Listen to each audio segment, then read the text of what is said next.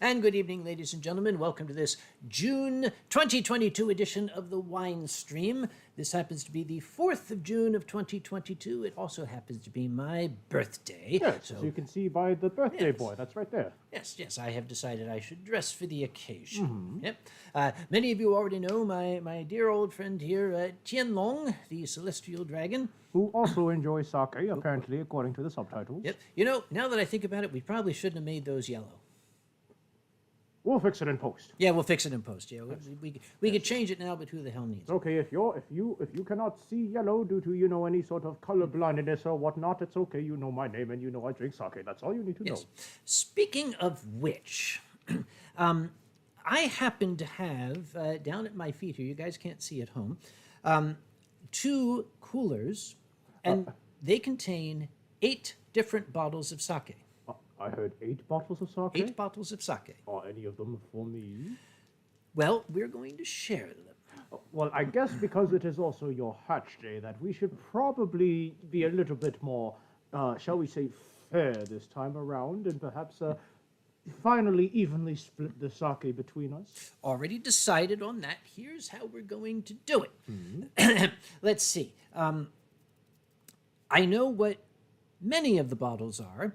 There are some I don't. There are some bottles I know what they are but have never tried, and there are some bottles I don't know what they are. See, I enlisted the help of some evil compatriots. These bottles are wrapped up in brown plain paper bags and numbered 1 through 8. I don't know what's in any given one.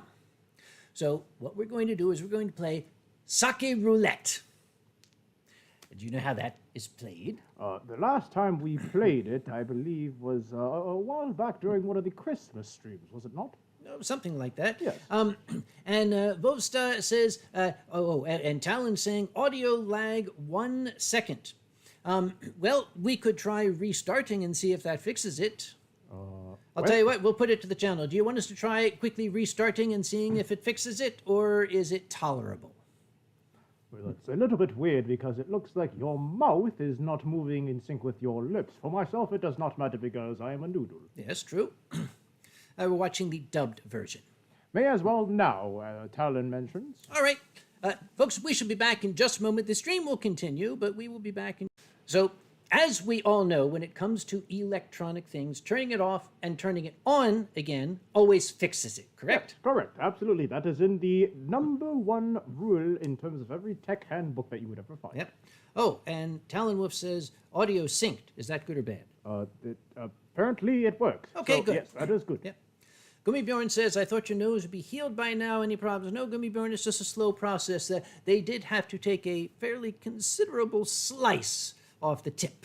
Yes, they took just the tip. Just the tip, yeah. Yes. We haven't even been drinking, and that's already coming out. Anyway, for those of you who just got here, we're going to play Sake Roulette. I have these 8 bottles of sake. They are wrapped up. What we're going to do is we're going to solicit. Boy, I haven't even pre-gamed. We're going to pick a bottle. Yes, well, we're going to ask the channel to throw a number out. I figure the first number we see that is a valid number, we'll take that one. We'll pull out that particular bottle, and I shall pour 100 milliliters. It'll be 100.0 milliliters for Tien, measured in this Class A volumetric ASTM flask. Approved by the FDA, yes? Approved by the FDA. For me, I unfortunately have a beaker which is not Class A, so I will have approximately 100 milliliters. We shall share the sake in this way. Now, that's only 100 milliliters per bottle. We'll put the bottle back. Once we've gone through all 8 bottles, which is 800 milliliters each, which is like a bottle plus or minus. I'm okay with that. I'm okay with that, too. Yep. So I know they've already started throwing numbers out. Should we just take the first one? I see Vovsta threw out 7. Should we just take that? I like that. 7 is a good number because it is not 6 and it is not 8. So let's see. I happen to have 7 right here. Now, you see, this is what I've done. See, it's all wrapped up, and it's got the number 7 on it. Yes. Well, so, do we want to do like a sort of like guessing game of like, oh, well, it's got the size of this, and it's got sort of the coldness of this. Can you sniff it? Can you see if you can smell it through the paper? Hard to tell. Well, give me a whiff. No, I smell paper. Well, what we'll do is we shall simply take off this annoying blue tape, which was supposed to like come off right away because it's painter's tape, Oh, but it gee, I didn't. wonder who put that on there. Okay, so we'll have a big reveal. I won't look inside. I'll just reach in and pull the bottle out. How's that sound? All right, yes, let's Okay, do that. so both of us will be surprised at the same time. I shall sit here and help. You're all tangled up. I know. These are not even my noodles you're tangling. It's painter's tape. How do you tangle yourself up in painter's tape? I'm old. You are such a cat, you. Sorry. Goody. There. Okay. There we go. So here we go. This is sake number 7, and it happens to be a Dasai 39. Well, look at that. The thank- bottle yes. that we have chosen is the perfect one to Yes. start off with. Now, this one, I know this one because I'm very familiar with Dasai 39, and this happens to be a bottle that that Mama T got for me earlier on. So I'm very grateful for that. Thank you, Mama T. And this one has the bottling date up there, if you can see that, if it's clear enough, of 11/20/21. That is November. So this bottle is just about 7 months old, which is perfectly within range. So we shall do what I said.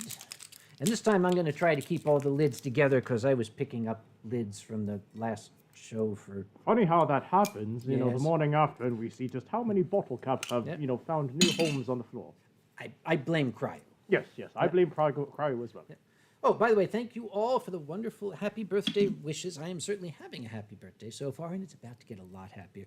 Jen, would you hand me your Class A ASTM volumetric flask so I can give you your 100 milliliters? Can I just have the bottle? No. All right. That's then, not since how you're- sake... Ooh.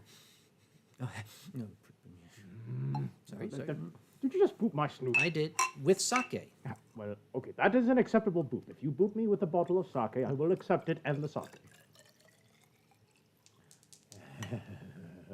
Remember, guys, I am a professional chemist. It's starting to feel like it's my birthday. Well, we shall need your fabulously pink Yes, straw. I need my fabulously pink straw, always. And I shall pour approximately 100 milliliters for myself. You're going to overfill it, won't you? No, I am going to fill it to the mark on this absolutely very unscientific beaker.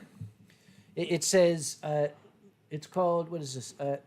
Periodic tableware. I don't think this is like Class A measurements. I don't think so either. And I also think that it is doing measurements in imperial and not in metric.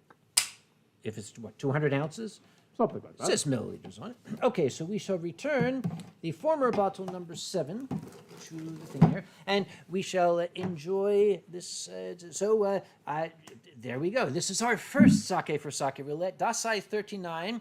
I won't go into the explanation. We all know how that works if you've seen this stream before. Which pretty much everyone here is a regular. Indeed. Oh, by the way, sorry. Had to. Happy birthday. Thank you very much. Yes, and happy birthday. Thank you for everybody out here for celebrating the birthday with you. Oh, thank you indeed.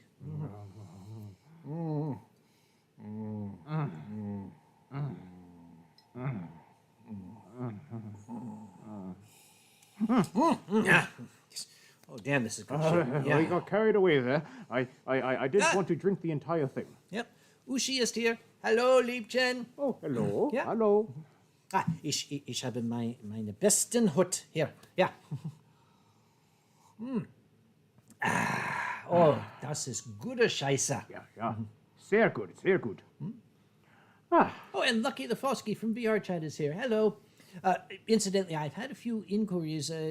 I do play on VR Chat, and a number of people have expressed concern because they have said, why have you not been on VR Chat? Simply because until about an hour ago, my entire play space was crammed full of boxes. Oh. So, yeah. Pray tell, for those that are not familiar with what kind of season it is for you, what are you up to these days leading up to a certain weekend in June? What am I up to or up against? Yes is the answer. As Louis the Turquoise Cat puts it, this is the official 25th anniversary year of Anthrocon. Mm-hmm.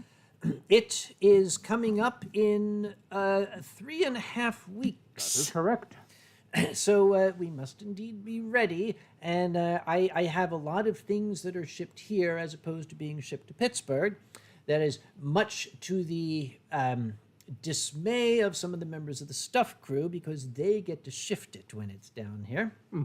Talon, for example, was quite unhappy when he saw the amount of stuff that has to be transported, and I patted him on the shoulder and said, "Don't worry, my boy, I know you're up to it." Yep. But it is Anthrocon season, as Kage has mentioned, the convention being only 3.5 weeks away, and we've got a lot planned this year that needs to be, fully finished. And Yep. even if we think it's fully finished, there's always bound to be something that throws itself or appears at the very last second that, you have to take care of, or if you can't take care of it, you throw it at me and I step on it. Yes. And I noticed T'Challa asked, since it's Sake Roulette, does that mean that one of the bottles has spring water? I don't know. Because, again, there are at least 3 bottles that I don't know what's in them. Huh. So in this case, you might actually get like a bottle of milk or something that's disguised as a bottle of Nigori. If that's the case, I am very glad I kept these in the refrigerator. Good. That would have been, oh my God, that would have been awful. If you kept the sake out in the open, especially with how hot it was today, Yep. I would not be a happy camper or a happy noodle. Incidentally, Keto the Dragon Fox, actually it's Keto the Dragon Fox's wife, has a message, and I'm going to let you read it because it appears to be a message for you. It's down at the bottom there. Down at the bottom. 3rd from the bottom. Yep. It is, "Hey y'all, Kiddo's wife here. Happy birthday, Kage. Oh my stars, Tien Long. It's lovely to see you, you adorable Go on. dragon. Yes. I shall now glomp my TV at the speed of light." Isn't that sweet? I think Kido's wife needs to go get their eyes checked out because there's nothing adorable about this face right here, nor the rest of me. But I appreciate the sentiment. Men of the Cat says one of the bottles is 2 years old. All of the people that I entrusted to help me collect bottles know better.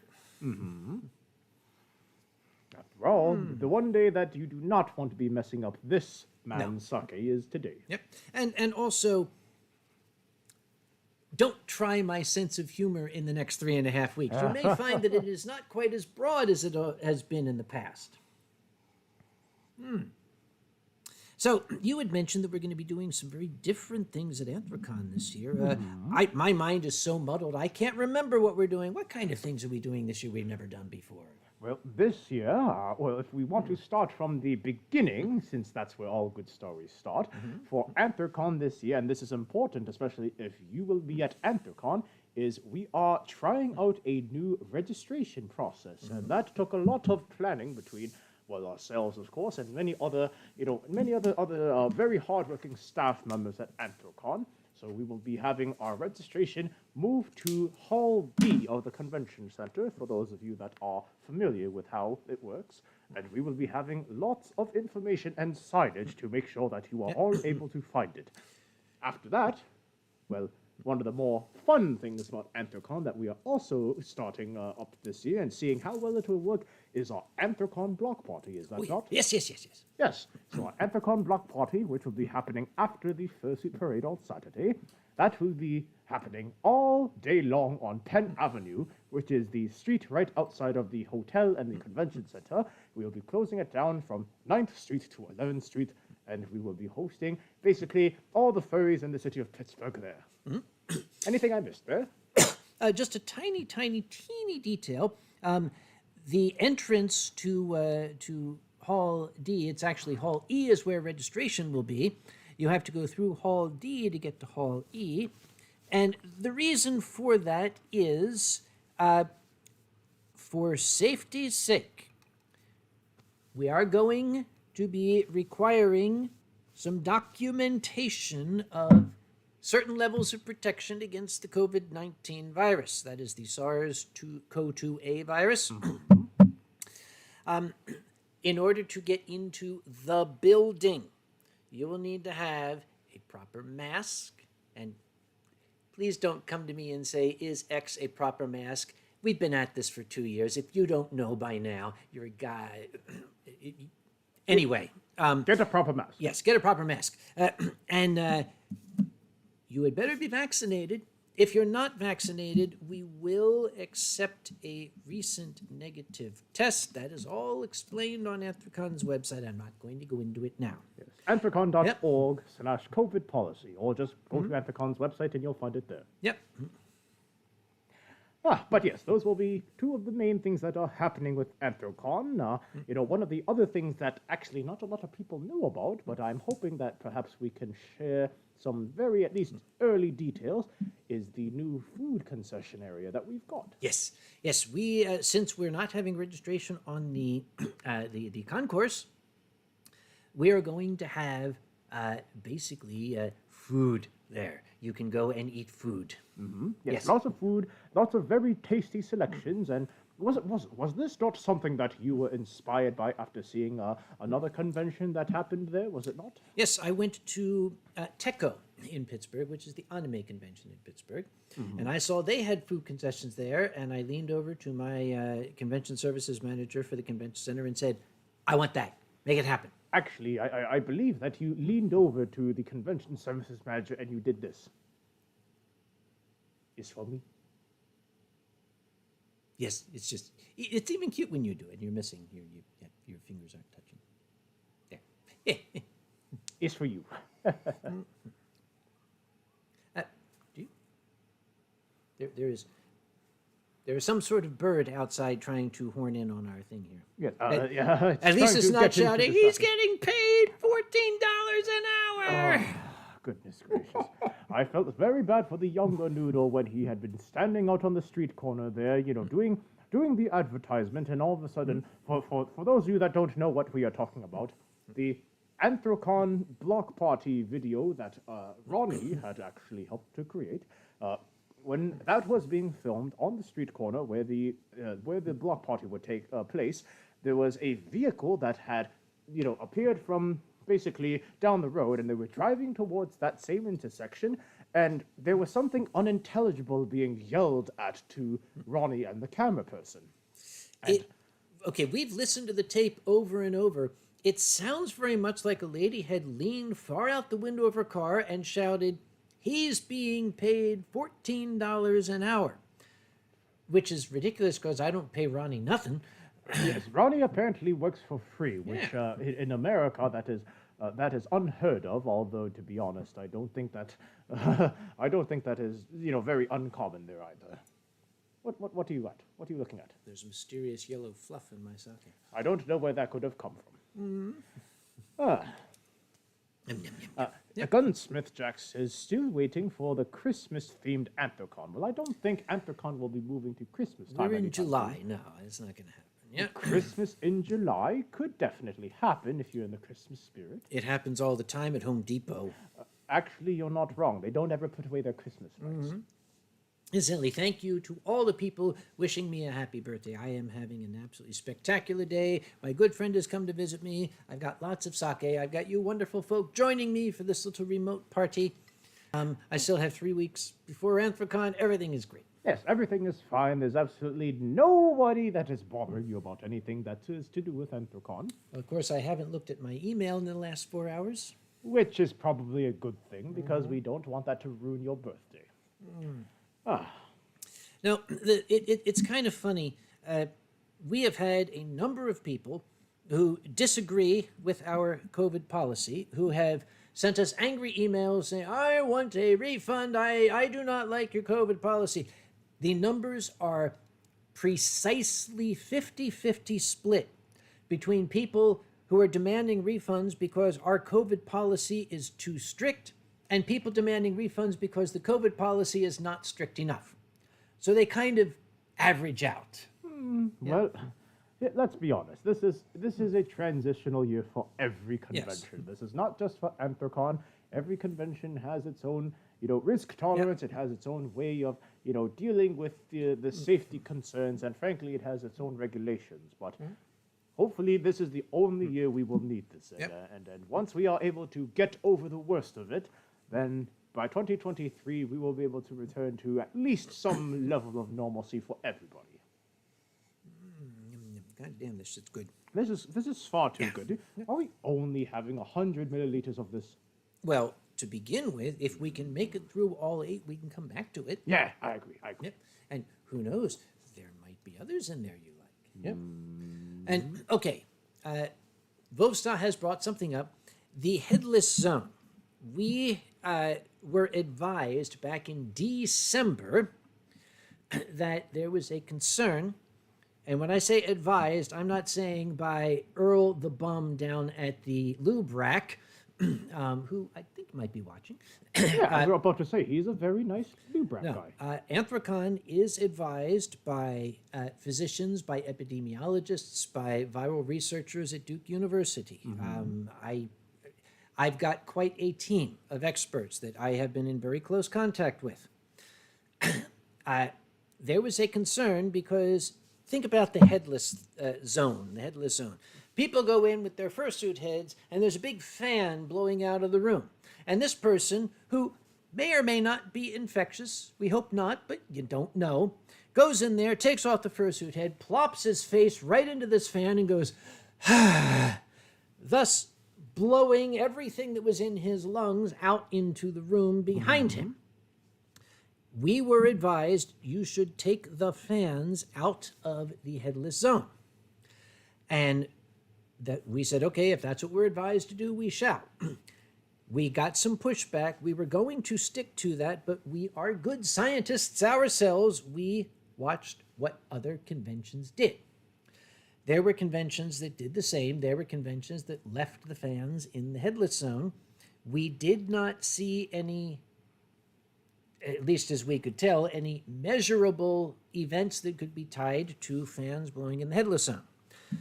So we kind of compromised. We have the fans back in the headless zone. They're not going to be blowing out into your face.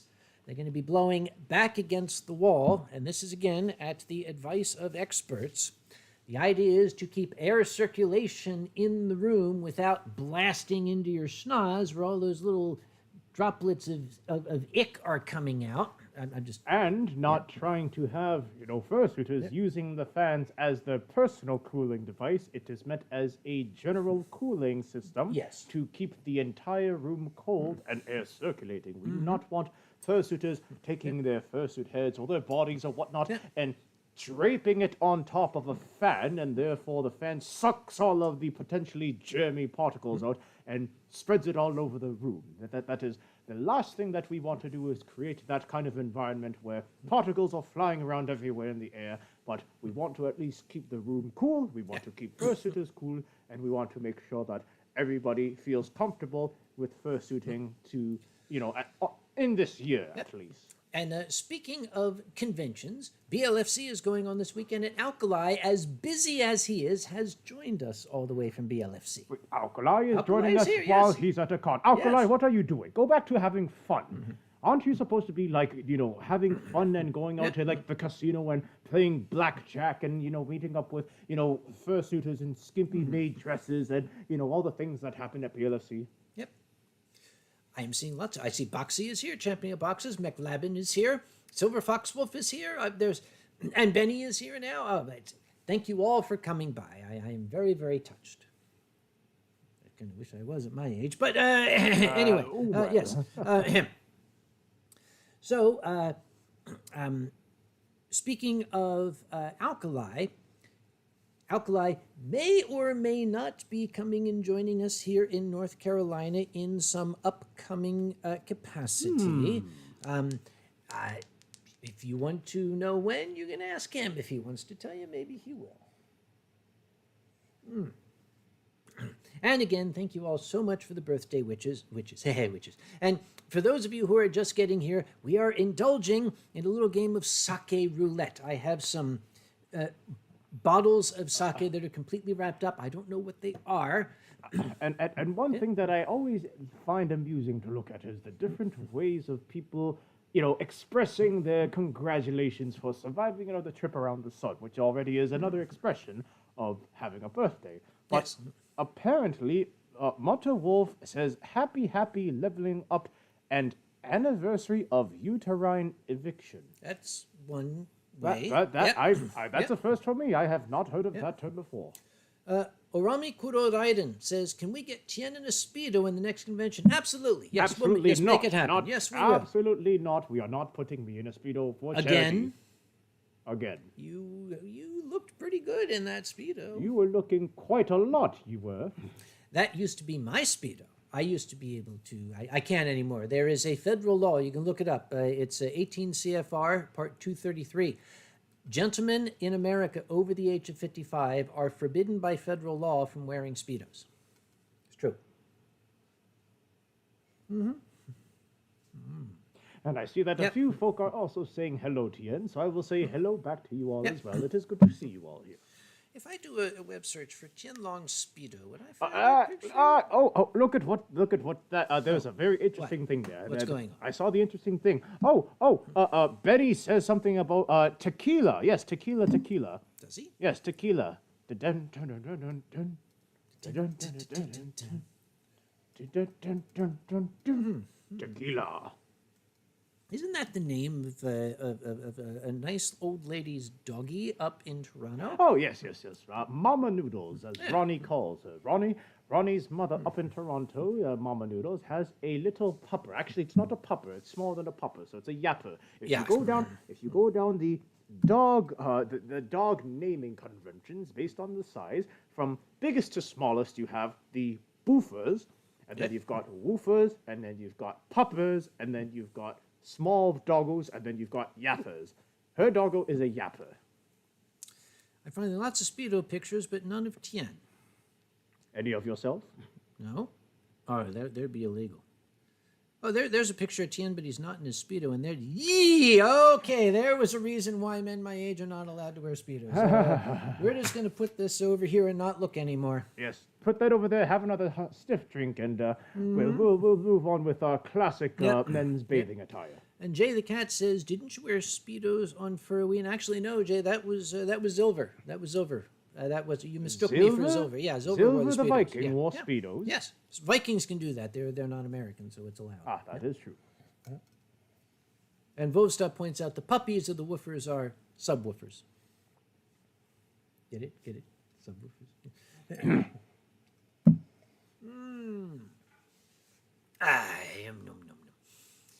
Let's see.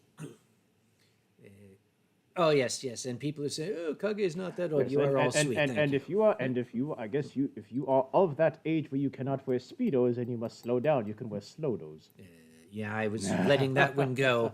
I was going to try to let that go. Yep. I wouldn't let it go for you.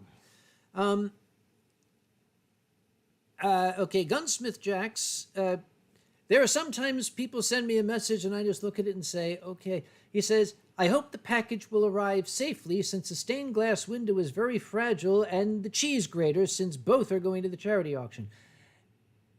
The cheese grater? How did Gunsmith Jacks manage to fit an entire circle DIY kit? Yeah, I don't know, but yeah.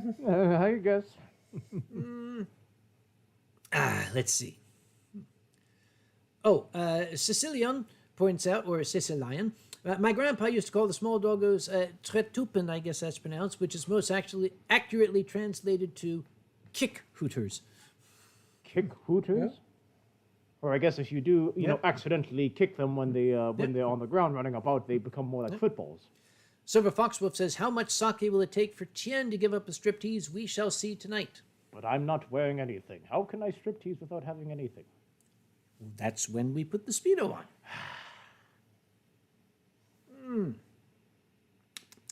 I think we have to wait a couple of minutes because I said we would pace ourselves with the sake. You have to finish yours. So.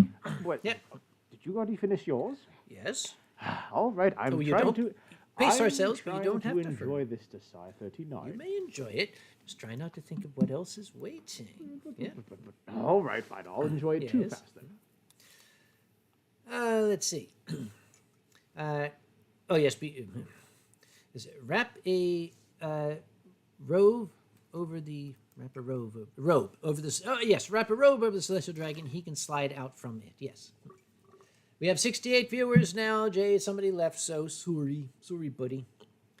Speaking of sorry, buddy, I am typically the one that tells stories of horrible events. But there is something that happened to a mutual friend of ours that involved Air Canada. Do you care to share with the class? When does it not involve Air Canada when it comes to our mutual friend? Well, the mutual friend, of course, as we mentioned, is Ronnie, the person that I, happen to let live whilst I, take my residence up in his den. But where to begin with Air Canada? Well, beginning at the beginning, of course, as every good story does. Maybe we need a musical accompaniment. Go on. Yeah. Yes, this is where we have Foxamore magically transport in the background. So, as Ronnie would say, and the door sigh, no shit, there he was. And he had been lining up for, his flight to Raleigh-Durham, of course, because he wanted to come and celebrate with the old man. He wanted to say happy birthday and have a nice drink with him and a nice meal, which he got to do eventually. But as Ronnie had, gone through Pearson Airport, he was expecting the worst from what he had heard. Long lines of security, barely enough staff to keep the airport running, and essentially a horrible time because, well, it's Air Canada. When is it not a horrible time? To his amazement, at the beginning of the day, there was almost no wait whatsoever at security or customs, which was, I guess, a bit of a false sense of security, pun intended. And as he got through those two checks at the airport and proceeded on to have a nice meal at the restaurant, he had been talking to Kage.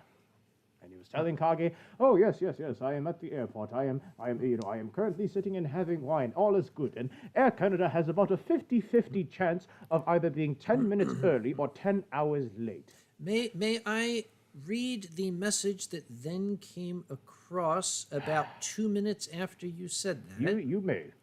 Let's see. We have to scroll back a bit. La-di-la-di-la.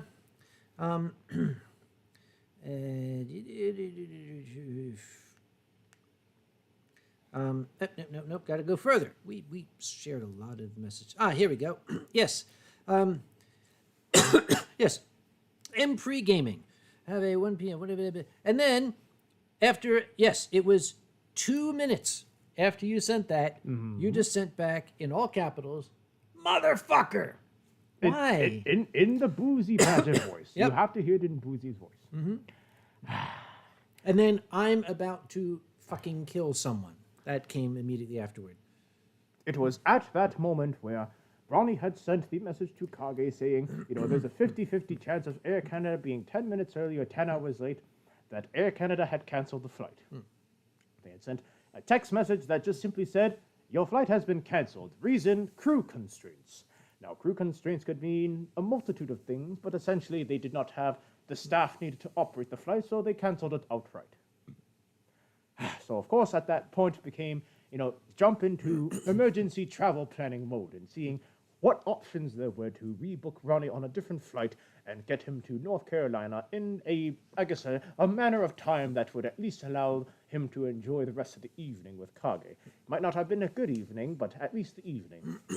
So, after getting that message, he quickly ran to the customer service line, where customer service, well, I'm sure everyone here has seen the Zootopia movie. I'm pretty sure that the customer service line of both the DMV and the DMZ in that movie and Air Canada are run by the same type of people. So, while standing in line and while being on the phone with United at the same time as trying to reach Air Canada, there were no options being presented. And Ronnie was running out of patience, as was everybody that was on the same flight that had been cancelled. But thankfully, when Ronnie got to the front of the line, he was actually able to finagle a flight out of Air Canada that would be going to Raleigh later that evening. So, well, after a lot of haggling, a lot of hassling, and a lot of, we are not going to be treated like cattle on this cattle flight, we finally had a solution. So, Ronnie then, grumbling and mumbling and having to, cancel the dinner plan that he had with Kage, had gone to the gate. Now, since this story is rather involved, we're going to tell it episodically. So that's chapter 1. For right now, since Mio Van Me just got here, He says, "Good evening, Mr. Long, Mr. Conway. Yes, I am late. Well, Mio, since you are late, I am going to ask you kindly to throw out a number for us between 1 and 8, not 7. We have already done 7. But if, Mio, you would kindly give us a number 1 through 8 other than 7. We are going to use that to select our next bottle of sake for the evening, of which we will pour 100 milliliters each." Mio says 3. I've got 3. Perfect timing, as is I in this one. finished sucking the rest of the desai. You what? Drinking the rest of the desai. Of course, yep. So, we are going to get out number 3, which is this one. Okay, so Mio Van Me has gotten number 3. So this is our next bottle. As you can see, it is bottle number 3. This is what Sake Roulette is. We shall pour ourselves 100 milliliters each. Now, we had some fun last time. I had the big reveal. I didn't look at what the bottle was. Tien didn't look at what the bottle was. We're just going to pull it out. Oot, isn't that how you guys say it? Not all of We us are have- shamelessly Canadian.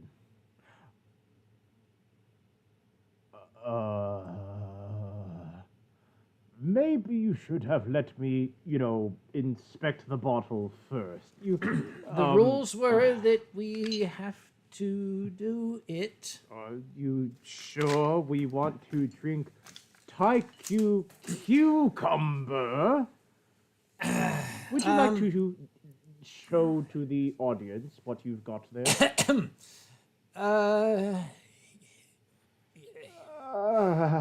You sure we can't, have like a freebie and pass on one of the bottles? And Rules is rules. Let's they separate the men from the animals. Okay, maybe we won't pour the full 100 milliliters. Maybe we'll just pour. You said rules is rules. And yet I'm trying to save myself as well. I can't seem to get. If I can't get the lid off, does that mean? You're saying that you can't get it off and Louis it's your says birthday. he can't read it. It's Little Taiku cucumber. I don't think the taiku is as visible, but the cucumber certainly.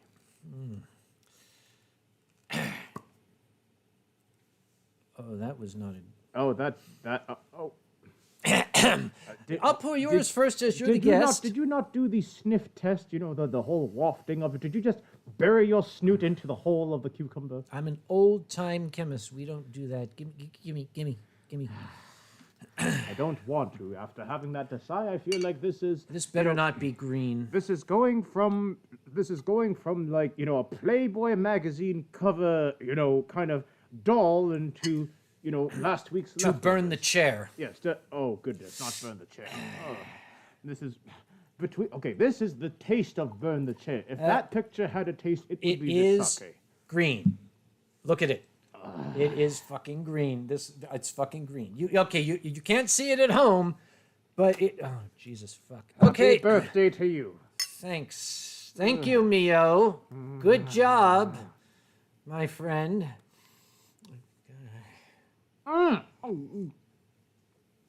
No, Jesus Christ. Oh no. Jeez. Oh, Jesus God. It tastes green. If green had a taste, this would be the taste. You sure we can't, just, chuck this off the patio or something? You know what? It's my birthday. I'm calling it. Don't bump my arm. If this spills, you know what? I got a better idea. What? Keep these people busy. Well, it looks like... BRB. What are you doing? I'm getting a napkin. A napkin, you say. A napkin is not going to be able to absorb all of this acidic monstrosity, whatever this is. Oh dear. Oh, that's such a shame. Would you like some of mine to replace it? Yes, let's have some. Yes. Oh, goodness. Oh goodness. Oh, my poor old lungs and my throat. Oh, I think it burned the insides of my body. Oh, I'm even rinsing your straw out. Jeez, my God. oh gosh, that was not the worst thing I've ever tasted, but boy, was it close. that was certainly okay. If I were to be realistic and I were to equate that to something, if you've ever been in a hotel where the lobby, they had like those water dispensers or water jugs, and they throw a whole bunch of fruit into it and put some ice and make it look all fancy and healthy and fresh and whatnot. Imagine that, but all the fruit they used was rotten. That's exactly what it tasted like. You know, I know which of my so-called friends provided that bottle. I shall be having a word. Will that word include a knife? Could somebody other than Mio throw out a number that is neither 3 nor 7? Well, between 1 and 8. Yes. So that gives them 1, 2, 4, 5, 6, 6. 6. David Simons says 6. All right, we'll take 6. We'll take 6 of the decide. Okay. 39. Now That's you what can't say we didn't try. You cannot say we did not try. we tried it and we damn near died for it. That was ghastly, my friends. That was absolutely horrifying. I was willing to give it a go. Why do people put cucumber in sake? That tasted. I already gave the analogy of what it tasted like, and I don't feel like repeating it lest I throw up. This here is Konteki. Oh, Pearls of Simplicity. yes. Junmai This is a good one, yes, I'll we take have to present it and show the date All and all right, that. all right. It is 1 year old. This one is right at the outside. Of 1 year its- old, then we can put it to work at Anthrocon. I intend to put it to work tonight. Okay, well, tonight can be Anthrocon then. Yeah. Kaiowin says, "What is worse, that or Gekikon? There better not be a bottle of Gekikon in here." So you delegated all of the sake bottle selection to your friends. That's what you did? Oh, not all of it. Not all of it. There are some bottles that I had. There, like I said, when Mama T was here, she gave me some bottles as gifts, and those are some of the bottles we have here. Okay, this looks a little better. It is. Oh my gosh! It is not green.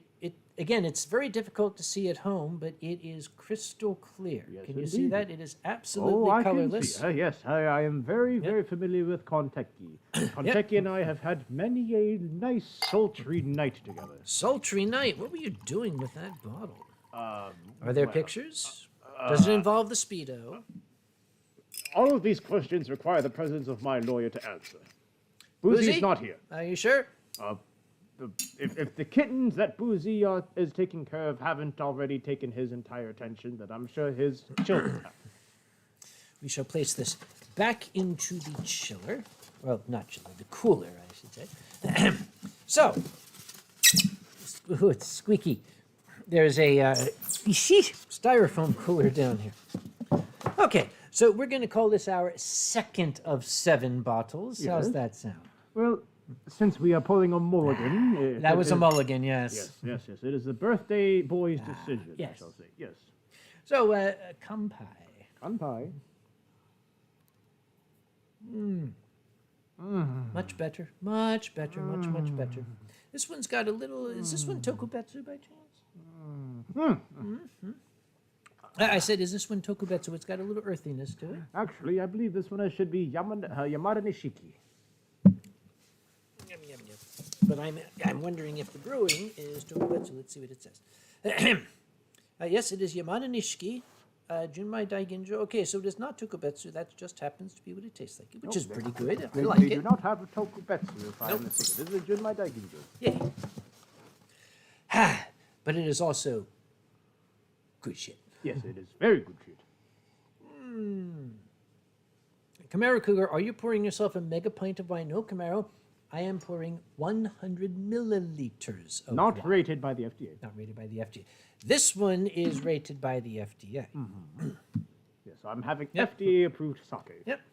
which is concerning considering that same body also approved of that cucumber sake. That should be illegal. Okay, That is a torture experience. Hang on. That sake is FDA cleared. Those of you who have seen my science channel will know what FDA cleared means. It means it will not kill you, although I take exception. I think that stuff will. And Nico D says, Tien, you will always be one of my favorite fursuiters. Oh, well, thank you very much. Oh, and Vovsta, my first time with sake was hot served at a sushi place in Bridgeport, West Virginia. My apologies. Yeah. Kamara Cougar, how's your nose? Is it doing better? Is there something wrong with your nose? I don't know. I didn't get any nose jobs Oh, let's recently. try this. There we are. There you go. Yep. No, that's a nose job and a half, that one.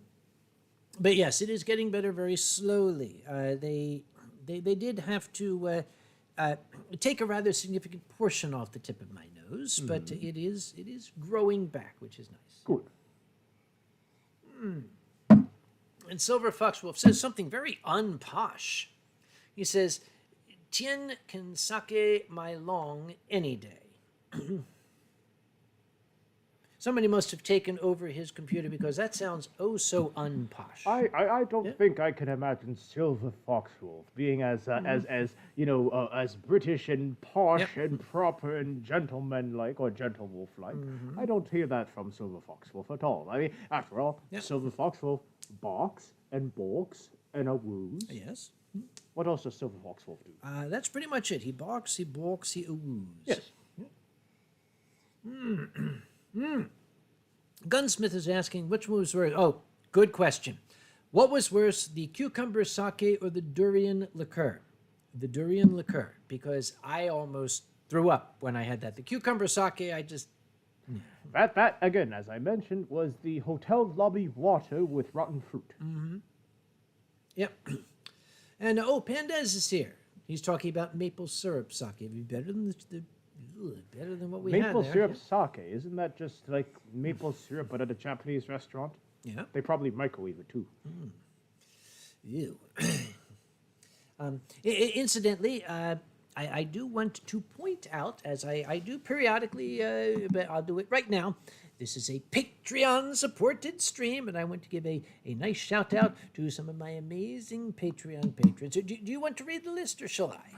Oh well, if you want to enjoy your birthday, then I guess you can pass off some of the work to me. Well, there we are.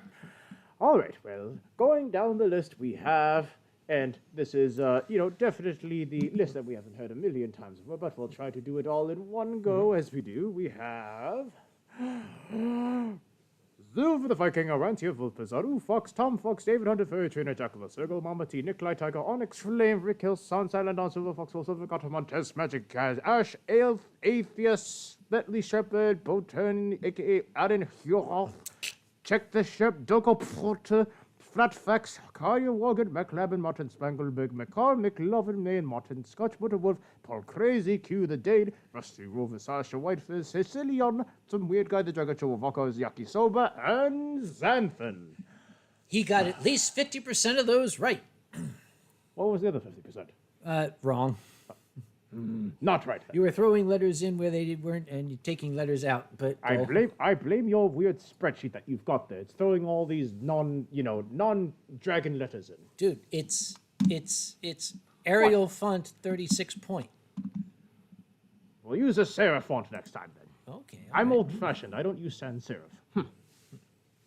Pumpkin Light says, must find Patreon now. Well, I'm under Patreon as Uncle Kage. It should be easy to find. Patreon.com/Uncle Kage. Shouldn't it also be in the video description as well, if you look at the Winestream description? I think I stopped putting it in. Oh, all right. Well, in that case, yes, go look up Patreon.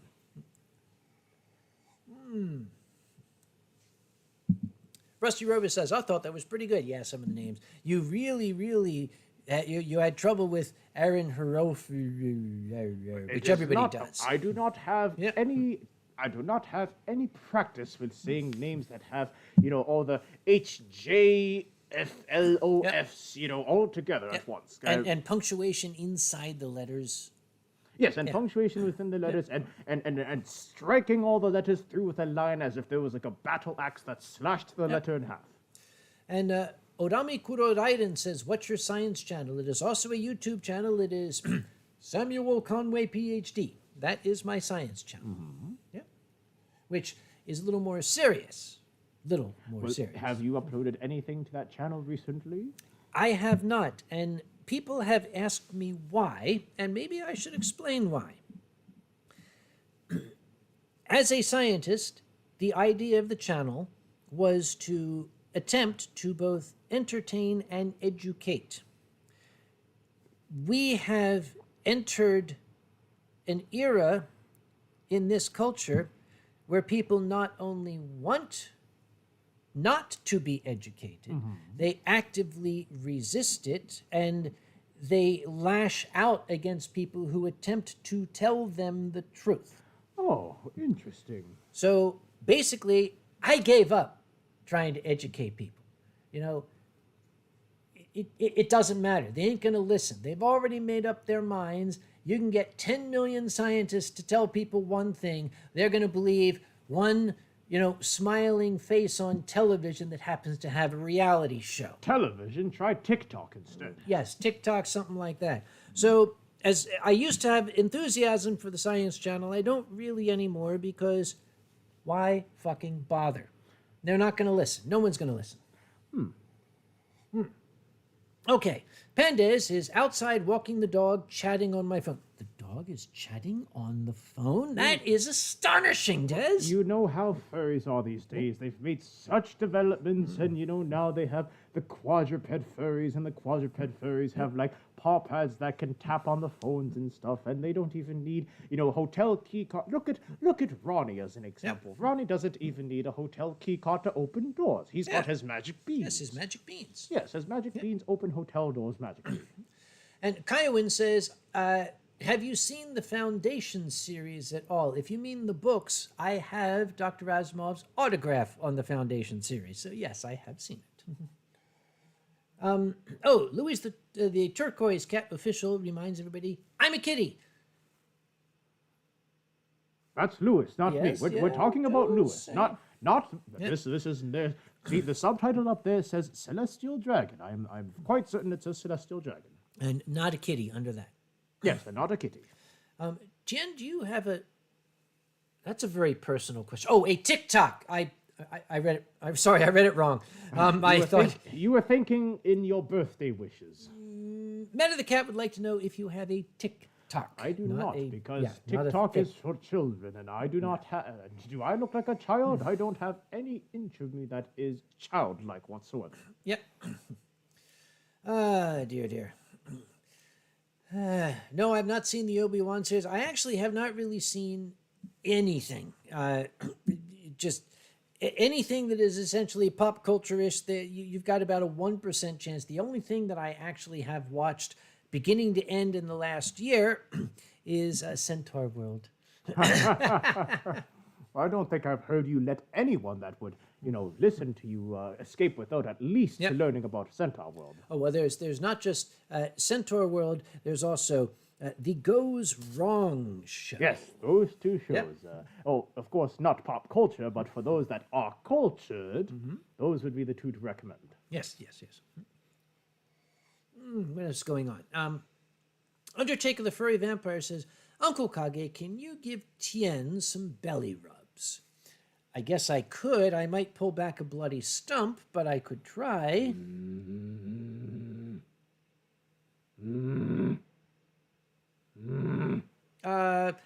Maybe a little later. That's what I thought. Yep. Oh, and I did see BNA, yes.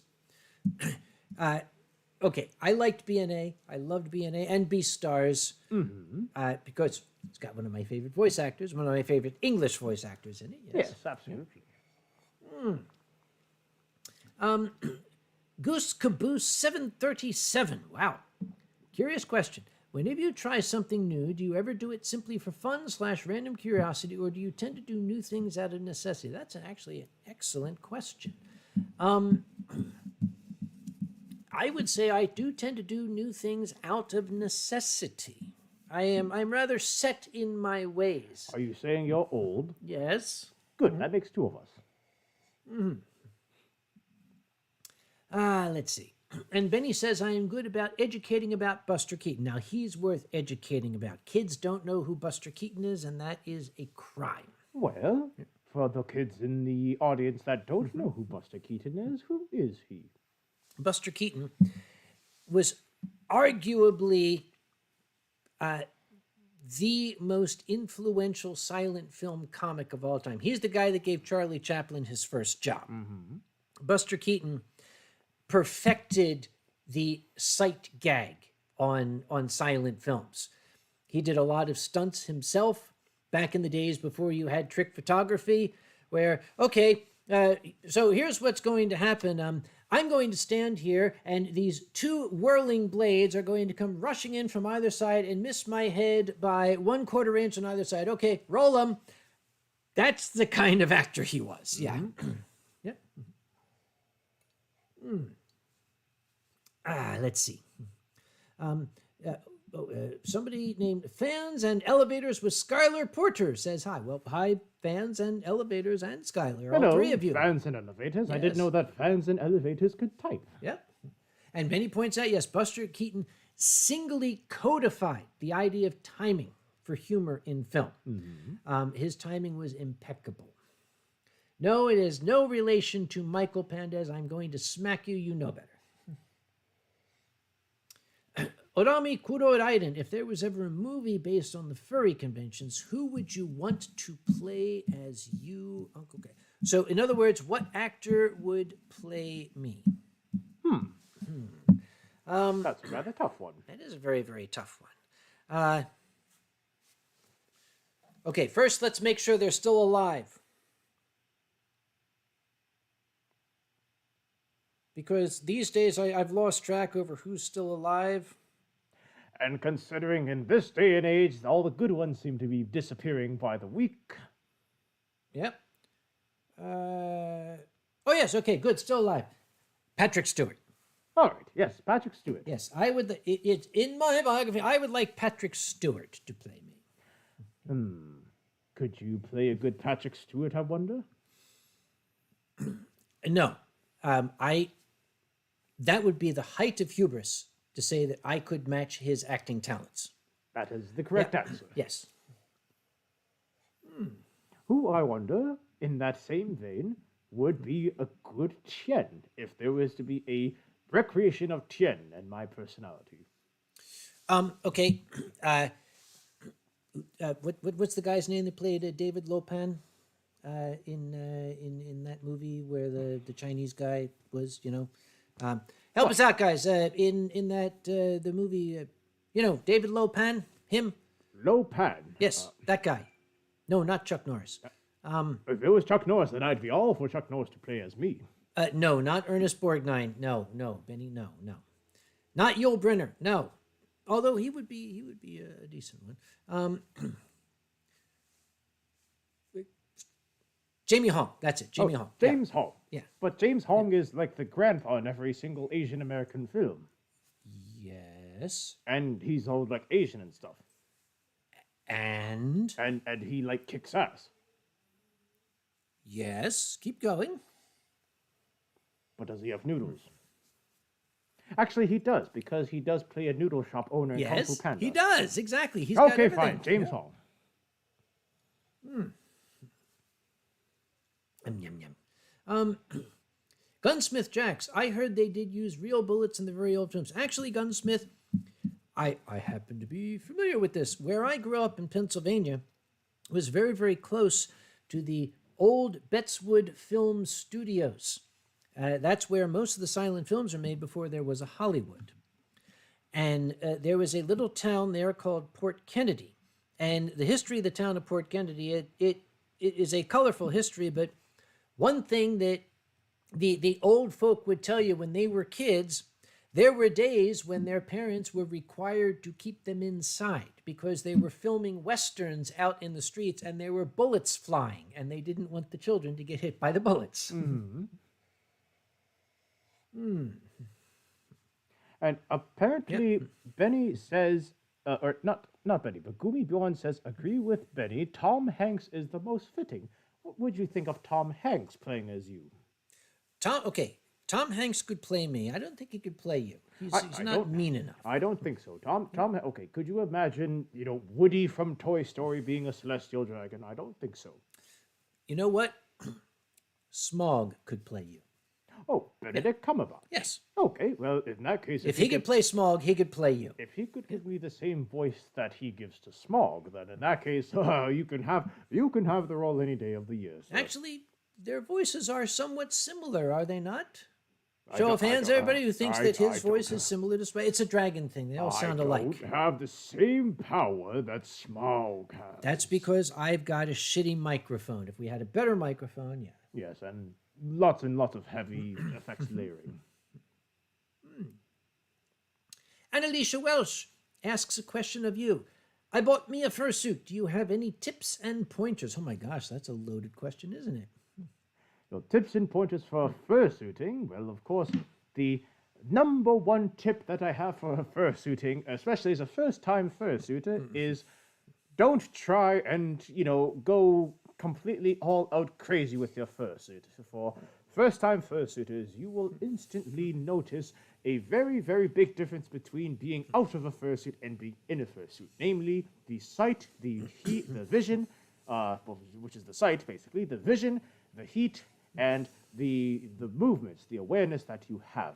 So you will notice that it is like being trapped in a very tight box, and you get very hot in this box very easily, and you cannot see out of the box, and you have no idea what is around you.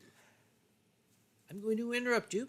Speaking of box, Furry Trainer is here. Furry Trainer is drinking Rihaku, Wandering Poet, which is good stuff. Yes.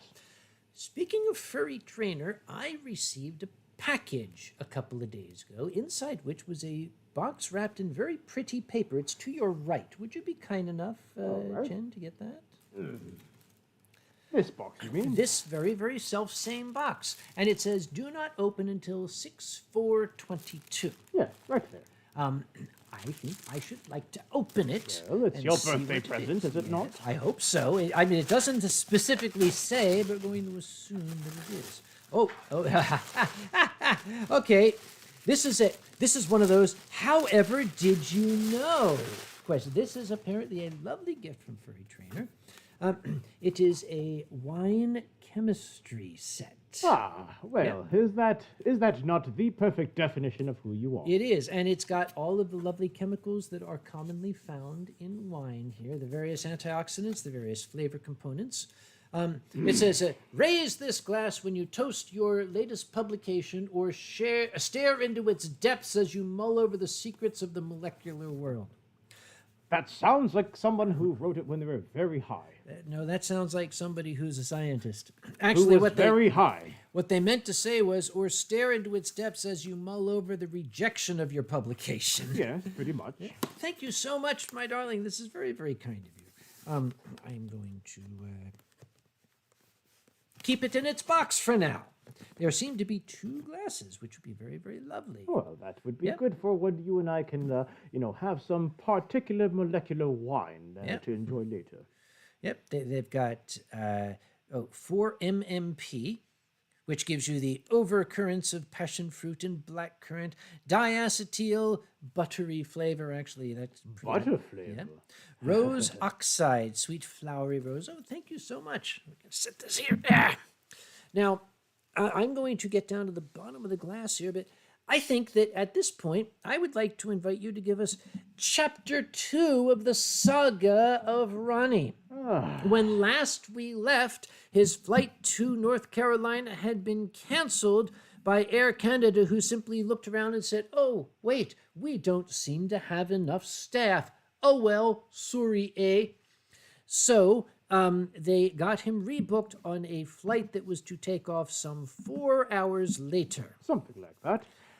So, Ronnie was then, we have to do the returning from commercial intro theme. Du-du-du-du-dum, something like that. Yes, the dog plays. Yeah, so after that brief commercial interlude, we return to Ronnie now, after having dealt with Air Canada's customer service and United customer service at the same time, neither of which were very helpful, but at least managed to get him onto this later flight headed to Raleigh. Ronnie had then proceeded to head off to find somewhere to basically, bitch and moan about what had just happened to them. And, well, the problem with trying to rely on Air Canada is that if they are going to give you an inch, and in this case the inch is a cancellation, they're going to make it a mile, which means cancellations, but across the entire board of Air Canada's flight. Now, Ronnie had gotten, the first reason that Ronnie had gotten the cancellation was because of crew issues. Now it just seemed that the Murphy effect had come into play at Pearson Airport and with Air Canada, and this second flight that Ronnie was rebooked on, well, everything that could have gone wrong did end up going wrong. And this was first brought to Ronnie's attention by none other than Kage sitting here. So Ronnie was sitting there, he was, being all mumble, grumble, and, I have to take a later flight, but at least I'll get to Raleigh at some point. Shall I read the message that I sent to you? You should read the message that you sent to Ronnie. Yeah, just for flavor, to bring people into the moment. La da dee da da do do do do do.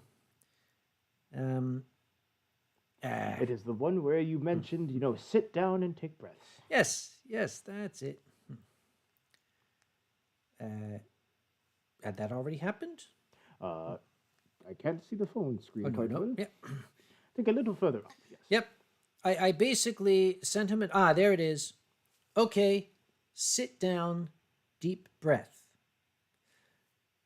Waited for him to reply, and then I said, now check where your inbound flight currently is. And at that time, Ronnie had been standing in another customer service line because, well, with the first customer service line, they had rebooked his flight so that it left on a later flight, but... Keep going, don't worry. But there was a bit of a concern in the back of his mind of whether or not his luggage would be there, because his luggage, which was intended for the original flight, well, he had already had plenty of experience in the past with the luggage not going to the right destination or not leaving the originating airport at all. So he wanted to double check that luggage, but it was at this point he was standing in line and he got these messages. And, well, when he saw that Uncle Kage wanted him to sit, he jumped out of line and sat down in his seat. And then Kage, all of a sudden, sending this message, he checked the inbound flight that was supposed to be the, plane that would carry them to Raleigh. That plane was not arriving until 2 hours after the scheduled departure time, which basically meant that it was not going to leave at the time that it was supposed to. This is a pro tip for y'all. If you're flying and your flight says on time, always look and see, where is the airplane now? So basically, they're telling you, yes, it will take off on time, but the actual aircraft isn't going to. Are you all right? Something caught in your throat? Yes, something was caught in my throat. Probably something from Air Canada. Okay. So, they were saying that, oh yes, the flight is going to be on time, but the inbound flight that was supposed to be the plane that Ronnie would have taken was not going to land until 2 hours later. And Air Canada had not updated the board. In fact, the board showing all the departing flights had said on time for every single flight at that point. There were maybe one or two that were delayed, but, well, in terms of normal airport operations, that's to be expected.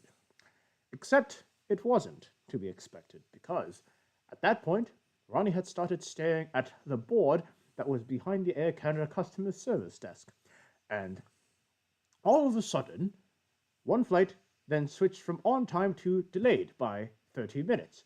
Then the second flight, delayed by an hour. Then the third flight, delayed by 45 minutes. And slowly but surely, every single flight that was departing in the next 2 hours had suddenly been delayed by at least half an hour or more, some of them even by as much as 2 hours.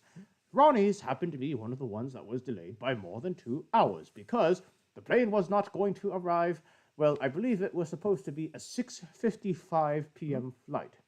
And they started going through the roulette of reasons of why they were delayed. They first gave the problem of, oh, there were air traffic control issues where we could not, we did not have enough staff to get all the flights, going out when they were supposed to. There were a security concern on one of the planes. So whatever security concern would be.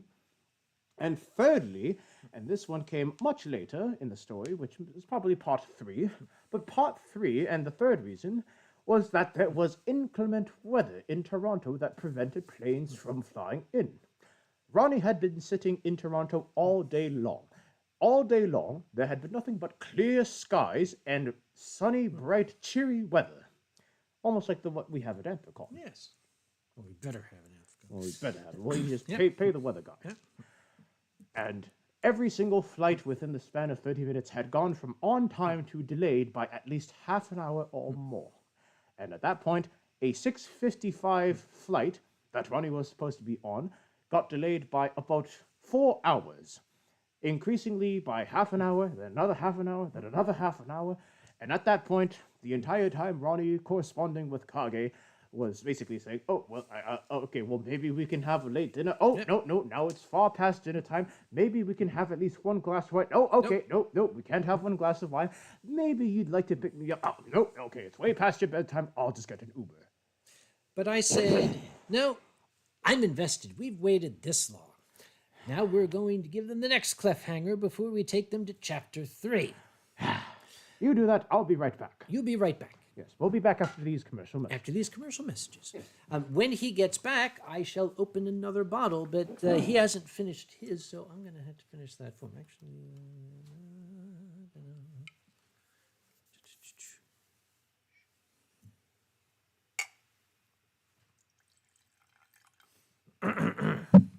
so yes, when my friend gets back, we are going to, he's gone to the little dragon's room, you see.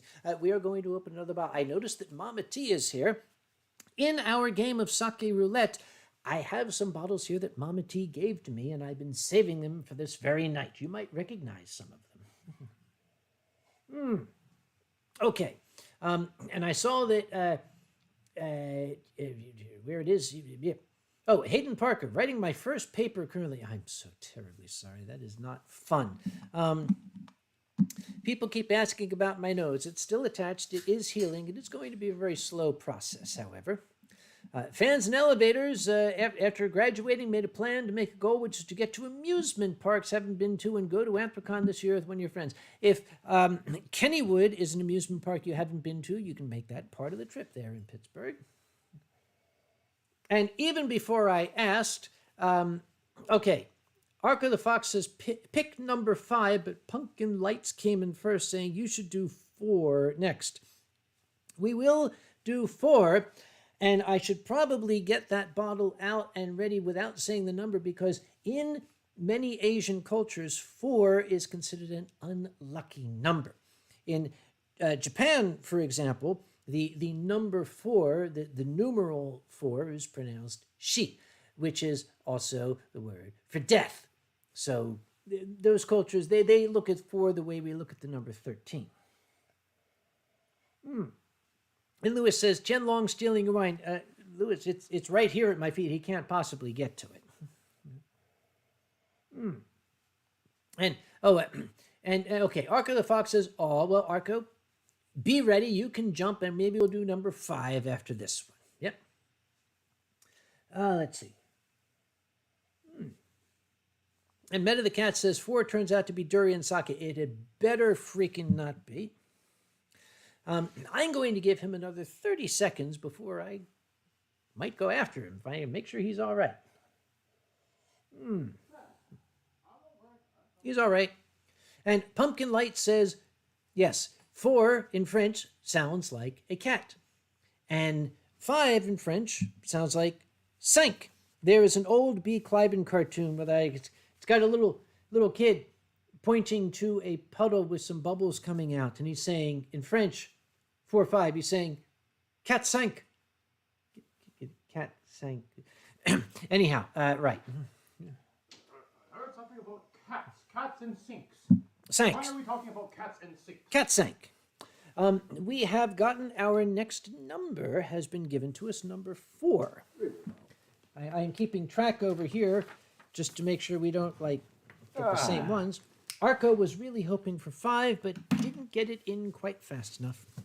Did I finish my previous one? Good. Yes, you did. Yes, I saw you finish it. Good. So 4.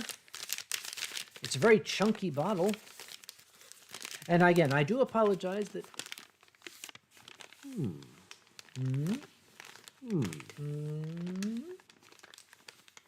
What do you think?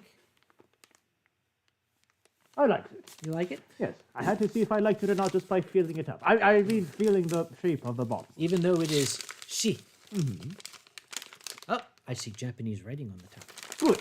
That means it's totally Japanese, isn't that right? Of course, Gekikan also has Japanese writing on the top. So, for it, I believe this is another bottle that Mama T gave me. This is Phoenix Sake. It is in memory of Toshiro Kuroda. Sorry. This is Tatenoka. This is exactly what Mama T is drinking herself. Good. So this is a memorial sake. So as such, I shall remove my hat. I shall remove my invisible one. Indeed. For the duration of drinking this, we shall keep my hat off in memory of Kuroda-san. This is Tatenokawa, which is the Hawk of the Heavens. Phoenix, Junmai Daiginjo. The rice, I'm not familiar with this rice. Dewa Sansan. Oh, De Swanson, yes. Dewa Sansan. For Tatenokawa, that is the signature rice. Yep. Okay. So, here we are. It is very, very rainbowy. It's appropriate for the month. Oh, of course, yes. And for those that don't know, it is Pride Month, which of course is why it is a rainbow. Exactly. Okay, so we shall pour 100 ml. Sorry. Label up. Always.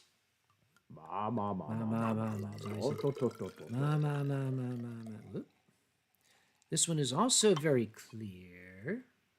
Quite crystal clear. I like that. Good. I like that too. Mama T has excellent taste in sake. I believe I taught her everything she knows. I like to believe I did, yes.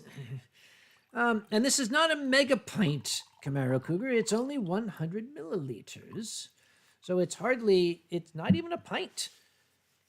There we are. And Silent Dawn just bit Gummibjorn. What did Gummibjorn say? What did I miss? What did Gummibjorn, what hasn't Gummibjorn said? I must have missed something. Let's see. Did it already go off It probably already went off. It probably went off, yes. Yeah. All right. So this is number 4. We're going to stick it back into the cooler. So we still have 1, 2, 8, and 5 left. For Arco's sake, the next one will choose 5, since he was very sad that he All was right. sad. Well, we're going to have to try every one of them eventually. Of course, that's the whole point. Yeah. And Eden Flower says, why is it that most people look ridiculous in those hats? Try it. Well, let me finish this first. And on you, it looks awesome. Well, it's because everyone has a specific type of hat that they can wear. Yours just happens to be every type of one. I will point out that hats are extremely personal. You can give me 400 bowlers. 399 will not work. This one works. The hat picks you. You don't pick the hat. I think that means he likes it. It is extremely flavorful. Oh, absolutely. The Swanson and Tatenokawa is known for being one of the sweetest sakes in my experience. And this is very sweet. Thank you very very sweet. much. Thank you very much, Betsy. Just like Furry Trainer. Or was it Mama T that gave you this? Mama T. Mama T. Just like Mama No, T. Furry Trainer gave me this absolutely wonderful set of glasses with Well, they are chemistry both on just as sweet as the sake. Yes, indeed. Yep. I'm being asked by Undertaker, would you drink a sake from Chernobyl? I don't think so. Not because it's from Chernobyl, but that's not very good rice growing territory. I don't think anything that's growing in Chernobyl should be consumed by any humans. Nope. Apparently, Gummibjorn should pay attention. Camaro Cougar's mother-in-law makes alcoholic gummy bears. Wish you could try them. Sounds interesting. Well, alcoholic gummy bears, isn't that what they do at, like, Halloween, where, you know, if you go to, like, a frat party or frat house on Halloween, they basically dunk, like, all the Halloween candy in, like, a big vat of, like, vodka or, like, some sort of hard liquor, and then they bring it out and eat them. You should. That sounds like a fur-con. I have some very, very dear friends. Actually, folks are getting to know my dear friends, Ume and Kevin. the neighborhood they live in, the Halloween tradition of the neighborhood is one I wish I'd grown up with. All of the parents put a table outside. It's North Carolina. The weather is usually sufficient. They can do that. And all of the kids come along in the company of their parents. The kids get candy. The parents get treats too. As they go from what you should know, you went there, or don't you remember that Halloween evening? I do remember that Halloween evening because something happened that you won't let me forget about. We're not telling them. The one where you got... Never mind, okay. We were rather hands-off that evening. On the other hand, let's see. We didn't have another hand. Yep. Hayden Parker, my head has been baked in the sun. Head, I think we mean, yeah. Yes. Yeah. Your Hat, has been baked in the sun, sprayed with bug spray, blown up my head into another butt, into another... We're not going to read the rest of this. Okay. Apparently, it's gone through its dings and dents, but it's still their favorite hat. Yeah. Yes, I mean I could say the same about the bowlers that you have as well. You've got, you have newer bowlers, but you still keep the older ones because they have sentimental value and they still have uses. Yeah. And Benny says they put out those little liquor bottles with the chocolate liquor bottles. Yeah. Oh, those are the best Halloween candies. Yes. If you are traveling internationally, that's the greatest thing to get at the duty-free shop, the little chocolate liquor bottles. Everybody loves those. Yes, exactly. Let's see. Oh, he meant butte, a rocky hill of sorts, that kind of thing. Yeah, sorry, I read, but You were thinking about something else on Halloween, clearly. So yes, indeed, the hat chooses you, and this is exactly one of them. I tried on 3 or 4 bowlers; they just don't work. Well, this one worked. The thing for you is that, as we were saying, everyone's got a specific type of hat, but for some reason, your head is just so hattable. You can wear so many different types of hats. You've got bowlers, you've got fedoras, you've got top hats, you've got baseball caps, I you've even got have straw baseball bowlers. caps, yes, that I can wear. Here, Yeah. This is one of my favorites. I can see why. Yes. Silent Dawn says, "Are those noodles kissable?" Yes, I would say they are. Just because it's your birthday. And Gumi says, the old bowler still smells of white wine. I guess it does not smell of white wine. It smells more of German wine. Get It it does, right. yes. Yes. Although no, it was like on an airplane. It was airplane mode. Oh, yeah. Oh, wait, you put your hat into airplane mode? Let me tell you what happened. It was my very first bowler. I had it yellow fluff getting everywhere. I had my noodles. Sorry, buddy. I had my hat. Now, sitting in a plane, I'm never sure, should you wear your hat in the plane? Should you take the hat off? I had my hat, you can't see, but I had my hat sitting like in my lap, upside down like this in my lap. And I had my tray table there, and I had a glass of white wine. And there was a lady who was being extremely uncautious as she was moving about the cabin. She turned around and she was, there were ample portions of her behind. She swung around and her caboose slapped into my table and knocked the drink right down into my brand new hat. And I was horrified. I called the flight attendant, get me some napkins quick. And I'm trying to soak it. The lady never even said sorry or anything. She just like, and the flight attendant came by and said, "Will it be all right?" I said, No, this is terrible. Everywhere I'll go, I'll stink of wine.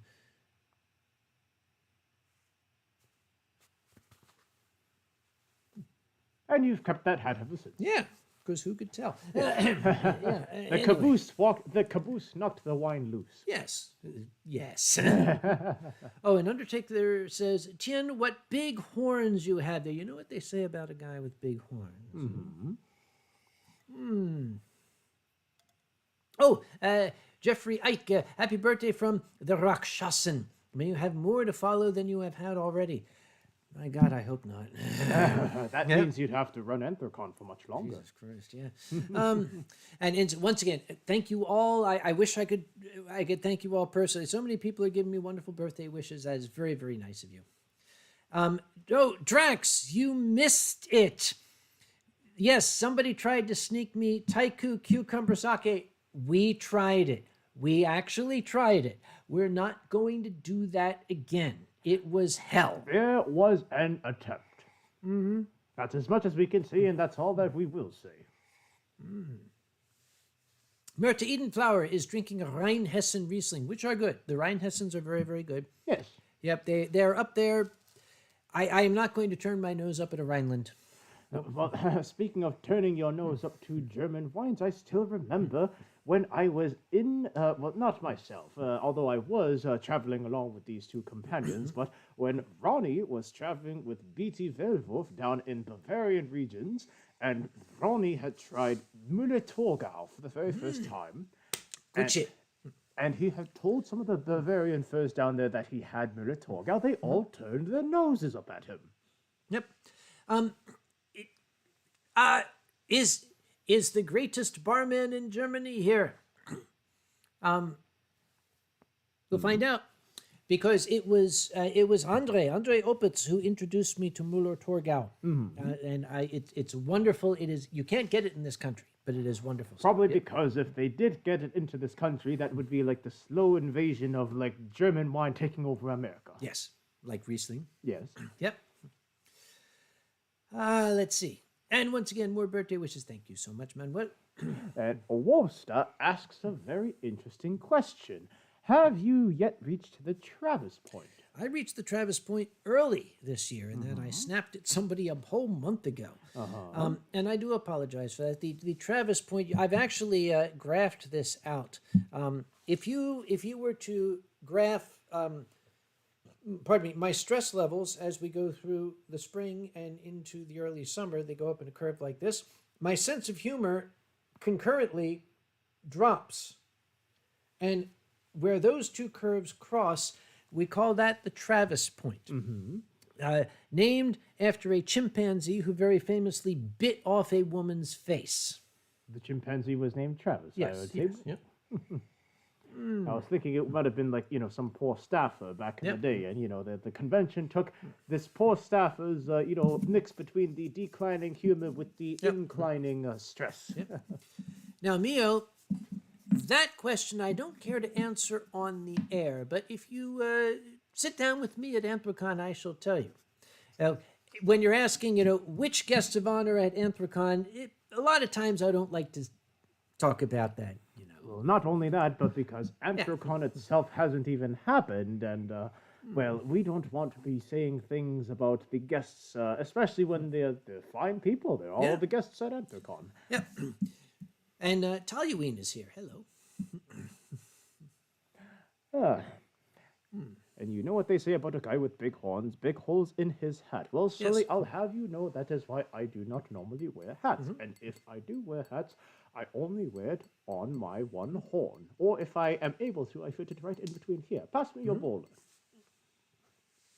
For example, if I were to, let's say, take one of Kage's hats, and it's a very, very fine hat, I would not want to put two holes into this hat.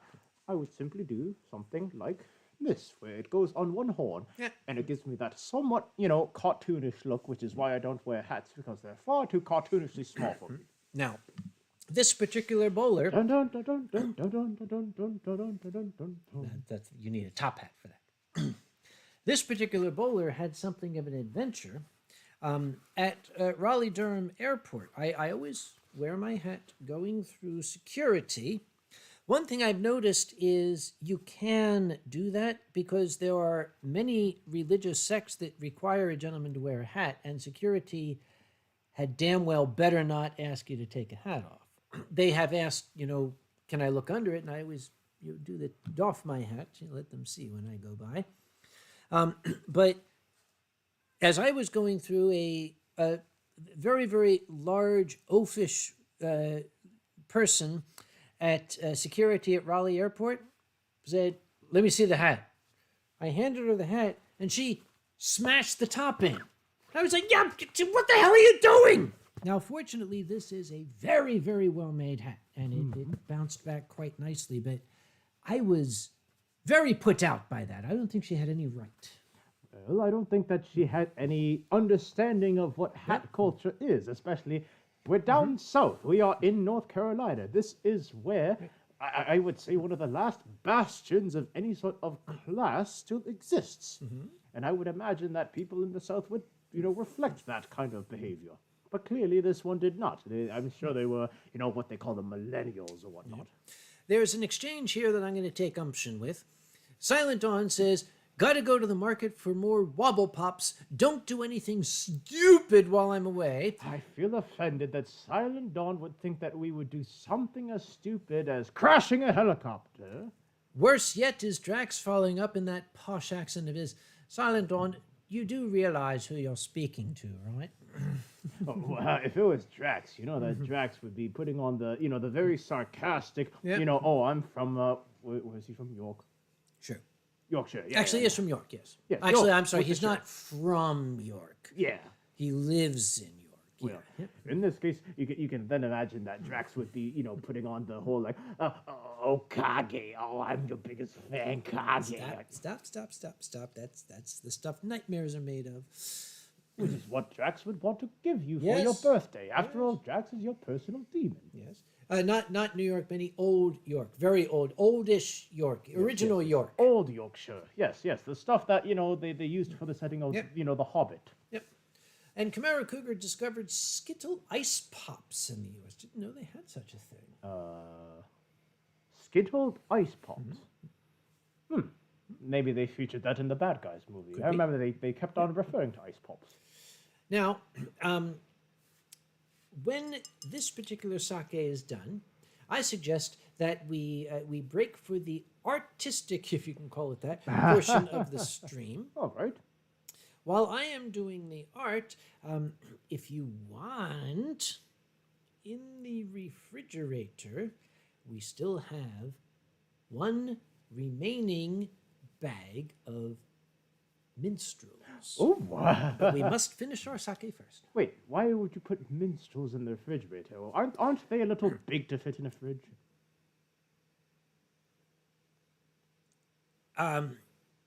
It's a short musical piece. Okay, it's a short. Yeah, Got short it, symphony. got it. Yeah, it's not long. And now the dragon comes out because Drax says, minstrels. Yes. Tien, what bribe or trick will it take this time to show your butt? I will have you know that there is no bribe nor trick that I am susceptible to anymore that will get me to show off my posterior in a manner that is unflattering nor undragon-like. Let's see. Now, we have a name here. It reads as Hair Devil. Now, I don't know if that's Hot A Devil, Hair Devil, or Hairy Devil, but hi, Devil, how are you?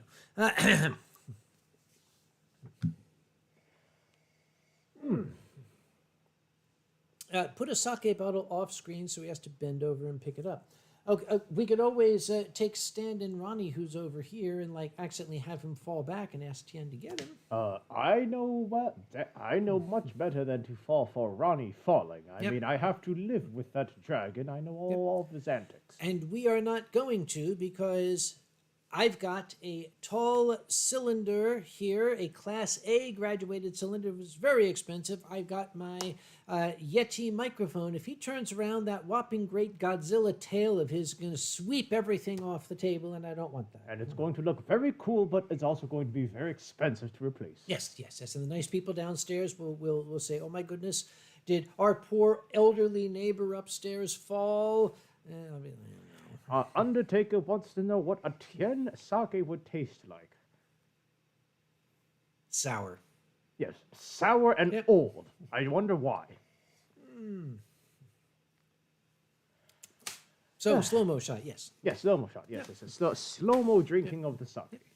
So we shall finish this particular bottle. We shall switch to the art portion, again, art in quotes. And during that time, when we return from that, we shall get the next bottle, which is bottle number 5. Arco, I'm counting on you. This better not be another zonk. Oh, goodness. Okay. How Okay. many? I want to see a show of hands. When I say it better not be another zonk, who knows what I'm talking about? Waiting for the old folk to show up.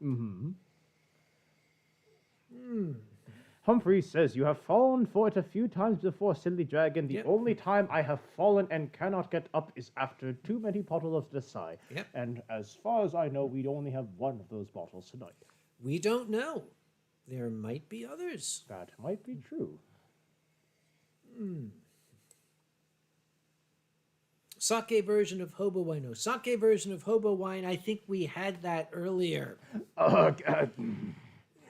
Yeah, I think that bottle, okay, if there's one use for that bottle, so that you don't Yep. chuck the entire thing into the bin and whatnot, if there's one use that you can get out of that bottle, well, actually, I could think of two uses. The first use is if you want to, at any point in the future, show the audience what sake should not look like. That's not it it, should yeah. not have that green color, first and foremost. It That- was green. Drax, it was freaking green. It was that terrible. Green. It was as green as the dragon on Kage's left shoulder right there. It was that green. Yes. The second use is for Alkali if he needs to go sniffing around your house for booze again. Matthew Otter would like to see your tail. Not being lewd, but we have never seen your entire fursuit. This is a trick, is it not? It seems a very, very rational Do question. you know how many youngsters have asked to see my tail lately? Well, perhaps you should show them. None. That's why, because I'm an old wrinkled dragon that has no time for youngsters. Well, let's show them. Shall we? Just stand up and right face, and we shall simply show them your wonderful tail, especially with that cute little curly thing at the end. Did you just call it cute? It is cute. Up you go, up you go. It wasn't your birthday. And I am going to be watching that cylinder. Actually, move that out of the way here. In fact. All right. All right. Okay. Step back a quarter step. Tail as they'll get Yes. from me anyhow. There you go. Okay. So this is the tail, and it's got this really adorable little curly Q at the end there. See? Okay. You may sit down now. Yes. There you go. Yep. Ah. There we are. It's called a spoil, not a cute little tail. That wasn't difficult, was it? I had to stand up and show my tail off. Do you know how difficult it is for dragons to stand up and show their tails off? You didn't seem to have a problem there. You know, my gosh, we missed a golden opportunity. What? Eden Flower told me we should have put the black light on that damn cucumber sake, Oh. but it's gone now. Well, that glass is gone. The glass that we had poured is gone. The bottle's gone to no. The whole thing accidentally fell over into the sink. Both glasses and the bottle accidentally fell over. Oh, well, Yeah. that's a shame. I guess that. Well, well, the bottle is now disappeared. It has now gone to the fishes, who will now enjoy the exquisite taste of Thai cucumber. There's going to be a fish kill in the lake out here. I just know it. Yeah. It's going to be, the next episode of Stranger Things, where all of a sudden the lake water has this like cucumber monster that's formed out of like a fish drinking taikyu sake. A cucumber monster, that would be a kappa, wouldn't it? Yes, actually, yeah, it probably would be. Yeah. Benny, you're mixing your metaphors. The Zonk and Gene the Dancing Machine were on separate shows.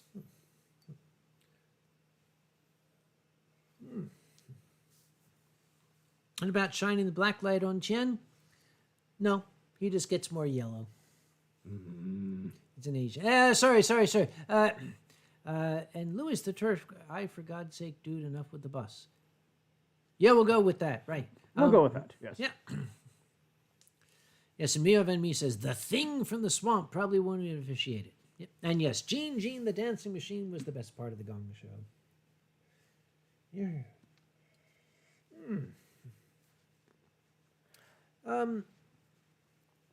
No. Camaro Cougar, no. And some folk went by, they said they're leaving for the night. I'm sorry I didn't get to say goodnight, but we're busy. Sorry, sorry, buddy. If they're leaving this early, that almost makes me wonder if we shouldn't have, been watching that particular, 90s-esque show that we were watching before and started a little earlier so that we could catch them. Do you mean a show? Was it Drax introduced me to that?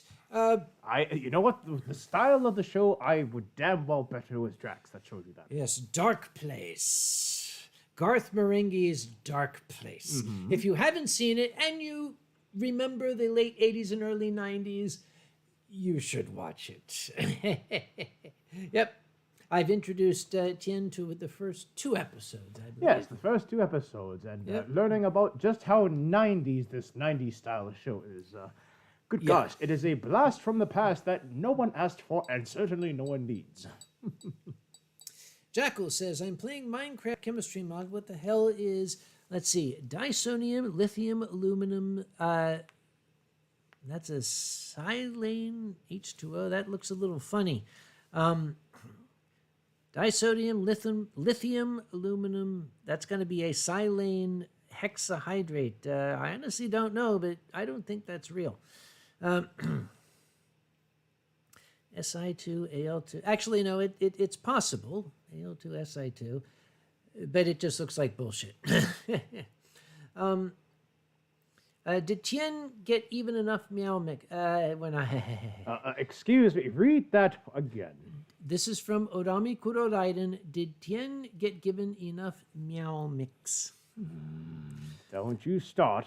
And Don't start it. Camaro Cougar, you want to check out Garth Marenghi's Dark Place. Yes, it is a series. Yep. And that was Drax. Gee, who else could it have been?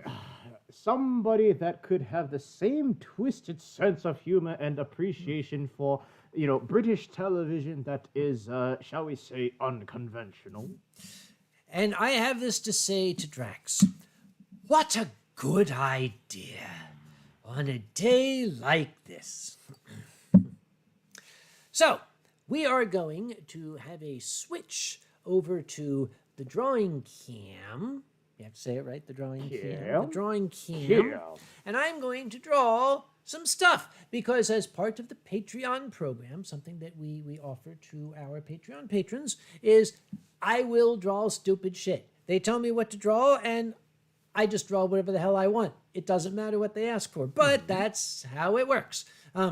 Besides, we've had, we're down 3. We've had 300 bottles. 4 bottles, actually. 4. Yeah. So we have had 400 milliliters each of sake. Something like that. Yes, and well, we shouldn't be. We were doing fine. Yes. Fine. All right. And Drax says, draw. Okay, Drax, don't say that to an American. We just might. So, we're going to switch the drawing cam. So we go to drawing cam. Oh, things shifted around a little bit, didn't they? Funny how that happens after you've had a couple glasses. Okay, we got a little bit of a... Yeah, okay, we don't need that there. So let's see. The first thing we're going to draw, hopefully you all can see this here. We have Arco Fox. Arco, who I will point out, is number 5.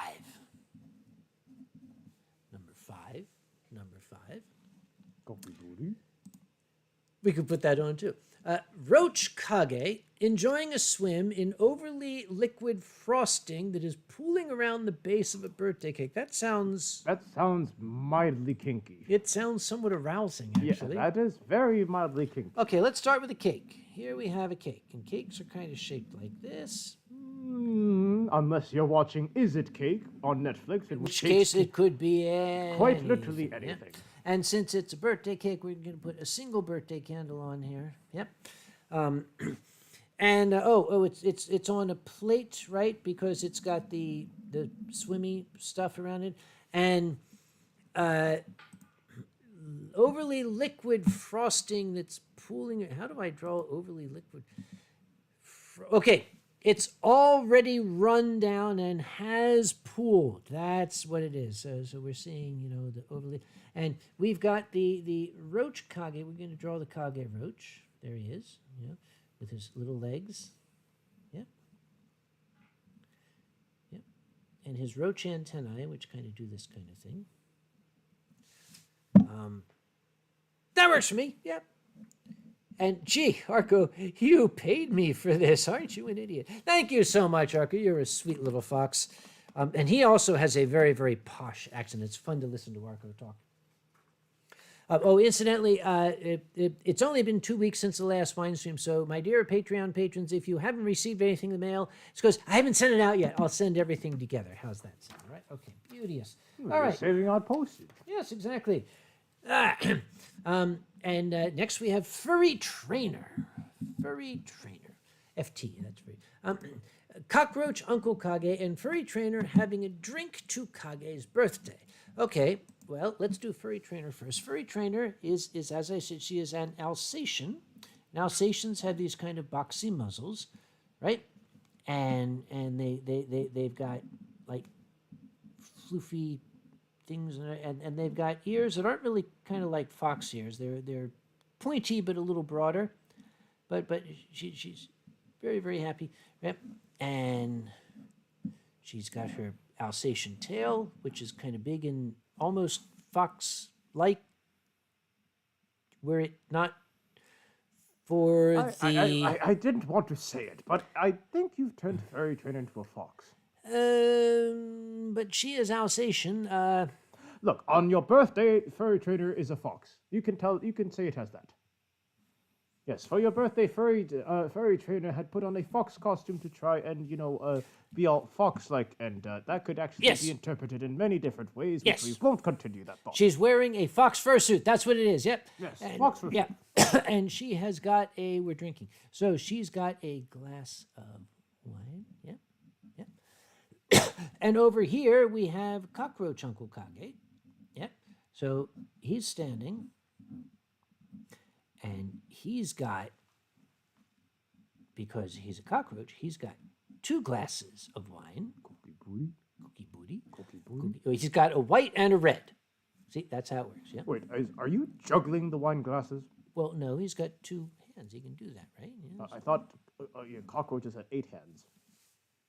That's a spider. Oh, that's same very difference. different. That's very Same different. difference, Yeah.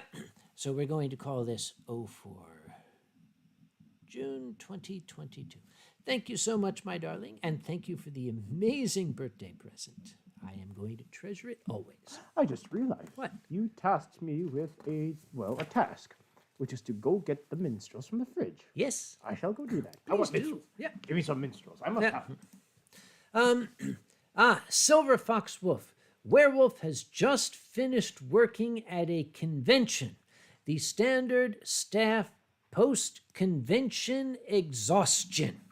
So we have Silver Fox Wolf, who is himself a werewolf. He is finished at a convention. So we're going to draw him. And where are these minstrels located? In the refrigerator, top shelf, in the back, toward the left. Yeah. So this is for Silver Fox Wolf, who is not safe for work, but we're going to say Silver Fox Wolf anyway. By the way, we're going to have a very, very quick look back to the channel to make sure nobody's bitching about shit. There it is. Okay, so Silver Fox Wolf, just back from a convention, the standard staff post-convention exhaustion. Well, we have returned Silver Fox Wolf to his bed, which is located in this box. Now, this is pretty much what it is like. Yep.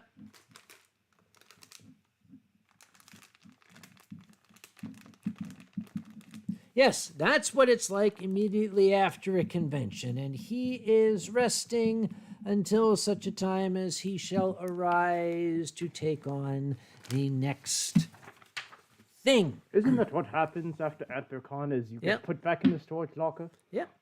We have Nikolai, who is next. By the way, Yeah. should we say this portion of the wine stream is brought to you by? Oh, once we are on camera again. Oh, all right. So Nikolai says, Kage's preferred birthday gift. Kage's preferred birthday gift is this wonderful present that Furry Trainer sent. So let's see. It is a box, right? Yep. And it says over here, 16-ounce wine chemistry set of 2. And then over here, it's got a little window, right? And the window is kind of framed, right? And inside is a glass, which I'm going to kind of draw this in a kind of ethereal fashion to make sure you know it's glass. And it's got some structures on it here. There's that one. Oops, comes in with a methyl group, and then we have a little puppy over here, which what that looks like. Yeah, and then that's ethanol. If you've been on VR chat, you'd know that. And etc. Yeah, that is my preferred gift, which came from Furry Trainer, and it was absolutely lovely. Thank you so much again, my dear, and thank you, Nikolai, for your amazing support of this poor drunken old lout and me. What? Sorry, David Hunter is next. David Hunter. Where did all the sake go? I don't know. That's a good question. Where did it go? Where did all the sake go? It's not inside me, which I wish it dearly was. I think it might be. My glass is empty. Where did all the sake go? Gone to Yadanyam. Something. There's our copyright strike for the evening. Where did all the sake go? All right, here's what we're going to do. We're going to draw Uncle Kage. Now, we all know how this is done. Remember the potato-shaped head, the astroturf hair, right? I have not had any sake eyes. Yep. And the golden halo going ping over his head. And, of course, he is dressed in his absolute best suit tonight, which we're going to draw. Yep. Yeah, that's pretty much... That's tonight, yep. And is that where all the sake has gone? That is Kage, who has had all the sake? It's my birthday, so sod off. Now, apparently, some folk either came in late or they guessed. Silent Dawn. Can the mighty golden noodle draw me mowing in my box with loads of toys as I go to text wrap? With loads of toys to keep me happy. Noodle dragons seem to like keeping their tigers in boxes. Jen, would you like to draw Silent Dawn in a box with toys? The way you're making it sound like I don't have a choice, do I? No, actually, no. You do not. Now that you mention it, I'll make some room for you. All right. There we go. We'll shift places. What are you doing? That's my lap. What are you doing? I sliding know across that's my your lap. like that? I'm just going to move slowly across your lap. That is far too close to me to be slowly. Make with the drawing, you.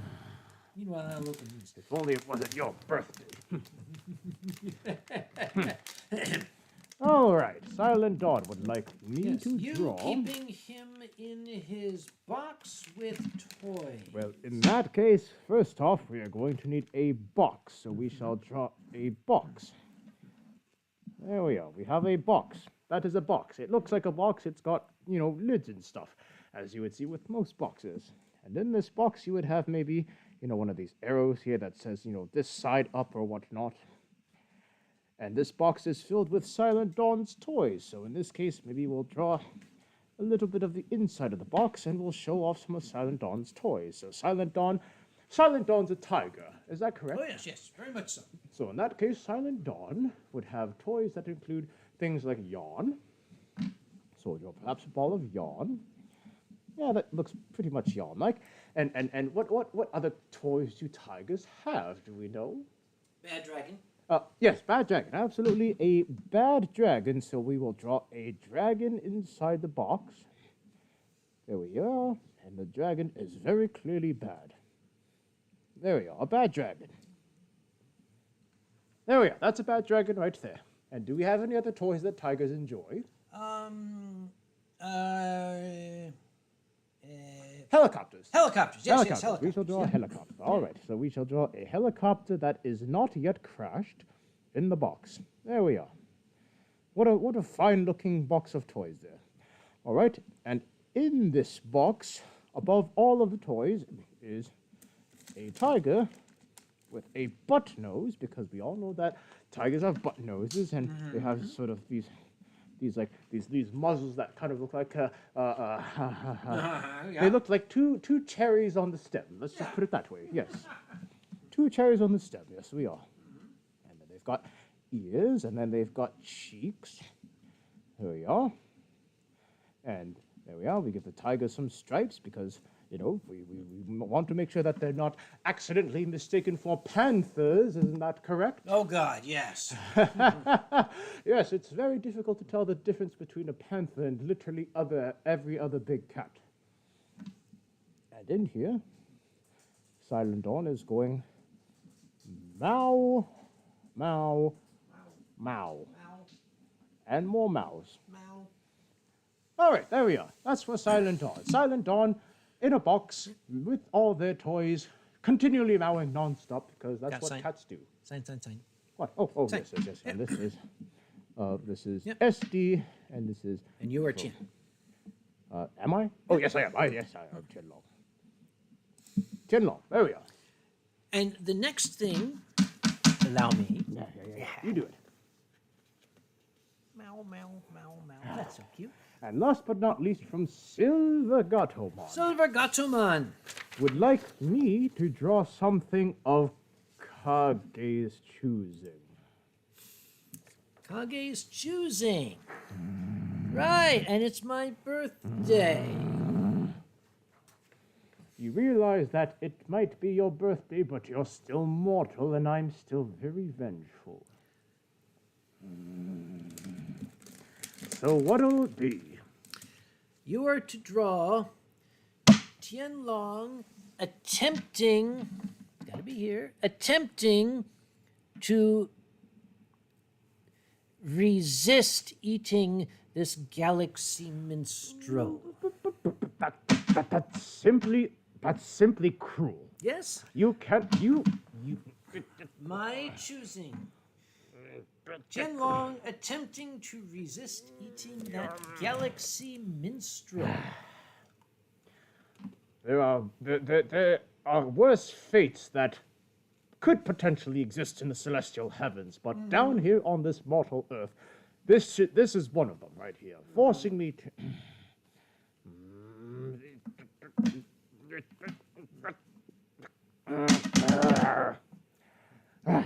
All right. We shall draw a very angry dragon first off. There we are. Angry dragon. Yep. And this angry dragon over here is Tien Long. There we are. And if I draw it wrong, then it becomes Tien Wrong. Right. And Tien Wrong over here is trying his very best to stay the slightly out of shape but still somewhat passable dragon that he is. There we are. And trying to resist grabbing. Well, I've given myself a bow shape already, which is accurate. Tien bow. And he's trying to resist grabbing this minstrel, which is, well, we'll have to give an outline to that minstrel. There we are. It's slightly out of reach.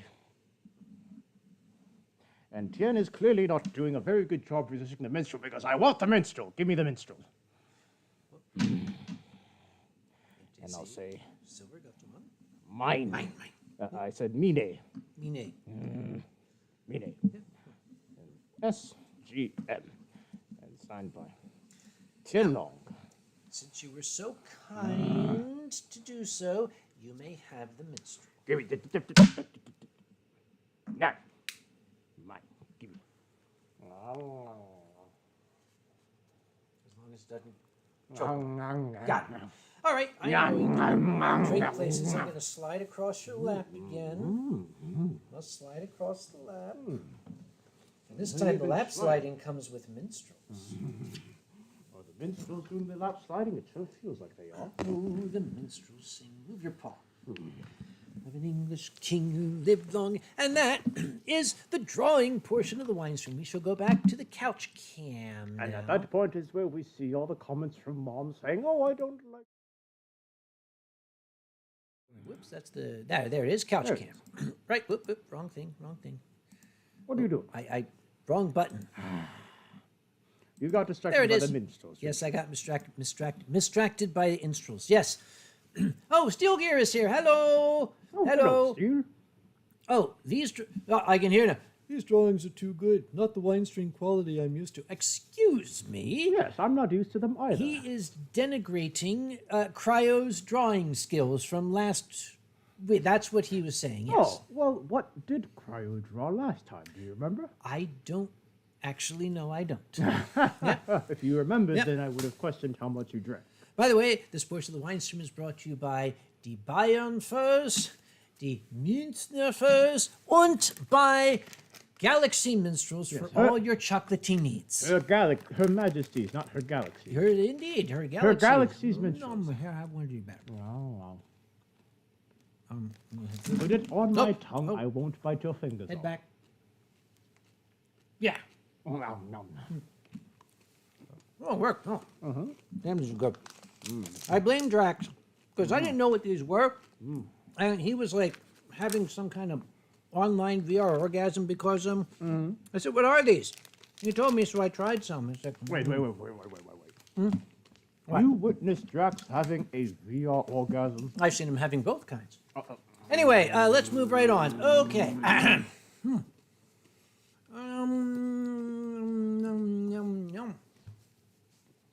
Apparently people like your drawing. Oh. And they are also commenting on my drawing. Which is which? Just commenting. I promised Arco that we would allow him to be the... Arco wanted number 5. We are now going to open number 5. Shall we? Did we not open number 5? No. Because we opened the Dasai 39, we opened open the 5? Cucumber, we opened the Konteki, and we opened the Tatsunokawa. I thought the Tatsunokawa was number 5. Nope. This is one that I don't know what it is. Ah, yes, we stopped this because we were going into the No, drawing remember, course.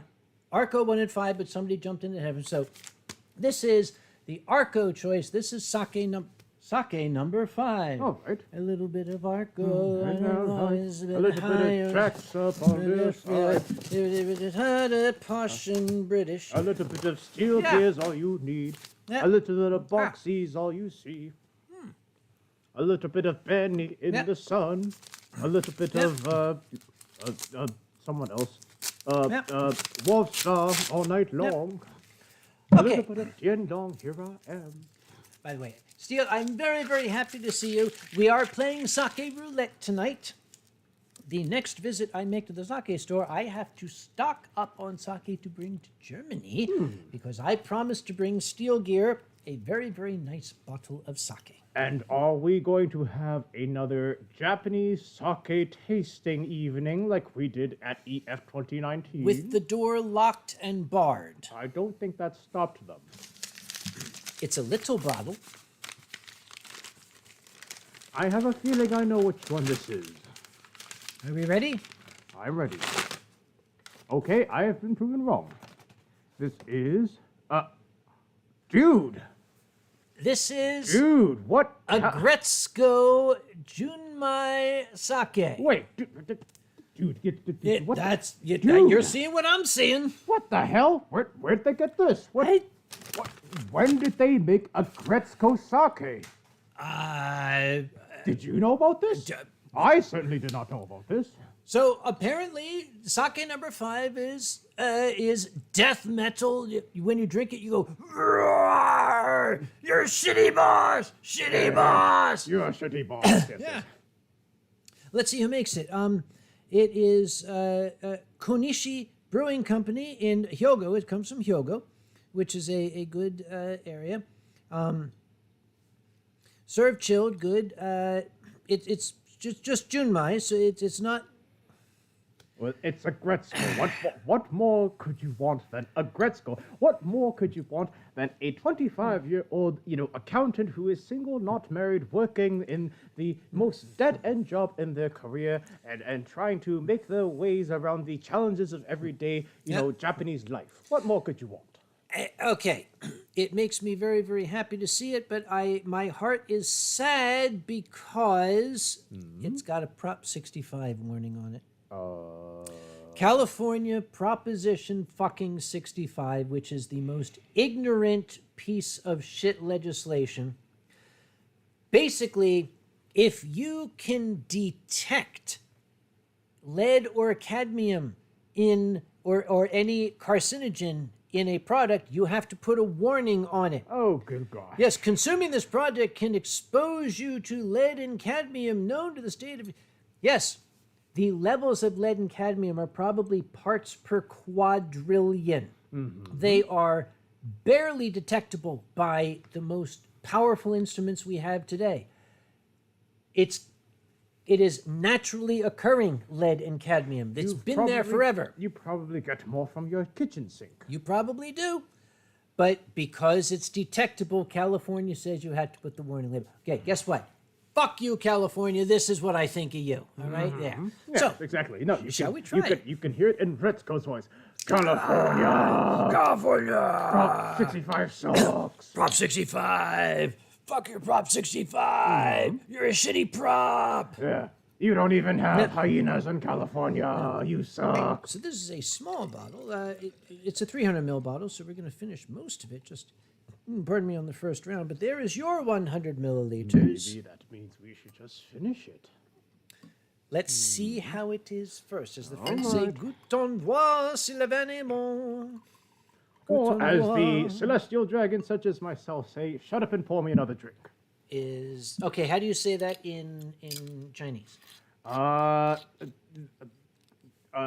Siu King Do Yum. If you want to say it in Cantonese, which is basically don't talk talk less, drink more. I like that. How do you say it again? I'll teach you later. How about that? Promise? Only if you won't use it in a harms up low fashion. You know me. I do know you. That's why I'm saying that. So, Prost. Bros. Or as the Japanese say, where? Okay, this is a table sake. It's a junmai, but for It's a not table bad. sake, it's not bad. Yeah. This is what I would expect if I were to go to a half decent and half authentic Japanese restaurant. Yes. This is better than the table sake in Toronto, isn't that right? Yep. Oh, you remember that experience? Silent Dawn says, I've got Guinness and Coors Light. Do these together make a black and tan or a Guinness and black? Guinness and black. I would like to offer some advice to some of my younger American friends. This is based on actual experience I have had. If you reach an age where you are making enough money that you are able to travel and you can travel the world, you really do need to do a little bit of reading up on where you are traveling to. If you are going to someplace like, say, London, and you go to a pub, do not ask for an Irish car bomb at the pub. If you are traveling to Ireland and you are going to, Dublin or someplace like that, do not ask for a black and tan. Don't. Just don't. And I think Benny has a perfect example of somebody who Benny didn't knows take that exactly who I'm talking about because he knows I've got somebody in mind. But yes, much better than the table sake that was served in Toronto. Oh, Okay, that wasn't... Yes, it was, yeah. Yes, it was, yes. Dude, I have never seen you peddle off sake to anybody else as quickly as you did that evening. Except for the cucumber stuff. Except for the cucumber sake, which you peddled to me. Yes, Benny points out the Prop 65 warning. They have to put a warning in the open air parking garage entrance. This building contains materials known to the state of California to cause cancer. It contains granite. They made... There's stone. They built shit out of granite. Granite naturally exudes radon. It's been doing it for billions of years, and it's going to do it billions of years after we're gone. But because it does that, you have to warn people that this building, which is made of granite, is known to have carcinogen. Fuck California. I'm sorry. Fuck you goddamn hippies. Yeah. So what you're saying is, if I walk into the state of California and I have been consuming this alcohol, which is known to have traces of lead and all this whatever, and that means it's in my system, it's in my bloodstream, do I have to slap a sticker on myself that says, Prop 65, this celestial dragon is known to be, contain traces of lead and radon and other, reactive nuclear things, and therefore this dragon is all, radioactive and don't hug him? Yes. Good, because I want one of those, so all the youngsters stop trying to hug me. And Mio Van Mee has taught me something similar to your phrase. Nicht lang schnacken, Kopf im Nacken. Yes. Yes, don't chatter for long, head back. Yes, nicht lang schnacken, Kopf im Nacken. Yes, nicht lang schnacken, Kopf im Nacken. Yes, I think I shall keep that for your friends. Yes, see King Doyam. Yes. And Goose Caboose, do you have a favorite dad pun? Excuse me, why do you think I would have a dad pun? What are you trying to say? Dad pun. But, okay, it's all right. I will not take offense. It's no skin off my nose, what you just said.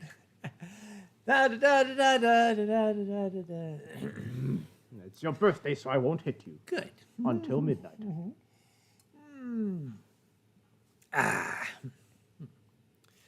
Let's see. Yes, and I'm told, Kage, no. Sorry, buddy. Sorry. Yeah. Okay, I am going to treasure this bottle of Agretzko sake. Yep. Dude, what if that's what is making me think right now. What if they have a collector's kind of line of these bottles? So you've got the Retzko bottle now, but now you could get the Fenneco bottle, you could get the Haida bottle, you could get the Director Ton bottle. Yes, I went to Director Ton. I'm so busy. Yes, I'm so busy. Yes. Abacus. That almost certainly came from H Mart. Yes, absolutely. Maybe we need to make a trip. I think we shall tomorrow. Busy tomorrow. Tomorrow, Tien Long has graciously volunteered, along with some other local furries, to help me prepare registration packets for Anthrocon. Thank you very much, Tien, for doing that for a poor old man on his birthday. Very, very kind of you. I will remember this. You'll remember it until you have the next glass. Yep. Couscous the Blob Dog. Good morning from Indonesia. Oh, I can't remember how they taught me to... Hi. Hi, yes, that. hi. Yep. And seeing Undertaker mention that they have a ton of uranium glass in their house. Actually, now that I think about it, you remember the time where you visited the Chinese noodle, Ronnie, last September or so? Yeah. Yes. You and there was a little trip out to a certain household that was occupied by a certain spaz fox. Yes, I remember him. Yes. Did Ronnie remember to inform you that, by the way, you're walking into a house that has an active radioactive signature? I don't think so. Oh, It's a Prop 65 house? Yes, it is a proper Prop 65 house because quite literally the first things that you encounter when you walk through that door, aside from the 4 attack doggos, which, by the way, those attack doggos are more like snug doggos. But one of the first things you encounter is a cabinet full of radioactive glass, and it basically acts as a radioactive screen, so it kills all the bacteria and chemicals that is on you and replaces it with its own. That's how it works, right? Yes. That's Yes, how because it works. because the radioactivity and all that stuff, right? Yes. Yes, Science, kids. Science, we'll go with that, yes. Yes. Silent Dawn scanned the beaches in Kodiak with a black light and found a bunch of uranium sea glass. Yes, uranium sea glass. We'll go with that. That's what that was. Yeah. No. Oh, this is very, very That's the thing, is that this might be table sake, but the fact that it was good enough for Sanrio, the company behind Hello Kitty and Negretzko, Sanrio signed off on this. That means Sanrio put their line of reputation on this sake, and I don't think they would do that lightly. Yep. DL, sea glass is basically glass that has washed overboard into the ocean, and over time it has gotten smoothed out by action of the waves and the grit. So you get like smooth glass out of it. Yep. Benny, you still have a radium watch. Get rid of it. You don't want it anymore. And speaking of Benny's just come up with a dad joke. I saw it. I'm letting it go. Yep. No. I don't get that same symphony with mine. Sounds better. Yeah. So either the channel froze or nobody's saying anything. And Drax said, just remember to bribe them to do more work at the promise of a minstrel. Yes, you must. Yeah. This portion of the Winestream is brought to you by Galaxy Minstrels for all your chocolatey needs. Here we go. Head back further. Ready? Here goes. Wait. That did not make it in, did it? Did that make it in? Is that what we were talking? No. Sorry. Let me get that for you. That is not the minstrel. Yes, it is. That. There it is. Found it. There it is. That get in? Oh, wait a minute. No, that's the minstrel. What did you just? I don't know. You might want to. Yeah. Sorry. This is the minstrel. Okay, ready? Got it? There we go. Good. This reminds me of a story. Tell us a story. Uncle Kage. And then we'll go to chapter 3. Yeah. More. Almost 20 years ago, I was at a convention. This is before they had fursuit lounges with water. There was a fursuiter, and he was in the lobby, and I saw him leaning back in a chair, and I could see his chest, a little labored, and I went up and said, "Hey, buddy, are you all right?" He said, "I'm kind of feeling a little hot." I said, "Well, let me help you. Can I take some?" He said, "No, I just need to cool down." So I said, "Wait, okay. I can go to the bar. I can get an ice cube from the bar, and I can give you the ice cube. You can suck on the ice cube. It'll give you moisture and help cool you down." He said, "Great." So I went to the bar, got an ice cube, and we did the same thing. Lean back, and I kind of tried to slam dunk, but I always sucked at basketball. I saw it bounce off here at the back of his muzzle and slip down here. That's how I invented the fursuit dance competition.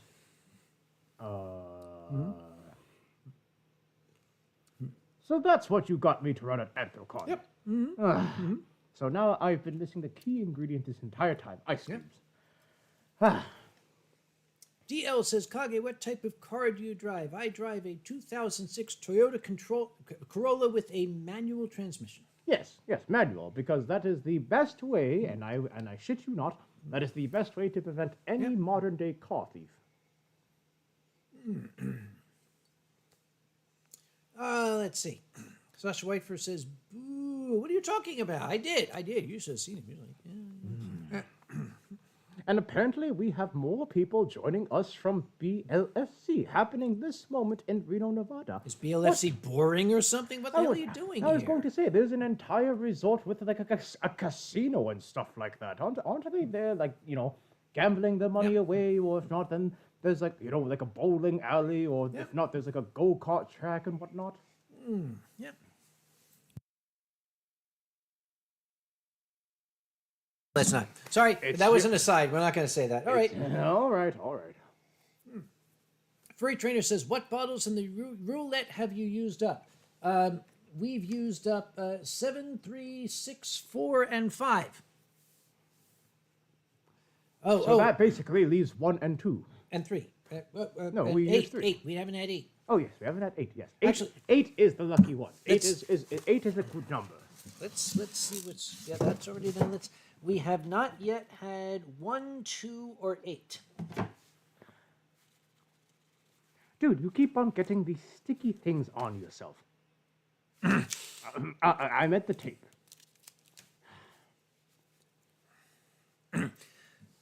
So,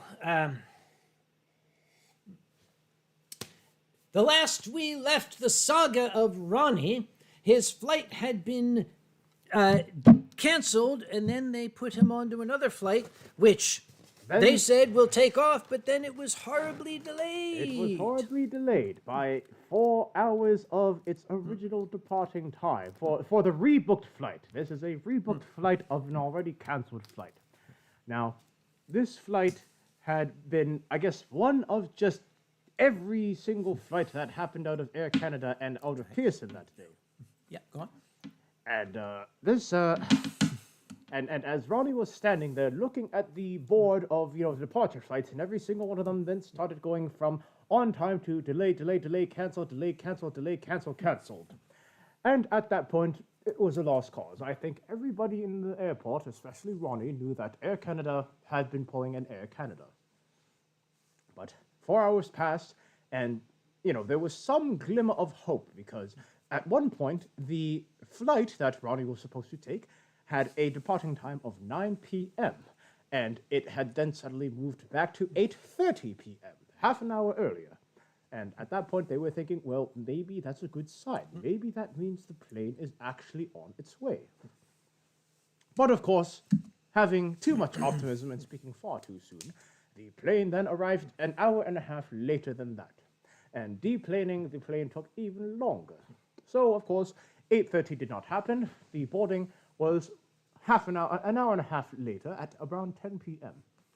While this was happening, in terms of boarding, the ground crew that was in charge of unloading the luggage from the plane, loading the new luggage on the plane, and doing all the ground stuff basically, this was conveniently in line with the time for them to have their shift change. And as Ronnie and all the other passengers were piling up on the aircraft, they did not notice that all of a sudden the ground crew up and left in the middle of doing all of this stuff. And there were just luggage carts laying on the runway, there was the luggage conveyor belt, there was the ramp leading up into the plane. All of that was just left unattended to and, unfinished, because at that point, when the clock struck 10, that was it. They're done. They're not working a minute more because they wouldn't be paid for it. By the way, let me translate for our English friends. They all fucked off. Yes, exactly what he said. Yep. So at 10 p.m. precisely, they just all disappeared without a trace. And Ronnie and the rest of the plane, including the flight crew, were left scratching their heads and wondering what the hell happened. Where did the rest of this crew go?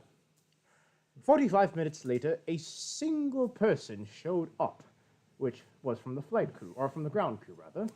But this person was in a luggage cart, and that luggage cart then pulled up to the luggage trolleys that were sitting on the tarmac for 45 minutes. And they hooked up the trolley to their cart to the trolley, and they drove the baggage off. Now, we originally had thought that this was our luggage for the flight. It turned out that was the luggage for the previous flight that had already deplaned an hour and a half ago, and those poor people were waiting at the baggage claim for the luggage that had been just sitting out there on the tarmac, unattended. Sorry, go on. What are you So my doing? niece. Yeah, go on. Yeah.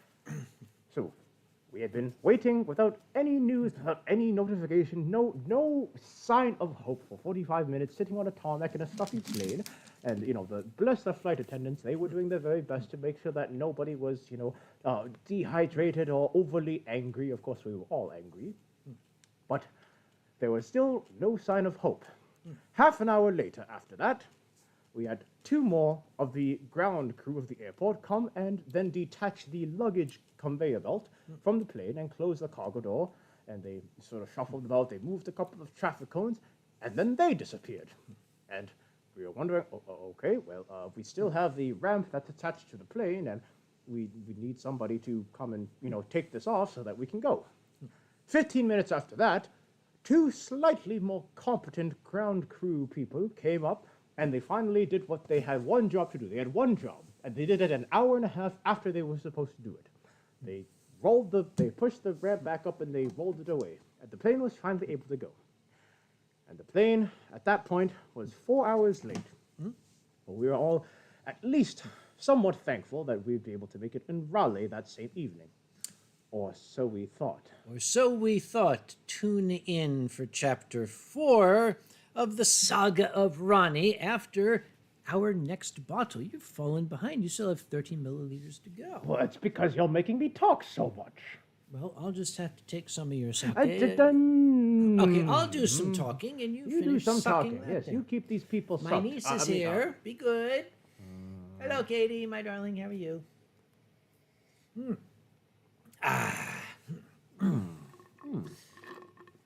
Dude, you're not supposed to. Well, okay, so you did chug it. Oh, Mio says a small public service announcement for folks come over to AEF. Get yourself the €9 pass, valid to the end of the month and everything except local public transit nationwide.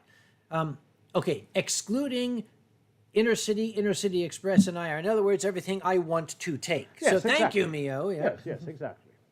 Well, that's your friends. Normally, what we do is we usually just like, that we sort of like puppy eye Night Fox, and then Night Fox is like, oh, don't worry, we have there's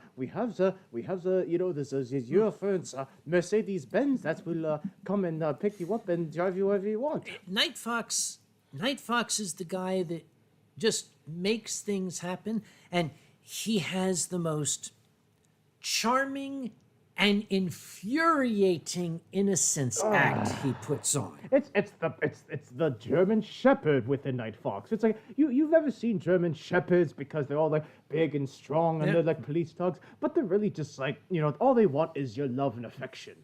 That's what Night Fox is. Oh no, Night Fox is a little more like a Doberman.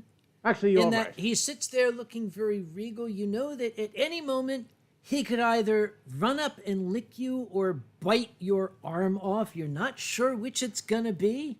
I thought that was the douche hound. No, that is a douche hound actually. Yes, but he'll bite your ankle off because he's down here. Yes, exactly. At one of the New Year's celebrations, it was at the Ringberg Hotel, which to get a room at the Ringberg Hotel for New Year, you have to put in like 3 years in advance. It's like trying to get a room at Times Square. And I went to the Ringberg. I was just going to crash downstairs with all the furries. They were letting the furries have essentially the storage room for a bivouac. And I saw Andre, my friend Andre, and he's like, "Oh, Uncle Kage, I see you have a room." I'm like, "No, I'm down in the." He said, "No, I saw your name. You have a room." I'm like, "How the hell did Night Fox?" And I went, and he's got that innocence look. I'm like, "Hey, Nighty, what did you do?" I don't know what you mean. I don't know. How did I get a room? I don't know. There must have been a computer error. It's like, These damn German furs being too precise. yep. Katie, since you are here and you have come late into my birthday game of Sake Roulette, I'm going to ask you, my treasured darling niece, who is the primary person in my will, I just want to add, I have 3 bottles left. They are marked 1, 2, and 8.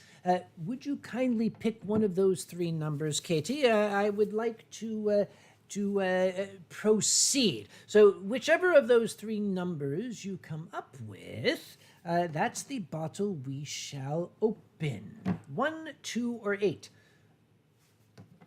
Katie says 8. I like Katie. Katie chose a good number. Chinese is folks such as 8. myself adore the number 8. Here is bottle 8. I don't know what it is, but let us see. Ah.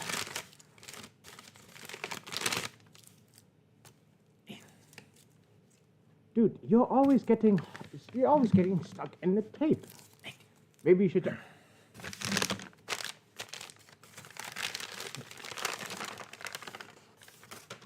It is a second bottle of 39. Oh, Well, okay, here's the thing. We already have one bottle of 39. Should we open this and do the 100 ml? Or we've already had a bottle of Dasai 39. Should we choose another and go back to this? What do you think? Or should we do 100 mils of this and then proceed? well, I think that we should stick to our guns and play Sake Roulette the way it's meant to be played. That being said, we can keep this bottle fresh. As it's the same bottle, then we can use the first bottle that was already opened. And I am not saying that because I'm greedy and want a fresh bottle of 39. That makes sense. Yes, yes. Go with what I mean. We not will what I have said. 100 milliliters of 39, but since we have an open bottle of 39... Yes, waste not, want what. What? I said, Waste? waste something, give me sake. You said waste not want what? Want sake, give me sake. I said, want sake. We're getting there. Patience. Oh, Tony Ringtails. Hello, Tony. Oh, Marek is here. I caught you, Kage. I hadn't seen you since November. That was fucking yesterday, dude. All right. And Drax says, yes, good, you did it. Now you both have the same nose. What are you talking about, Drax? My nose Get is it? fully intact, I'll have you know. Yes, and mine is missing a significant piece of itself. Yes, your nose got circumcised. Yes. I have a Jewish nose now. Now you look like Alkali.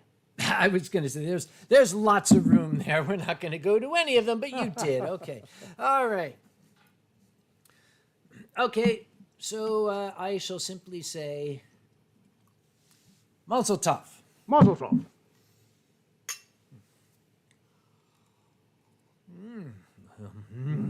23. Oh, sorry, 39. Yum. Okay, after the Gretzko sake, this is... After the cucumber sake. Couscous the Blob Dog, do you get sake from Rio? Do I? Rio is a delight. He's actually a buddy of mine. I'm always very happy to see him. I don't recall if he brought me any sake, but that probably means he did. That's how it works, And that's the thing is that, okay, if you ask Kage, do you remember the sake or wine that I gave you? That's asking Kage, do you remember the breakfast you had last year at this time when you were in this place? No. Yeah, it's a tall order, folks. I mean, because typically when, there we are, I'm just shuffling bottles around. So we have 1 and 2 left. 1, 2, 3, 4, 5. 1 is in here. Is Tien drinking from a beaker from your lab? No, he is drinking from a graduated cylinder from my lab. I am drinking from a beaker. He's drinking from a graduated cylinder. From college. Yep. Yeah, that's why it's a graduated cylinder. And in case my friend needed some water, we have some water in an Erlenmeyer flask, which we have for him here. So yes. Yes, sponsored by Erlen and Meyer. Yes, both of them. Yep. Oh, daughter, it's many happy returns to you too. Thank you. This one will take slow because we don't want to be chugging this one. Right. Yep. As a matter of fact, I have Rio's card, his meishi, his business card. Yes. What is it in the Japanese culture? I believe you're familiar, but what is it about business cards that they have? The Japanese call the card meishi. That's their word for it, and it is there's almost a mysticism, a ritual involved. The card is let me get it. I shall explain. Hopefully, yes, Rio-san will not mind if I use his card to describe to people. Sorry. What? I happen to know I have his card because I was just going through my Japanese cards, and I'm pretty sure I saw his near the top. Yes, here it is. Oh, do you still have yours? Oh, I have mine indeed. Yeah. Good.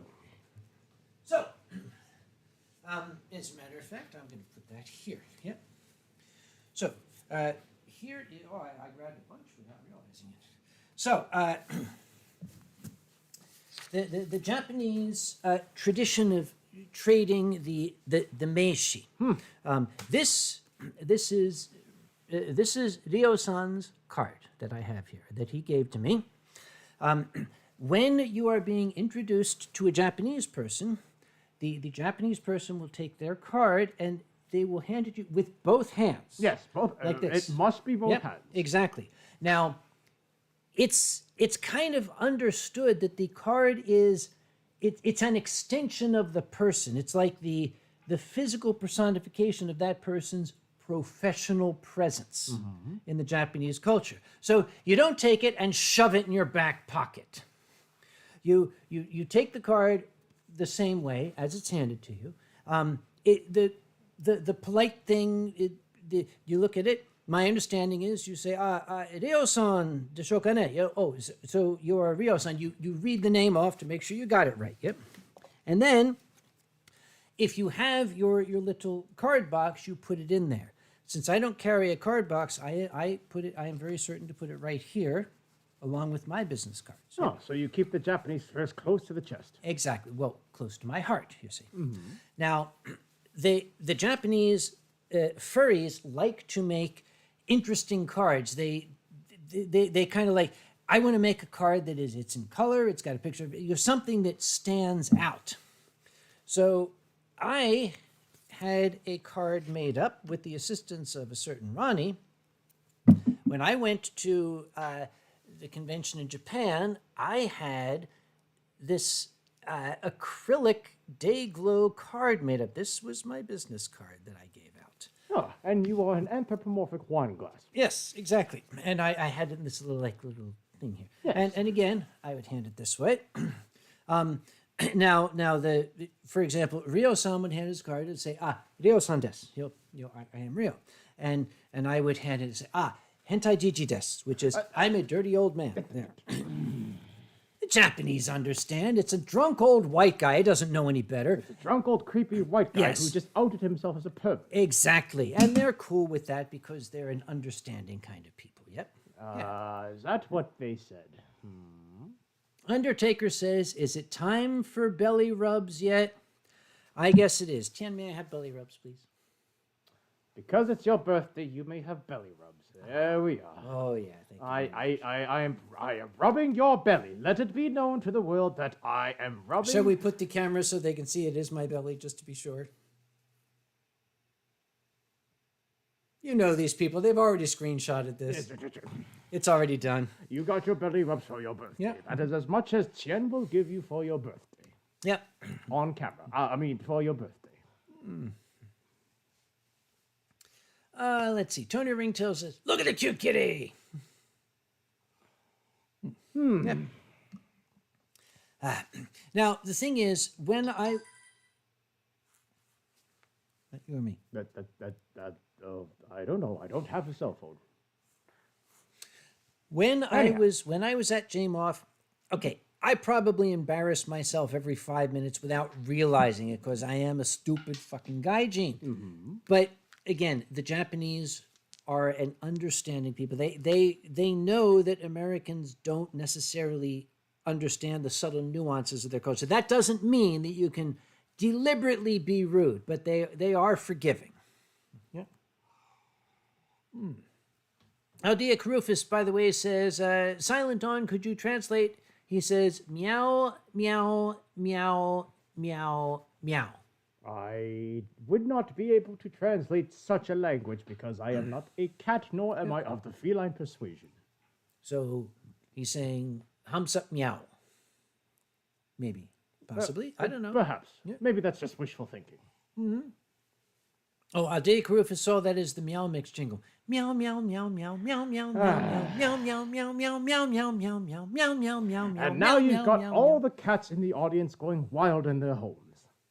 Well, if I want cats to go wild, where's that piece of string we had? Oh, no, it's like That's it's almost string. What? put What Oh, are you doing? What are nothing. you doing? I'm trying to get you to put that piece of tape down. All right, you can take the tape. You're not very good at this. Seems that you're stuck like this now. And so are you now.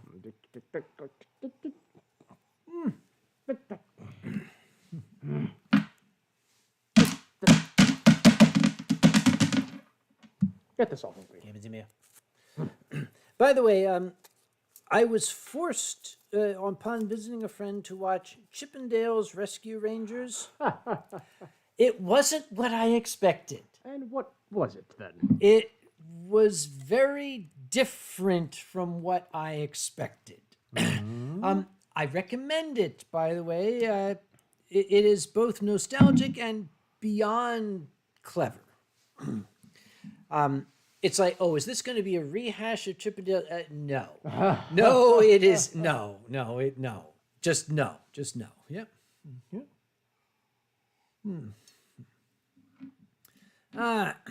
Drax Dragon says, every piece of tape added to Tien brings you closer to the dark side where I can...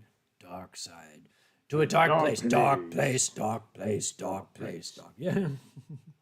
Oh, and of course, Benny, being a big cat himself, has provided the translation.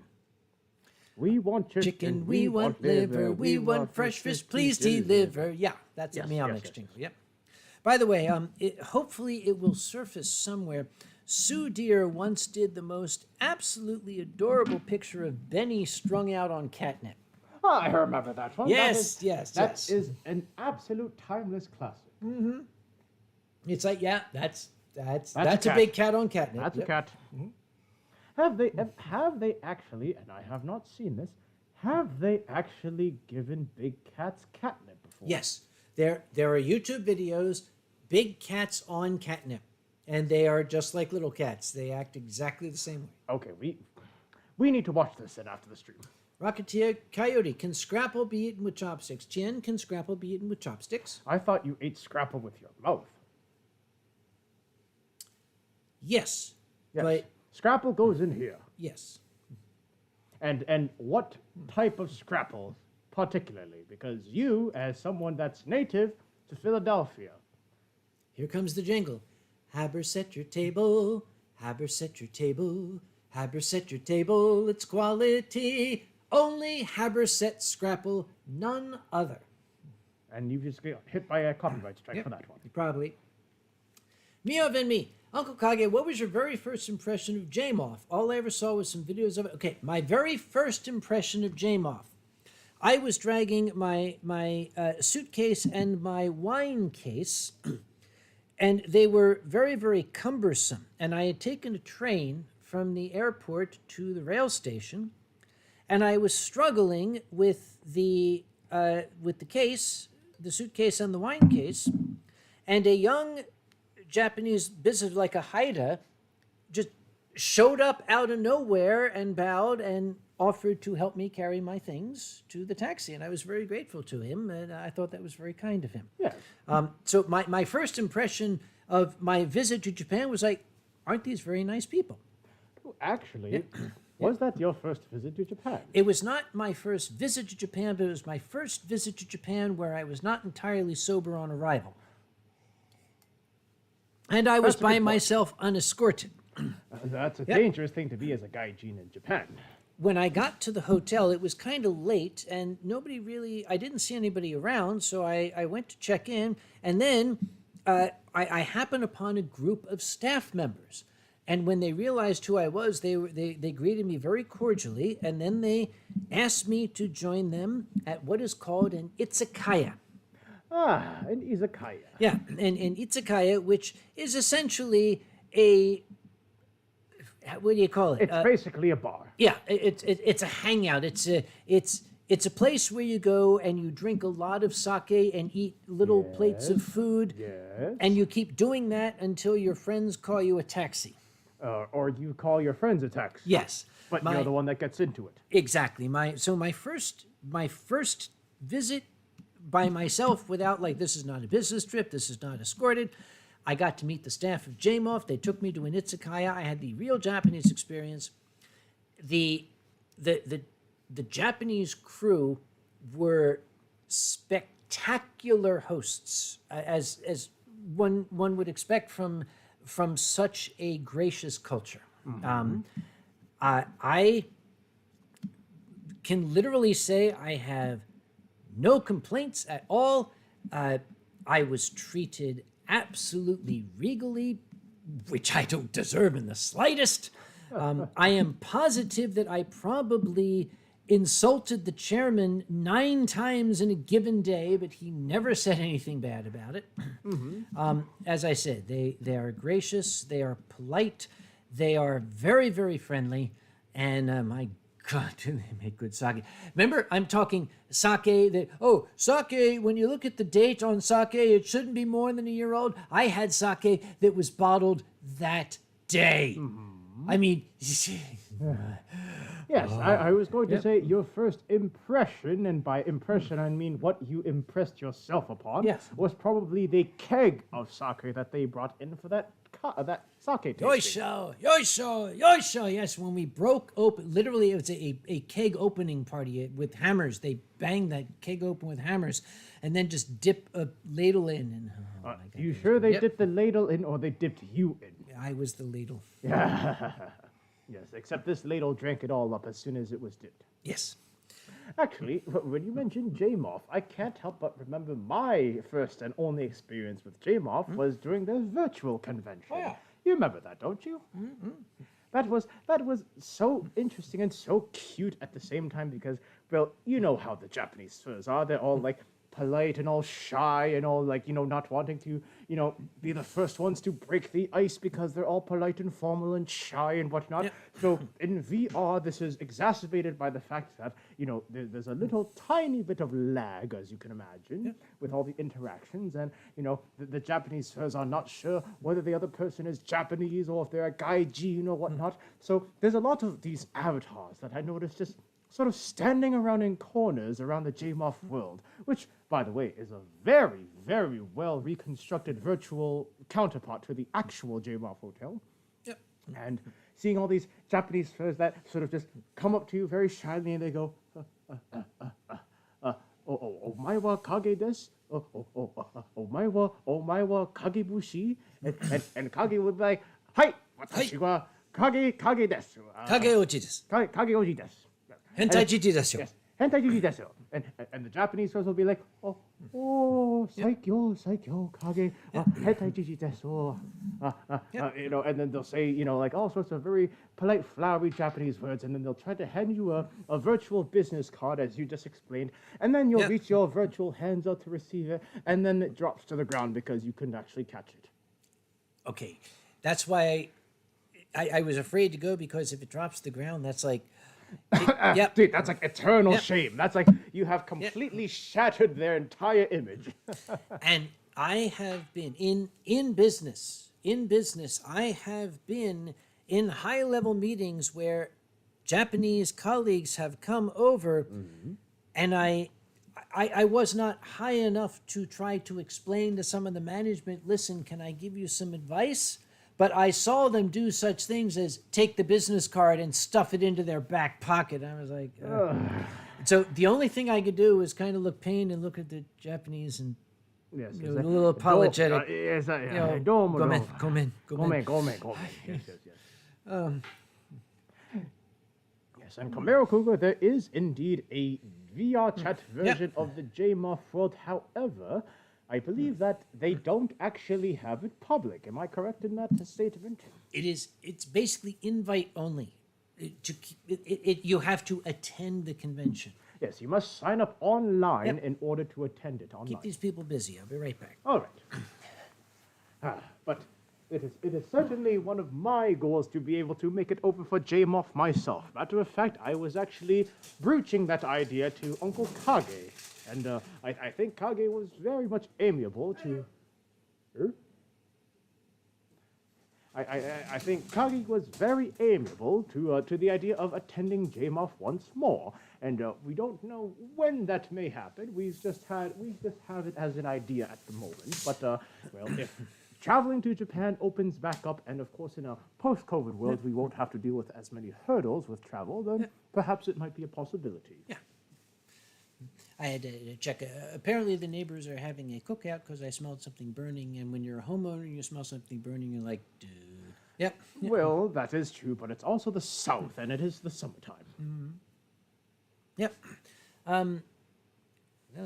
Have I ever met Raphael Vinoli? I don't think I have. I don't think I'm familiar with that name either. Nom, nom, nom. I've been... I was going to say, and Slippery Stallion says he usually Kage hires an escort. Why do you think I'm always around? Anyhow, next question. When I see Tien, I get hungry for McDonald's. Oh, because you're red and yellow, and that's like the McDonald's corporate colors. Is Undertaker saying that he's loving it? He wants your meat. Buy 2 for 1, good deal. Yes, he wants your buns, too. They're all fake and made in China. Let's see. Oh, architect for the DLCC. Oh, well, okay. I did not know that that was the architect of the DLCC, but I have never met the architect of the DLCC. No. Oh, baby, we should, have them come to Anthrocon one year and see what kind of crowd enjoys the architecture of the DLCC. Matter of fact, don't we know of one of the most recent updates to the DLCC that we hope to be showing off to the furries this year? No, we're not going to because it's not done. Oh, I thought you meant the escalators. Oh, no, not the escalators. No, I'm talking about the garden. No, the rooftop garden is spectacular. Oh, and our service manager, What are you doing throwing things at people? Don't worry about it. I threw technology. Don't throw technology. All right, no throwing technology. Yep. Anyhow, yes, our service, our manager for the DLCC that we work with. Oh, wasn't she so adorable when she showed us the rooftop garden? What was she like? She was like, oh, and these are my flower beds, and these are my planters, and these are where the benches will be, and there's power outlets in case all the kids just want to sit around and charge their phones. Oh, and here are the ghost peppers we're planting. And wait, what? You're planting peppers up in the garden, and sure enough, they have a pepper garden up there. We did not realize that, did we not?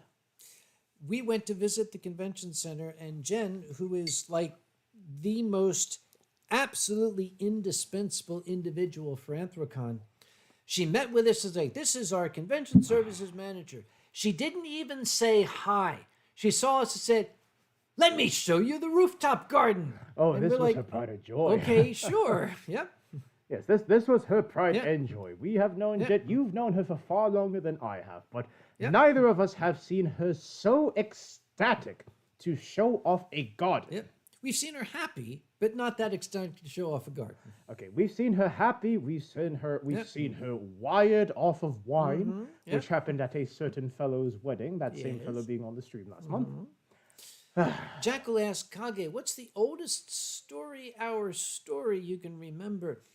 Probably from Anthrocon 2020, because I happened to tell it to this creature earlier, the story of Mr. Smelly. Oh. Benny remembers that one because he showed me the picture that reminded me of the story of Mr. Smelly.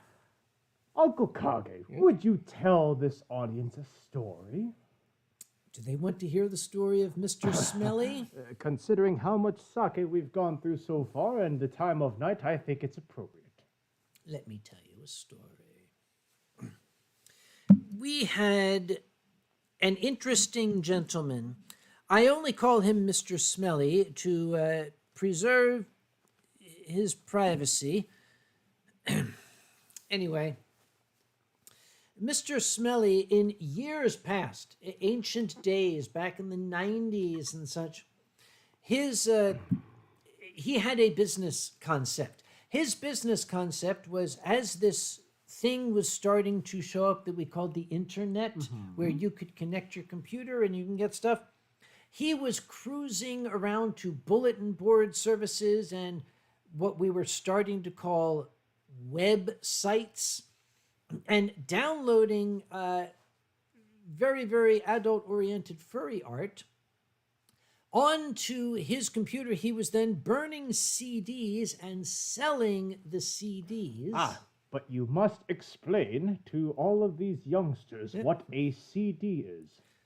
A compact disc. It was a means of storing digital information before we had phones, before we had thumb drives like this. Yeah, before Google Cloud and all that. Okay, basically, imagine, if you will, this thing, but covered with silvery shit and containing digital data.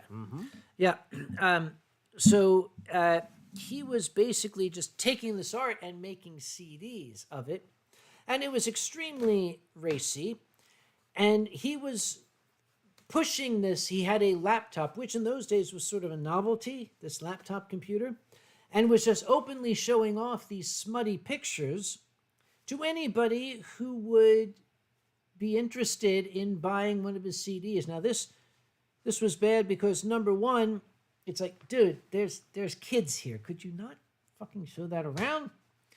Number two, that's not your art. He was one of the first proponents of, well, once it's on the net, it's anybody's property, so now I can take it and sell it. Yeah. So there were some issues. When it came to Anthrocon, I had a personal agreement with him. Look, you can show off your laptop in very, very specific areas of the dealer's room, but nowhere else. If you're willing to accept that, that is fine. The year before that, we had an issue where he was literally showing these pictures to kids, and that was bad. So he was in the dealer's room in that specific area, and you notice I'm saying that in italics, in that specific area, which we had in those days. He came storming up to me angrily, and he shouted, Dr. Conway, what are those people doing in front of my table? And I said, well, Mr. Smelly, I kind of thought you would want people in front of your table. He said, those people are not buying my items. They're keeping customers away. You did this on purpose. This is a deliberate attempt to restrain trade. I'm going to contact my solicitor, and I'm going to sue you for restraint of trade. And I was like, but Mr. Smith, but sir, I could, wait. If only Boozy was there back in that day. Yep, he wasn't. He was still on a riverboat. He was still on the riverboat, crashing the boat. I said, okay, excuse me a second. And I went up to the people, excuse me, folks, could you take just 3 steps to the left? Thank you so much. I went to Mr. Smiley and I said, are you satisfied? He said, no, this table is the furthest possible spot it could be from my hotel room. Coincidence? I think not. And I was, I had nothing to do with where your hotel was. And furthermore, there is a leak in the ceiling that is leaking only over my wares. You arranged this. I am certain to be. I'm thinking, this guy's fucking gone. So I said, oh, okay. All right, Mr. Smelly, there is really very little I can do right now to make you happy, and I apologize for that. I have gotten the people out from in front of your table. I have a convention to run, if you would excuse me. Mm-hmm. But the next day, remember I said that he was only allowed to flash that laptop around in specific areas? I saw him in Artist Alley flashing that laptop around to anybody willing to look at it. So I was going to go up and challenge him, and I tried to, and we started to kind of get into this argument. And he was like, well, you broke our agreement when you put my hotel room further away. Now, the person running Artist Alley back then was none other than Grandma Kage. I had told her all about him. And she walked up and said, oh, Mr. Smelly, I would like you to meet my mother. And he greeted her, and she said, "Oh, you're Mr. Smelly. Oh, I'm so excited to meet you at last. You had me so snowed. I thought you were a legitimate businessman. I had no idea you were just a pornographer." Oh, he went absolutely ballistic. He started gibbering and sputtering and Frothing at the mouth. I mean, literally. Security came over to see what the issue was, and he said to the security person, "I want this woman thrown out." And the security guy looked at Mom, looked at me, and went, Said, I'm not paid enough Yep. for this shit. So after the convention, Mr. Smelly was told, "Look, dude, how about you don't come back?" He came right back and told me I had no right to keep him out because that was restraint of trade, and he would call his solicitor, blah, blah, blah. And I basically said, "Look, dude, don't come back to the convention. I think that it would cause unpleasantries between us if you did." So I contacted the hotels, I contacted the local police and said, "Watch for this guy." The first person to get word from him was the lady who ran the sales office at the Overflow Hotel for that year. She got a phone call. He had a very distinctive way, very affected speech. Yes. Yes. "Good evening. I would like to inquire as to the possibility of securing a room for Anthrocon," said this voice on the phone that this lady got. And she said, "Your name?" "Smelly. Mr. K. Smelly." And she looked at the little post-it and said, "Oh, I'm terribly, terribly sorry, Mr. Smelly. We don't have any rooms for you." She was very, very alarmed when he suddenly began to shriek and make what she described as inhuman noises and scream and howl, and then he hung up. We are talking about a furry, so inhuman noises are common. Not then, it wasn't. I guess. Very, very shortly thereafter, the phone rang again. "How do you do? I would like to inquire as to the possibility of securing a room for Anthrocon." She said, "And your name?" "Smith."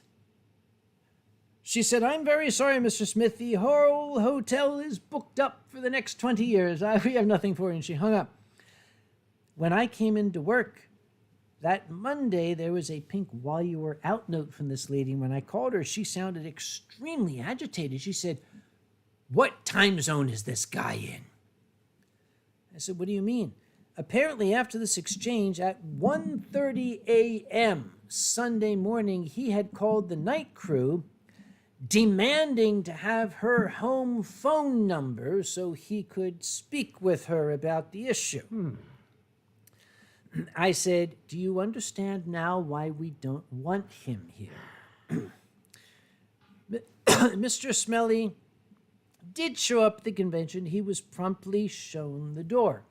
He spent the entire weekend seated on the lawn of the hotel, bitching about me, about Anthrocon, about everything to anybody who would pass by. The Sunday evening of the convention, he just came marching in, figuring, "Oh, Conway's power is broken," so he sat down. I had the hotel manager call a certain Sergeant Steiner of the King of Prussia Police Department, which is where the convention was held, and I hid around the corner. Now, I'm going to step behind Cerberus here because this. I'll ask you to lean to the right.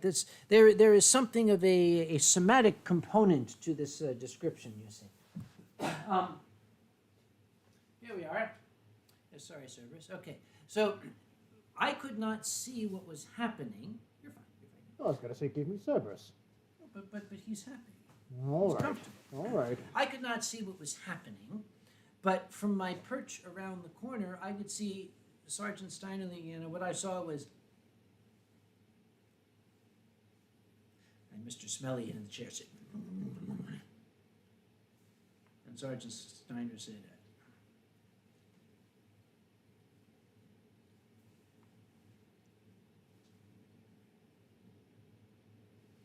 and And Mr. Smelly said, and Sergeant Steiner said, and Mr. Smelly went that way. Yes. So, you asked, what is the earliest story hour story I can remember? That was from my story hour of 2020, Doctor versus Doctor. Mm-hmm. Doctor versus Doctor. Yep. And dude. If Excuse me, did you say douche the first time? Yes, I was referring to Mr. Smelly. Ah, yes, of course. Yes, Mr. Smelly, the douche. Yes. Very much a douche, as the French would say. He is le douche. But I was saying, dude, the story that you just told, what year was that from again? Was that from like 1997? 2020. Well, the when it happened. Oh, that was the year. Oh, no, it was 1999 that it happened. Oh, it happened in 1999. 1999, yeah. 1999. And you know what the people in the audience will say? Thank you, Benny. 2000, yes. 2000. But you know what the people in the audience would say? Dude, I wasn't even born that year. T'Chall just said, oh, poor Gritty. Benny, what did you do to T'Chall? Did you? You didn't. You didn't. No. Tell me you didn't send the picture. No. Okay, everybody out there who's saying what? No. The answer is no. You don't We're want to know. not going to. You do no. You just consider yourselves pure, innocent. Unmaimed, unscathed by the horrors that Benny is mentioning right now, because you don't want to know. This is not going in my stream. However, if Benny were to post like a link to the picture, I have no control over that. I'm just saying, we're not going to tell you what the picture was. Benny's a free tiger. He can do whatever the hell he wants in the channel. I can't stop him. You're sounding exceedingly American. Let me go get my gun. Which one? Anyhow, This is my rifle. yes, This is my gun. Yeah. Yes, Benny. Oh, Keto's wife is back. Hello, Keto's wife. Hello. Oh, hello, Keto's wife. And yes, Benny, T'Challa and yourself, and of course, Mom, being the four of you that were actually there to witness it, in 1999 or 2000 rather. Yeah, so we did pass the 20th anniversary of that story. Soon enough will be the 25th anniversary of that. By the way, Keto's wife says, would you be a deer and boop the camera with your nose? I'm going to ask not, and here's the reason why. This is a new camera, and it's got the high-tech glass, HD glass, whatever thing. I try not to scratch it, and his nose is extremely celestial, so we're not going to boop the nose there. Yeah? And not only that, but if I boop the camera, you see, the problem becomes that the white balance of the camera gets thrown off kilter, because at that point, if I boop the nose, there is no more white. So at that point, the white balance is completely off kilter, and it will take us far too long to rebalance the whiteness. Yes. Wait. Let's see what's... and somebody said something interesting. Question for Tien. Are there any plans to bring back the Grumpy stream? Silver Gatomon, I will state quite honestly that at the moment, I do not have any confirmed plans to be bringing back the Grumpy stream, simply because, well... I am far too grumpy these days to even have a grumpy stream. That is how far the grump has evolved to. But at the same time, I do enjoy at least hopping in every now and then to other streams, such as what you're seeing now, and perhaps other streams down the road. By the way, okay, here's the reason why I do not show the picture. The picture shows Mr. Smelly's face. If I were to have that picture here, Mr. Smelly is still around. Mm-hmm. Knowing him, if word got back that that image was on my YouTube channel, he would call his solicitor and... Okay, he ain't worth the aggravation. Not only that, but, the solicitor, as you know, would be probably in the state of Pennsylvania, where we understand Mr. Smelly is. Now, no. The answer is no. Actually, no. Rocket T. Coyote is saying, time for spin the sake bottle. We're going to, as a matter of fact, since you asked, Rocket, would you please choose between the numbers 1 and 2? This is for Rocket, the numbers 1 and 2. And once we are pouring, we can then go to chapter 4 of the Saga of Rani. Well, I think that would be the closing chapter because there isn't too much longer to talk about. Oh, that. but And this is frankly, the best part. It's the best part for you, not so much for Ronnie. Yeah. Oh, Big Benny says, I beg apologies for sending that photo. All I can say is Ohio wine was an aggravating factor. I was unsupervised. No, Our Benny, condolences, we have Benny. been friends for far too long. You wanted to make sure I would not have another erection for 20 years. That's why you sent it. Ah, okay. Rocket, don't fuck with me on my birthday. Pick one. Ah. If you don't, I will. I'm giving you, well, what we have. Number 1. Here's number 1. Wait, do you remember the old Dr. Demento show? It's time for number 1. This is it. Here it comes, number 1. So, what do we have in sake number 1? Number 1. Singapore, number 1 sake. Yep. I wasn't supposed to look, sorry. Did you already make your own rule? Oh, We it's this one. have Born Gold. This is a Daiginjo sake. Now you notice the color is somewhat yellow, but it is designed to be somewhat yellow. This sake has been filtered, but typically the filtration process involves activated charcoal, which removes that yellow color. This particular sake is filtered without activated charcoal. It not only leaves the yellow color in, it leaves some extremely complex and subtle flavor. No. I'd like to pour some for me. Oh, yes. It's for me. It's for me. It's for me. Sorry, it's for me. It's for free. me. It's for you. It's your birthday. It's for I do it right, yeah. Camaro Cougar. God, you guys are old. I have no clue what the jingle was. That was from... Oh, for fuck's sake. Never mind. children. So, Born Gold, yes.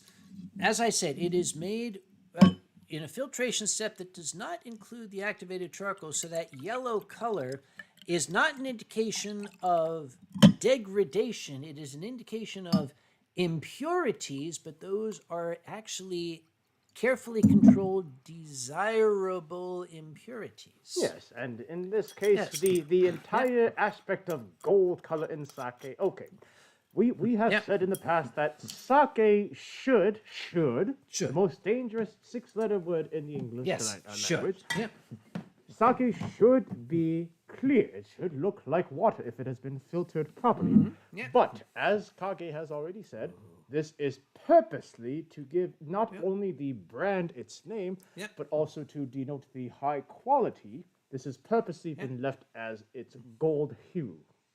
And when you sip this, you have to leave it on your tongue for about half a second because, as I said, the flavor profile is very complicated. Yes, exactly. It is exactly the same as diamonds, as actually I learned quite recently, where diamonds, if they are, pure, they are supposed to be crystal clear, as you could see. But actually, the impurities in some cases actually bring out different colors and different notes. DL, he's not a friend of yours, is it? Uh, We're coming after you, DL. not the deal that I know of. He's on the DL. Yo, this is.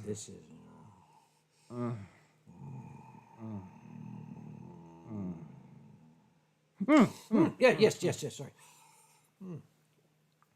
Oh, you did not see last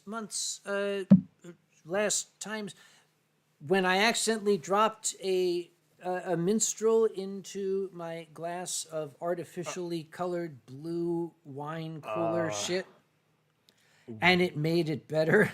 Wait, what? Maybe you should watch the last stream, all 6.5 hours of it. Thank you, Cryo. Yes. Yeah, when I accidentally dropped a minstrel into this disgusting, like melted popsicle blue wine cooler shit, and it was like, dude, this Okay, first of kinda all, worked. why were you drinking blue wine? Cryo. That's why. That's a good last explanation. last time was blue. Yeah. The entire stream was Yeah. I'm blue, da Yeah. boo dee ba boo die. Yeah. Oh, and Benny points out, who is it that told you not to shake Mr. Smelly's hand? The general manager of the hotel. Oh. When I was going out to talk to Mr. Smelly, the general manager took my shoulder and said, Sam, don't touch him. Which was probably exquisite advice, because when Mr. Smelly held out his hand, I was like, you'll excuse me, I'm trying to avoid con crud. Yes, Yeah. yes. Your doctor told you were getting too much handshakes. I'm getting too much smelly. Yes, you're too much smelly Yeah. in your life. Yes, we might have to make a sign for. No, I'm not going there. Yeah. Ah, Okay. yes. This again, as I was saying, the impurities actually sometimes bring out flavors and Yeah. notes that you Yep. would have never experienced if you would have to filter this. Exactly. Now, it would be good sake if they were to filter it and remove that color, but it would also remove those very, very, very subtle flavors. Something that only, as we can see, people that enjoy sake more can appreciate. JD Drums, why is he drinking out of a graduated cylinder? Hello, JD. PhD chemist here. That's why. Yes, this cylinder graduated from college. That's why it's a graduated cylinder. Yes.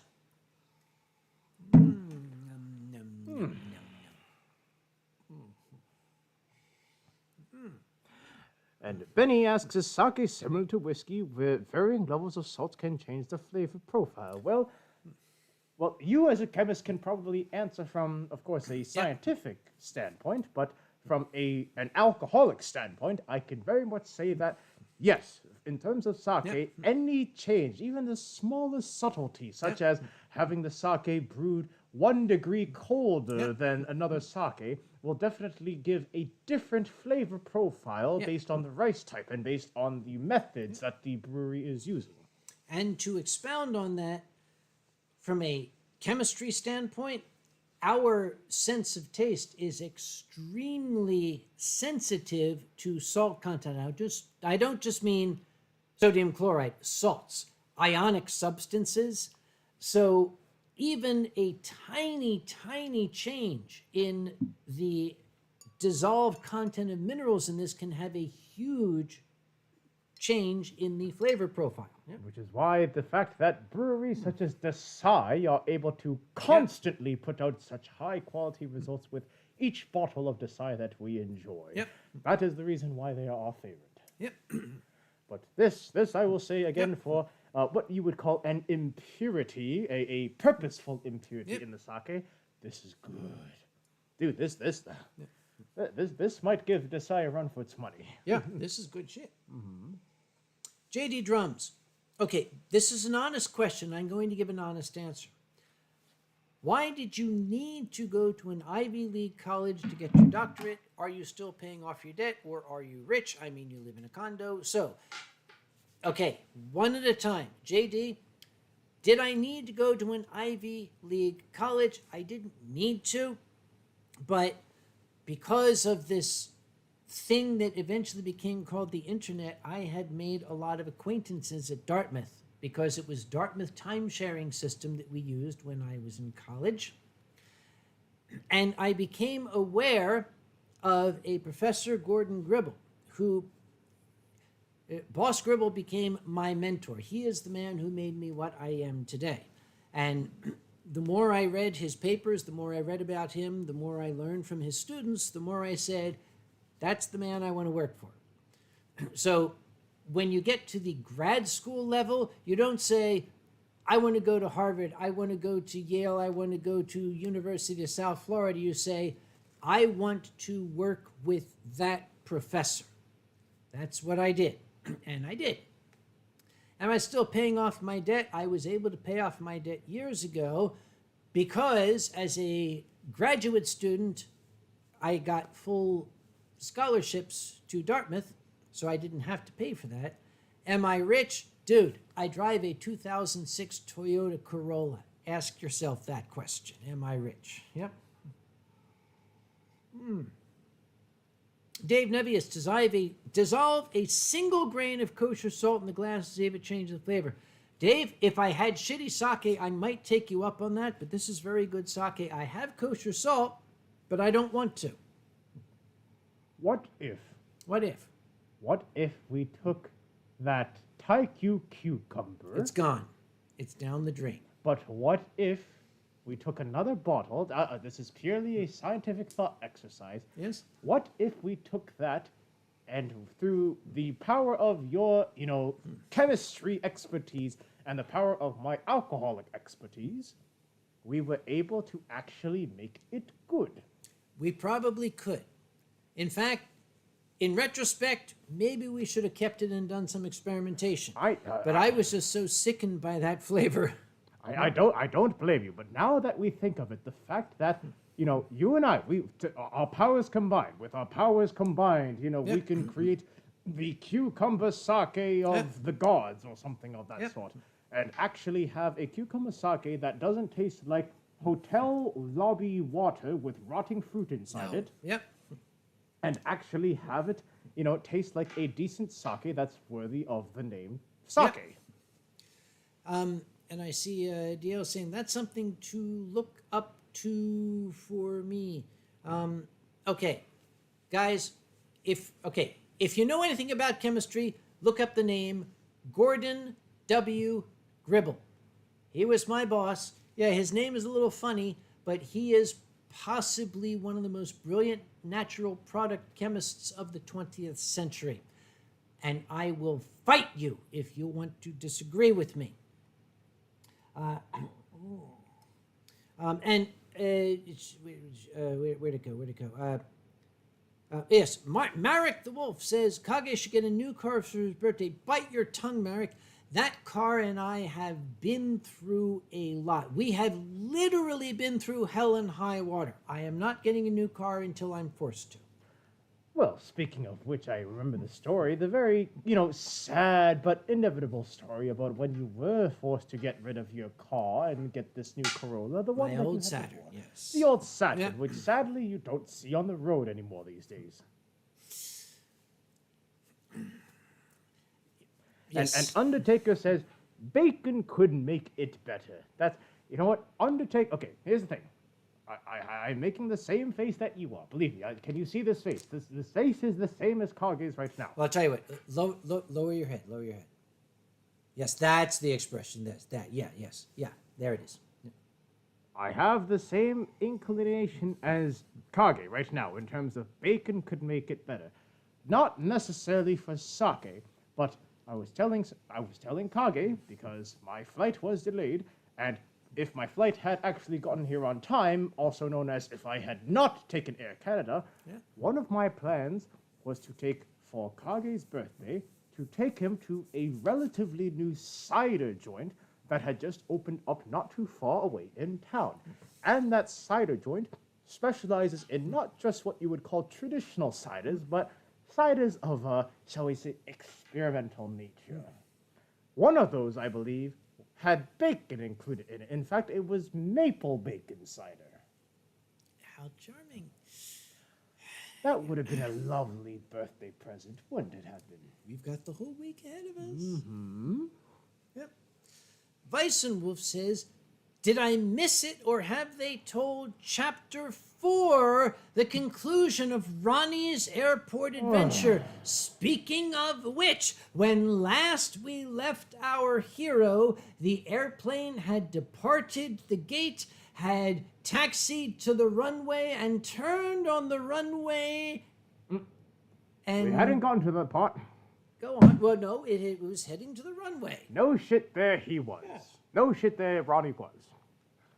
On the plane, 4 hours late, 4.5 hours late actually, destined for Raleigh, North Carolina. The final destination, not the movie, that's copyrighted, but final destination for many of these tired, weary, and frankly fed up passengers who had been waiting all day, all night, some of them who had been waiting since the previous day, to just go home or go where they needed to go. And the plane had finally gotten a ground crew. They had finally done the jobs that they were paid to do. And the plane was on its way. It was on its way.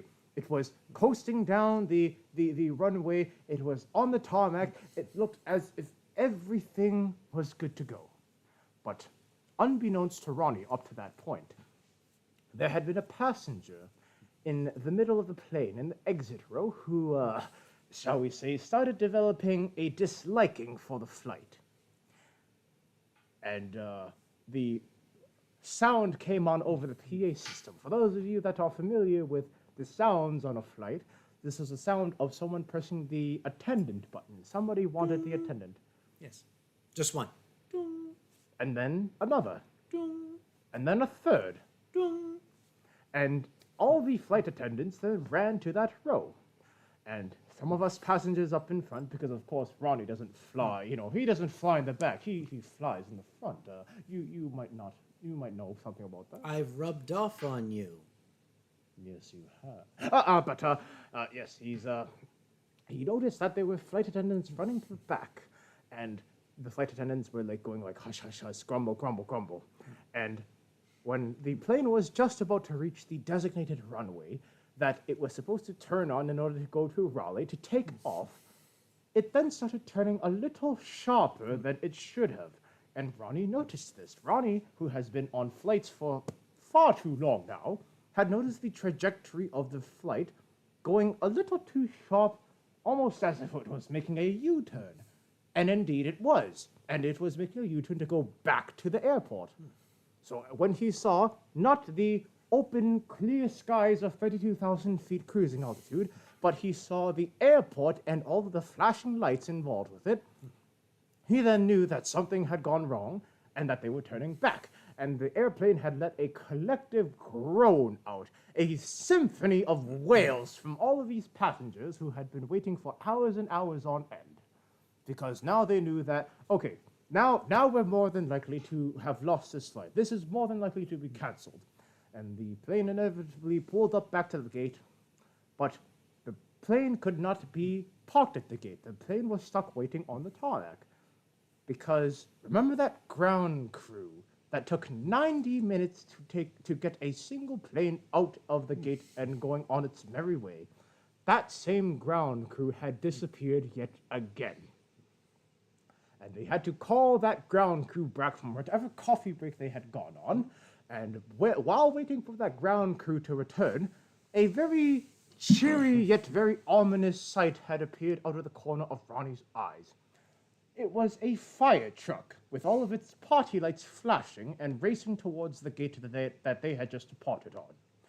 So at that point, it was pretty much confirmed, and it was heard on the announcement right after that, that someone on the plane, yes, that one right there, that was the sight from the corner of Ronnie's eyes, that someone on the plane had fallen ill and had requested very urgently to be taken back to the airport. Now, normally, this would have at least, garner the sympathy of all the fellow passengers on board, but this plane was already 4.5 hours late at this point. We were just about to turn back and take off to the destination, and now we were forced to wait yet another undisclosed period of time. And when the plane had finally found a ground crew, and they were able to go back to the gate, we had actually seen the passenger in question who was sick. They had gotten up on their own 2 feet and they raced to the door. They quite literally raced to the door. And you see that image right there. Yes. That's the one in the middle on that ramp right The there. lady in black, yes? That was a middle-aged lady who had absolutely no sign of being in need of medical assistance, who had been stumbling off of the plane as if she had maybe had one too many drinks. And that had caused the entire plane to be turned around and delayed yet another hour. That had caused the ground crew to have taken off their very well-deserved coffee break, and caused the EMTs to have rushed out for basically no reason other than to make sure that she was not drunk. Thankfully, at that point, the ground crew just they did their job. They did their job one more time, the job that they had already done, and they said, okay, well, that's it. We've done a good job. Everybody go home. They did it one more time after we had managed to deplane, what Ronnie had rightfully called a Karen. And the plane had finally this time, had the clearance to take off and make its way to Raleigh, where, well, to put it in perspective, the plane, which Ronnie would have originally gone on, would have arrived at 4 p.m. in the afternoon, and Ronnie and Uncle Kage here would have been able to spend a lovely time having a lovely birthday dinner and lovely birthday cider. Apparently it was not to be. It was not to be, because what ended up being was Uncle Kage here, bless his, ever so generous personality, Uncle Kage here waiting up until 1:30 in the morning at the airport for Ronnie to arrive, sleep-deprived and extremely irritable, and drive him back to the place where he is staying. And as soon as Ronnie got there, there wasn't even a word of gratitude. There was no exchange of conversation. Ronnie just simply passed out on the couch. And, well, again, bless Uncle Kage's heart over here. His birthday present was getting to play the late-night Uber driver for a very tired and very irritable dragon. Talon, by the way, not related to the story. Talon, fuck you. Don't read this out loud. Just look at it. You all don't need to know. Let's see. No.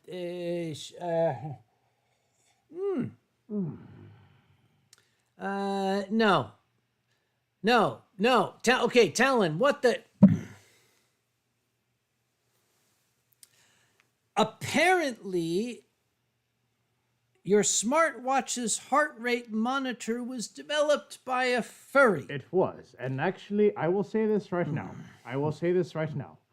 I actually do not know if this person wishes to be known. Because That's why we're saying, yep. They have done a damned job over the past 20 years to specifically not make themselves be known. Okay, my eldest sister, Katie, your aunt, sent this to me. I'm getting rather mixed messages. I'm getting some mixed messages out of this, too. I would not expect that from my eldest sister. She's, anyway, Alkali says, Yiu le rozonim re fi Adonai leolom. I'm sorry, it's in Yiddish. We're trying to translate. Mazel tov, mazel tov. Mazel tov, have a cocktail, have a mazel tov cocktail, yeah. Something about alcohol, because it's alkali. Alkali, yes. All right, yes. Oh, and Talon says, oh, yes, that post. Yeah, don't think you were trying to ruin my birthday for that. Yep. You're being slow. I was telling a story. Sorry, You buddy. had made me regale the rest of Ronnie's story. I did. And in real time as well, because you were assisting with all of the photography that Ronnie had sent you. Do you know how long it's been since I have appropriately sung the Singaporean national anthem on my stream? Did you not do it last time? I don't think I did, because Did you not remember it? Cryo didn't know the words. Shall we? Is it that time of evening? It is that time of evening. Ladies and gentlemen, please rise if you know the words. I would get the flag, but that would involve getting up out of my chair, and I will get the flag. Get the flag. You know where they are? Yes, I do. Okay, by the way, you guys who wanted to see his tail, What? watch. Get the flag. Get the flag. You know where it is. Watch. See that? It's behind Cerberus. Cerberus, move. No, you're supposed to get just the flag, not all the flags. Shut up! All right. We have enough flags to conquer Queen Elizabeth's empire. Okay. We got the Singapore flag right here. Yes, Singapore Ready? flag. Yes. Okay. We can get in a lot of trouble for this, can't we? That you would actually get cancelled. It would be hashtag cancelled. Okay, here's Scotland the Brave. There's Rule Britannia. Here's Oh, Norway, I love you. Here's, where the hell is it? Oh, wait. I see it. There it is. It's right here. That's Germany. That's the German side. Einigkeit und Recht und Freiheit für das deutsche Vaterland. No. Wait, there was. Yes, there we are. Yes, okay. Yeah, sorry. I was going to do Rule Britannia. That would have been like 80 years ago. But no. All right, you hold this. You do this part. Right. There we go. Hang on, need to wet my whistle. Ladies and gentlemen, please rise for a small observance for our dear friends from the island nation of Singapore. Ready? Ready. Mari kita rakyat Singapura sama-sama menuju bahagia. Cita-cita kita yang mulia berjaya Singapura. Everybody now. Marilah kita bersatu dengan semangat yang baru. Semua kita berseru. Majulah Singapura. Majulah Singapura. Play ball! Yeah, we actually got it quite well. I think we did. Yes. I think we did. Oh, wait. What's this? Should we do the Australian? Should we do the Australian anthem? Is Doc Rat here? Wait, is this Australia or New That Zealand? is that. Okay, New Zealand has the red stars, right? Yeah. I can never remember. It's okay. One will invade the other. Right. Big Bonnie Fish became suddenly rich, got a big fancy house in Melbourne, with buckets of loot and big black leather boots, acting so haughty and well-born. But we of Australia are children of convicts, some of us wear it quite proudly. So as he rides by in his carriage so fine, I wave and I call to him loudly. Everybody now. Was your grandma a whore? Was your grandpa a thief? Were they forgers and grafters that fell to their grief? If you're born of Australia, I know who you be. You're the son of a scoundrel like me. Second verse. Madame Marie loves the men from the sea. She says that they're good for business. Her daughters are found in a section of town known for a certain rudeness. Then the judge paid a call, and the cop said, that's all. It's time for a new profession. Marie laughed out loud, and in front of the crowd, she said, Judge, would you answer one question? Was your grandma a whore? Was your grandpa a thief? Were they forgers and grafters that fell to their grief? If you're born of Australia, I know who you be. You're the son of a scoundrel like me. There's a third verse. What's the third verse? Something about kangaroos and Something snakes kangaroos and snakes biting wallabies people. and pangolins and stuff. Right, pangolai. That's pangolai. Yes. It's like play out- ball. Yeah.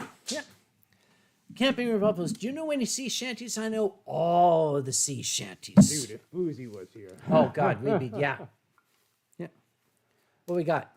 Oh, well, I figured if we're in the company of yours truly, then we should. Where the hell do you have it? Do you not have Canada? Yes, I thought you had Canada. I do. It's Where's Canada? right. Canada is right here. Canada. That's Finland. Where's Canada? Oh, wait. No, that's Finland, actually. No, that's Finland. The other one is what was the other one? Oh, wait, this is England. Sorry, that's the flag of St. George. Well, that was Canada. Right. That was Canada. Past tense. Fantastic. Wait, give me the French flag. We'll just put them together and Oh, yeah. They can copulate. here it yes. is. Here it is. That's France right there. That's France. All right, yeah, there we So go. here we have Canada. Yes, that is Canada. Yep. Okay, if you make them copulate enough, give me a second here. Hey, where are you going? To receive the child of France and England. Right. It's got to be up there somewhere. What are you doing to me? Nothing. Dragons are so destructive. Nothing. There's Canada. Canada, come here. That's it. I found it. That's Canada. That's Yeah. Canada. There we go. Okay, There's this is Canada from years past. There, no, that's it. No, that's That's not. That's another that's thing another too. s- Why do you have two Singapore flags? don't There know. are two Singapores. Give me this. That's what this? That's Daneland. Daneland. What did you? Daneland. That's Daneland. Yeah. Is it not called Daneland. No, dude, you're looking right at it. It's fucking right here. I found it. What? Oh. I found it. I have found the greatest nation on earth that every zombie movie refers to as the last haven. Canada. It's really big. Yes, Canada is really big. You mean the country? Yes. Ready? First off, would you please all forgive me if I sing the classical lyrics because I'm old and I don't necessarily know the new lyrics? All right. Let us do the traditional Canada, shall we? Oh, Canada, tell the North oh, sorry, that land, true patriot love, in all of us this command, with glowing hearts we see the true north strong and free. free. From far and wide, O Canada, we stand on guard for thee. God keep our land until we need it back. O Canada, we stand on guard for me. O Canada, we stand on guard for thee. Play ball! Play ball! Yes, don't throw Canada away. We might need it in case of zombies We come. should do this one. You take the lead on this one. Wait, where's the German flag? Where's the German flag? Dude, did you already axe Germany it was, off? It was here. It was here. Right there. Because we have to do the... That's not Fuck it. Germany. No, it's... Did you put Okay, we had the Germany flag. What happened to it? Guys, what happened to the German flag? Did you see what happened? Dude, Germany already got screwed twice over by the European nations. They're not going to do it a third time. That's Belgium. That's not Germany. Wait, give me Belgium. Oh yeah, Belgium. Yes. Okay. Now it's Germany. Right. Basically, this whole that's segment. Germany. Yes, it is. Yes, Okay, so basically you have this Lieb Vaterland magst ruhig sein, Lieb Vaterland magst ruhig sein, fest. And then this guy comes and says, play the Marseillaise, play it. And then the guys look over at the guy, he's like, yeah. And it's just, allons enfants de la patrie, le jour de gloire est arrivé.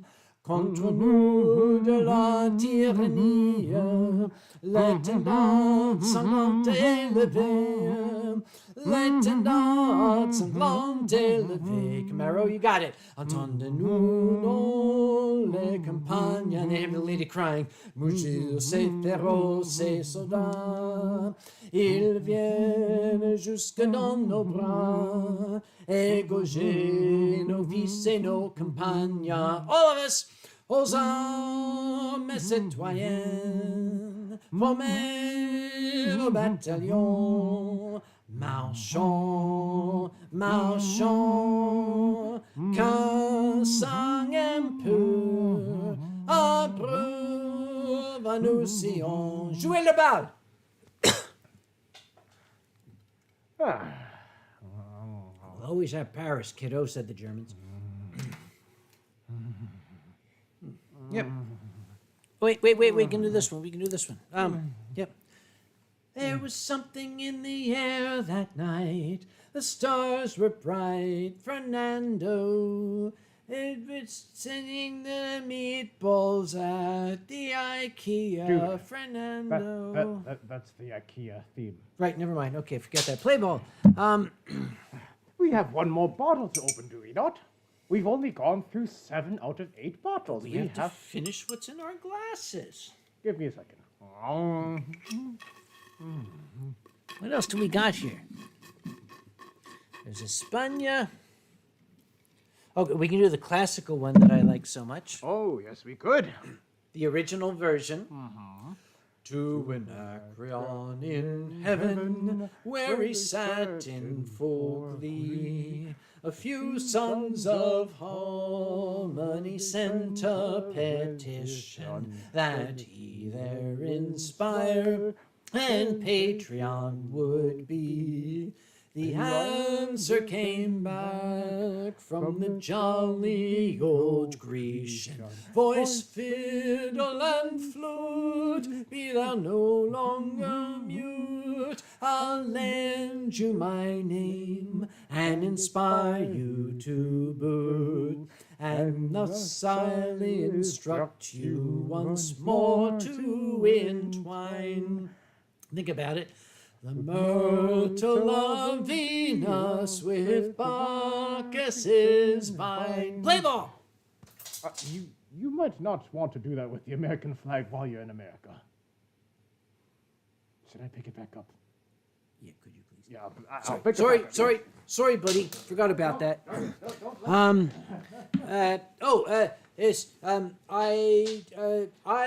will either be a hero and get a medal or be court-martialed. That's how the song goes. Oh, Kamara Cougar says we haven't done Loch Lomond for a while. Where's the Scottish? Here it is. Get the Scottish flag. Yep. This is for Ma and Da Amor and Fox Amor. Manda. We'll put it back on the side for now. There we go. Okay, should we do the sad one? Just I've heard them lilting at the American. No. Okay. We need to do the run rig version. We need like the let's go. That's the death metal version. Yep. You'll take the high road and I'll take the low, and I'll be in Scotland before you. But me and my true love will never meet again on the bonny, bonny banks of Loch Lomond. Play ball, he said. Yes. No, actually, it's play football. Play football. Play football, because of course, supports football. Dude, it's right here. What the hell? You said you couldn't find it. What? The German flag is right there. You were the one that said you couldn't find it. Okay, we need the Top Gun theme. How many years have you been to your friends and you couldn't find Germany? We need the Top Gun theme. That's Taiwan. Yeah, that's why we need the Top Gun theme. Think about it. Remember that? Yeah. Play ball. All right. Sorry, what else we got? Wait a minute. Oh, Freunde, mit die deutsche Wut. Freude mit die deutsche Worte, ich kenn ich nicht diesen Wort. Das ist Beethoven, ist besten heimlicher in Bier invest. Nein, ich bin Nudel. Es haben Sie ein Bier. Großen Schwanz. Yeah, yes. Yeah. What else we got? Well, you know what we don't got? What don't we got? Okay, all right. Do you know what, Jen? Hmm? I'm going to let you open number 8. And why is Sorry, that? number 2. Because it's the last one. I shall let you open it. Das ist ein übergroßen Schwanz. Nein, das ist Wein. Großen Wein. Großen Wein. Use those building ripping claws of yours.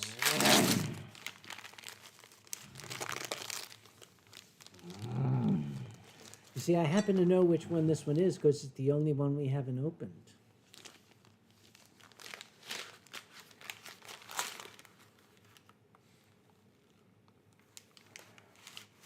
And somebody said he didn't know which bottles It's the were which. last one, and do you notice those purple strings? Shall I open it for us? Ladies and gentlemen, this is Dasai 23. Also a gift from Mama T. Take that out of your mouth. I'll give you something else to put in your mouth if you want. Geben Sie mir. Danke. You mean the string, right? Yes. Yes, the string. Jekyll says, how do you store all the alcohol you get from Anthrocon in my body? Do I have a cellar? Actually, no, but there is actually a wine rack behind Cerberus. You can't see it. The wine rack used to be actually guarded by Ronnie. Isn't Yes, that right? but he's here now. Well, actually, if you grab Ronnie, Yeah. grab Ronnie. Ronnie himself seemed to have, he seemed to have had a bit of a change of his culture recently. I don't know if Da or Ma or Fox is here, but as you can see, Ronnie, after having some time with the wine rack, seems to have changed his, Sex, he's wearing a skirt. Yes, he's changed his sex, as you have said. Yes, as you can see, as Ronnie is a Oh, little... that's a clit. A kilt. That's a clit. Sorry, Make that's with a the porn. kilt. Make with the porn. I'm working on that. We have had a bit of sake so far. Yeah. Okay, Conquer the Cat is saying, is it a racist flag? Actually, Conquer, I have removed some flags from my collection because of their historical connotations. And that's the thing, is that, okay, you depending where you're from and, you know, what culture or heritage you may have, you may find offense with some flags, you may find offense with some anthems.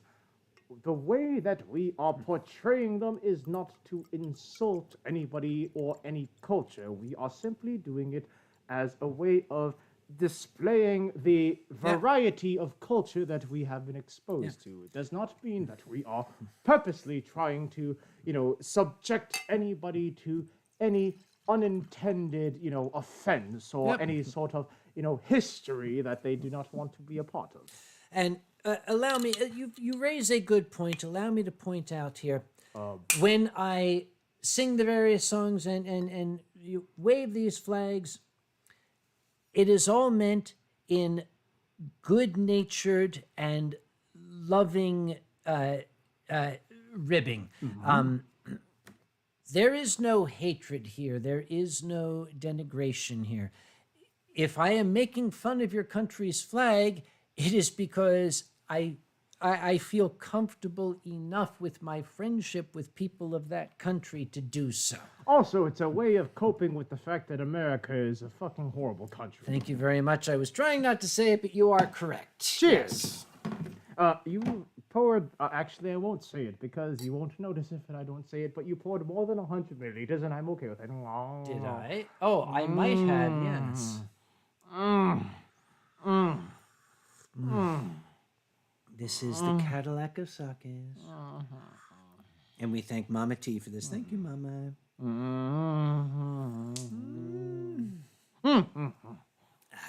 Yep. Yeah, this will do. Yep. This will absolutely do. Thank you very much, Mama T. You have an old dragon and an even older scientist's humble thanks. Okay. Yes, when Mama T last came to visit, she brought these lovely gifts. My darling, you might have noticed I was a little bit quiet about the gifts. This is why I was saving them for this exact moment. So thank you very much for bringing them along, and I'm covered with yellow fluff. But go on, And Camaro Kuga, as we said, Camaro Kuga, we are not trying to say these things as, you know, a way to insult these countries. We are saying them as a way of saying we are comfortable enough with the culture of these countries that we may make comedy of them. It does not mean that we are trying to hate or promote hate for these countries whatsoever. And I very, very often will return to the wise words of Red Skelton. I hope that nobody took offense at what I said tonight. That was not my intention. If you were upset by what I said, I didn't mean to upset you. I apologize. So yes, he is. You want to know what's under Ronnie's kilt? I know what's under Ronnie's kilt. What's under Ronnie's kilt? He's not Scottish. He's wearing underpants. That's what's under his Yes, kilt. squeaks. So this is this? Oh wait, where's Drachetto? Drachetto, pause, big dragon pause. What's the Italian national anthem? The closest thing I was going to say the closest thing I know to the Italian national anthem is the jingle from the local pizza shop. Yes. Do you want Pizza. No. Actually, do you want me to recite the one that's from where I'm from? Yes, go on. Yes, go on. All right, Yeah. here we go. Ready? And it goes 439 ho ho ho ho pizza nova 439 ho ho ho ho pizza nova. What? What? Whenever you order pizza nova, you get Italian pizza. It comes with a friendly ciao. And that's the way we'll greet ya. 439 ho ho ho ho pizza nova. Sure. Okay, that's very charming. They're from Italy. That's how it works there. Yeah. By the way,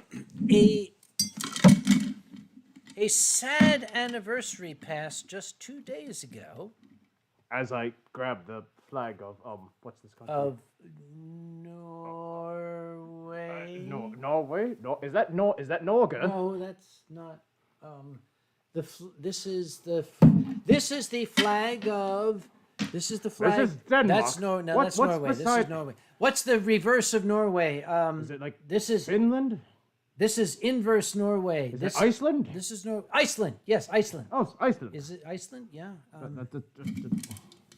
Dude, why do they all have the same design? I don't know. It's fucking Europeans. Vikings. Goddamn Vikings. Yeah. They would.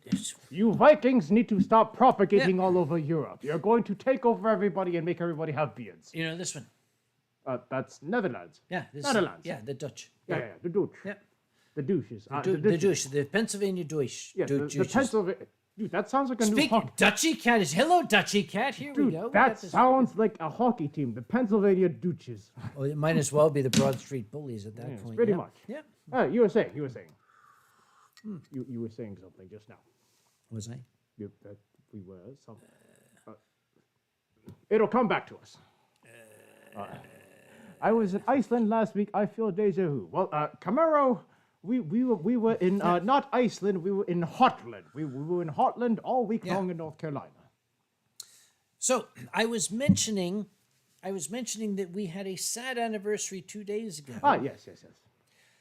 It was the 50th anniversary on June 2nd of the death of one of Canada's greatest folk singers, Stan Rogers, on an Air Canada flight.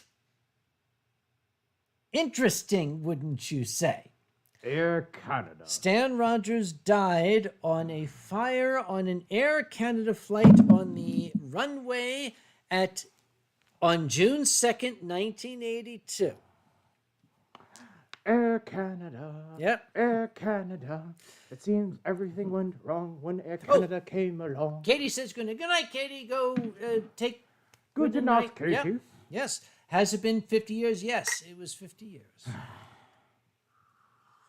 Actually, while Ronnie was waiting for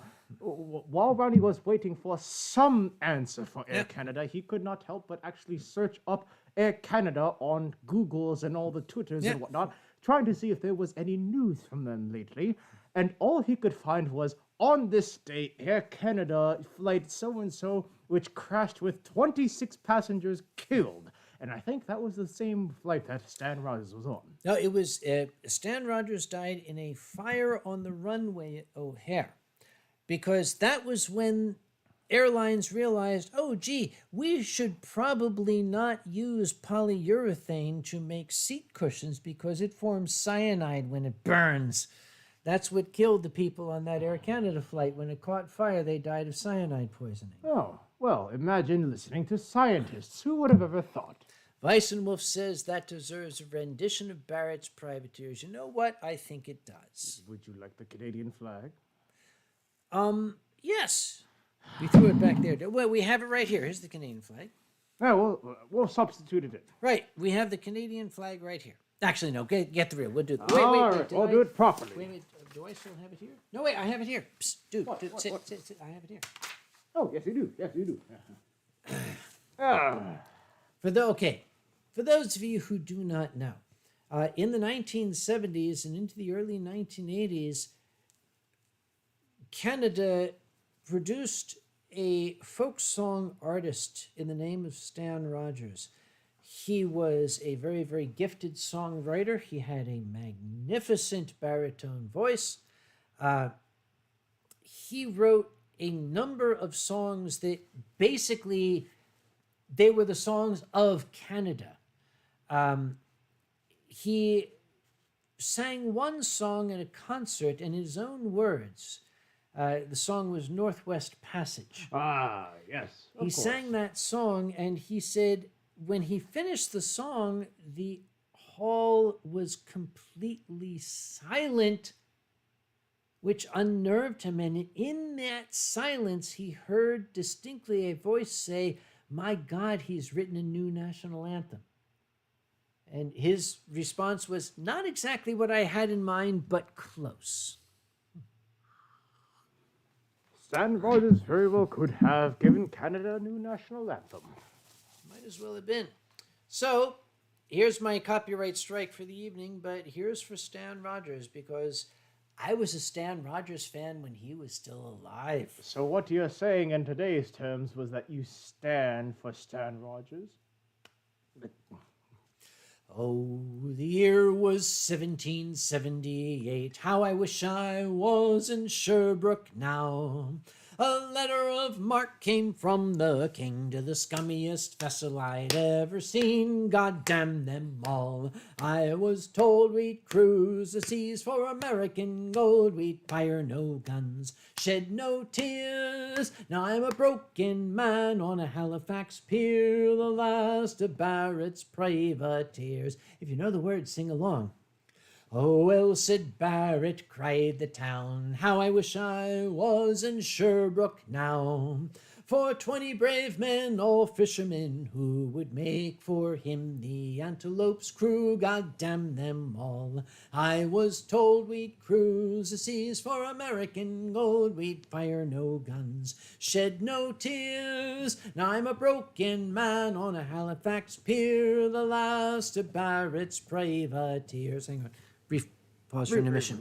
Refuel, relubricate. Yep. I got it.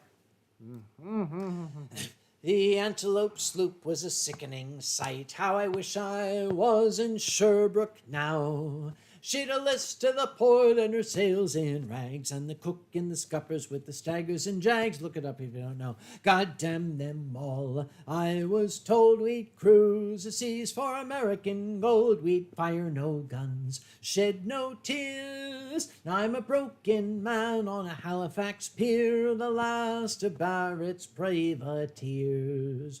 On the King's birthday we put to sea. How I wish I was in Sherbrooke now. We were 91 days to Montego Bay, pumping like madmen all the way. God damn them all. I was told we'd cruise the seas for American gold. We'd fire no guns, shed no tears. Now I'm a broken man on a Halifax pier, the last of Barrett's privateers. On the 96th day we sailed again. How I wish I was in Sherbrooke now. When a bloody great Yankee hove in sight, with our cracked 4-pounders we made a fight. God damn them all. I was told we'd cruise the seas for American gold. We'd fire no guns, shed no tears. Now I'm a broken man on a Halifax pier, the last of Barrett's privateers. The Yankee lay all down with gold. How I wish I was in Sherbrooke now. She was broad and fat and loose in stays, but to catch her took the antelope 2 whole days. God damn them all. I was told we'd cruise the seas for American gold. We'd fire no guns, shed no tears. Now I'm a broken man on a Halifax pier, the last of Barrett's privateers. Then at length we stood 2 cables away. How I wish I was in Sherbrooke now. Our cracked 4-pounders made an awful din, but with 1 fat ball the Yanks stove us in. God damn them all. I was told we'd cruise the seas for American gold. We'd fire no guns, shed no tears. Now I'm a broken man on a Halifax pier, the last of Barrett's privateers. The antelope shook and pitched on her side. How I wish I was in Sherbrooke now. Barrett was smashed like a bowl of eggs, and the main truck carried off both me legs. God damn them all. I was told we'd cruise the seas for American gold. We'd fire no guns, shed no tears. Now I'm a broken man on a Halifax pier, the last of Barrett's privateers. Dramatic pause.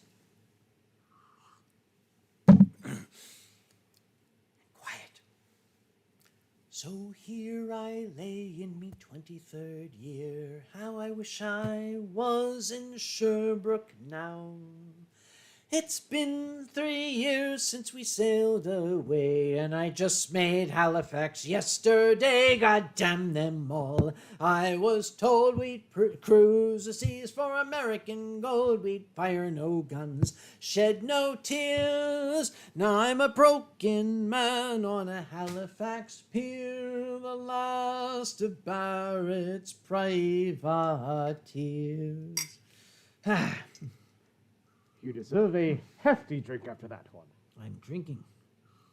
And it is a song that you would sing on a pirate ship, Kamara Cougar, if you were part of Barrett's privateers.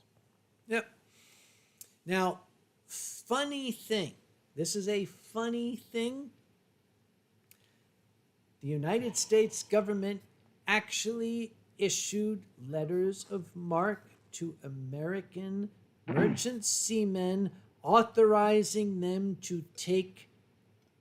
Okay, never mind. We're not going to get into that. Let's move on, right? Okay. Yeah. Death Seer. Hello, Death Seer. Impressive you know the whole song. Death Seer, I have been listening to Stan Rogers songs, as I said.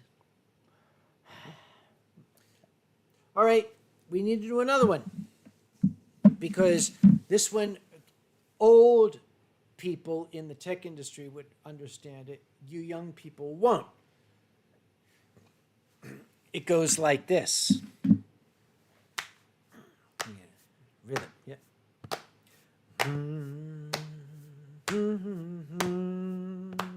Ready? Well, I rise up every morning at 7:45. Some woman who's my wife tells me not to be late. I kiss the kids goodbye, can't remember their names. And week after week, it's always the same. And it's, oh, boys, can't you code it? Oh, program it right. Nothing ever happens in this life of mine. I'm hauling out the data on the Xerox line. Well, it's coding the day to give the keyboard a punch and cross-correlate and a break for some lunch. Correlate, tabulate, process, and screen. Program, print out, progress to the mean. And it's, oh, boys, can't you code it? Oh, program it right. Nothing ever happens in this life of mine. I'm hauling out the data on the Xerox line. Well, it's home again, eat again, watch some TV, make love to my woman at 10:53. I dream the same dream when I'm sleeping at night. I'm soaring over hills like an eagle in flight, and it's, oh boys, can't you code it? Program it right. Nothing ever happens in this life of mine. I'm hauling out the data on the Xerox line. Someday I'm gonna give up all the buttons and things. I'll punch that time clock till it can't ring. Burn up my necktie and set myself free, 'cause no one's gonna fold, bend, or mutilate me. And it's, oh boys, can't you code it? Program it right. Nothing ever happens in this life of mine. I'm hauling out the data on the Xerox line. And it's, oh boys, can't you code it? Program it right. Nothing ever happens in this life of mine. I'm hauling out the data on the Xerox line. Xerox line. That too was Stan Rogers.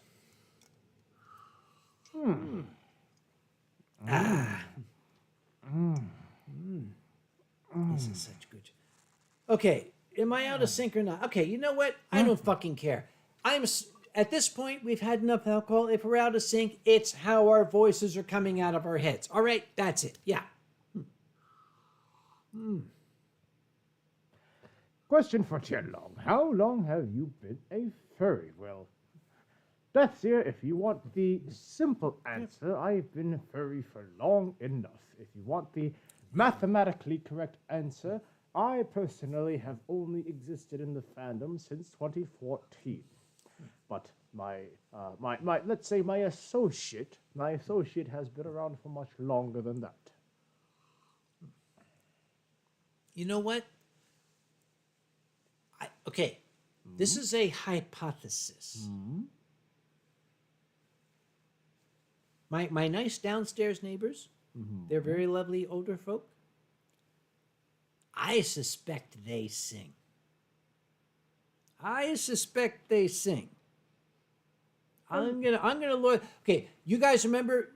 Okay, do you remember Auntie Marilyn, my neighbor across the way? She was here on the show once. God rest her soul. God rest her soul. She has since passed along, but I suspect my neighbors below. I'm going to talk to them. You know what we could do? What? We can go down there right now.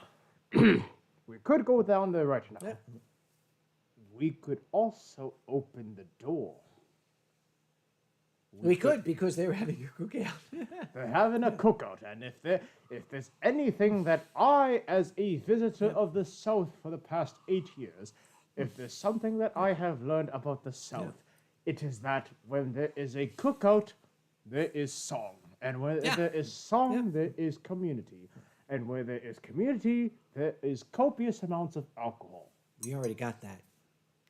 So we're doing it in reverse. Yeah. We've got the alcohol, which then makes the community, which is everybody here, and then with the community then comes song, which is what we're doing, and then what you're saying is all we're missing is the cookout. You feel like barbecuing? I just feel like we had dinner. You feel like barbecuing? No, we had dinner. You remember that? All right. Besides, I suspect that when this... I don't think we're going to the other bottles. I think we're going to finish this bottle. When this bottle's done, I say the stream is. When the bottle is done? This bottle. Because that was a large bottle. Did you notice? That was a 750 ml bottle of 23. Thank you, darling. Thank you. I did, and I want more. But you still have... Do you still have? I don't know what you're talking about. I certainly...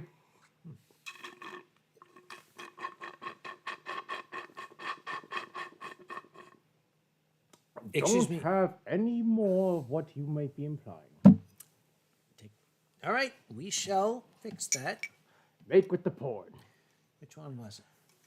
And Furry Trainer says, thank you for allowing me to celebrate your birthday with you. Oh, Mike, darling, thank you for thank you for celebrating it with us. Thank you so much. Yeah. And Not to speak for, of course, the birthday boy beside me over here, but, well, did you just pop your bottle? Dude, we're still on camera. You can't be popping your bottle that early. That means we're gonna have to finish it because the lid. Oh, well, I guess we'll just have to. That is the problematical sake. because we have to because the lid. The, you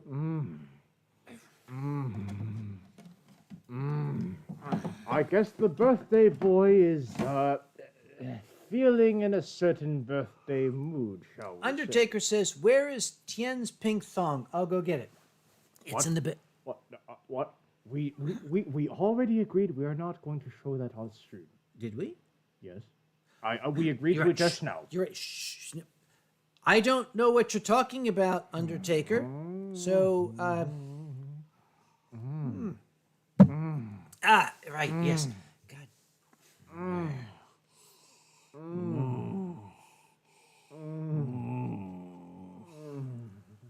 You know what? If there was a giant vat of this somewhere in an industrial site and I fell into it, I would just Close the lid. if they sent me a life preserver, I'd be like, no, this is how I die. Just This close is the it. lid. Close the lid yes. and turn off all life support. Manuel Pinner, you two are hammered. Not yet, we're not. We're not not till ham- this bottle's done. No, we're not we're- hammered till I say we're hammered. We're not hammered. We're positively nailed. Mm-hmm. Actually, that's after the stream. But anyhow. Right. Yes, right, yeah. yes. Oh, Citrine is here. Citrine, Hello, Citrine. How are you, my friend? We apologize that Citrine had to hear that what we called music, which was clearly not music. It was music like substance. Substance, yes, we'll call it substance. Yes.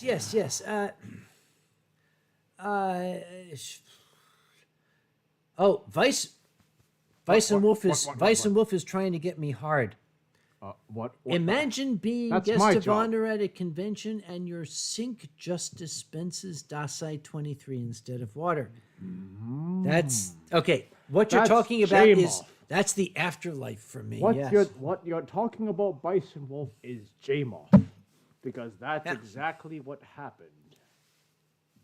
I gotta pee. Keep these people busy. I'll be right back. You're not going to the sink that dispenses. No, I'm not going to the sink. No, That sorry. dispenses the Psi 23. No, I gotta pee. Keep them busy. All right, I will be Uncle Tien for a moment. All right, there we are. Now I am between Tien Long and Uncle Kage, so I am now known as Uncle Tien. Although it would be more accurate if you would call me Great Uncle Tien, because apparently being an uncle is not good enough. So I will be a great uncle at this point, or a grand Uncle Tien. Pleasantly sloshed, perhaps. Now, Rocket T Coyote, I don't know if you recall, but on this stream, as well as on my personal stream, we have a rating system that we refer to as the days of being drunk.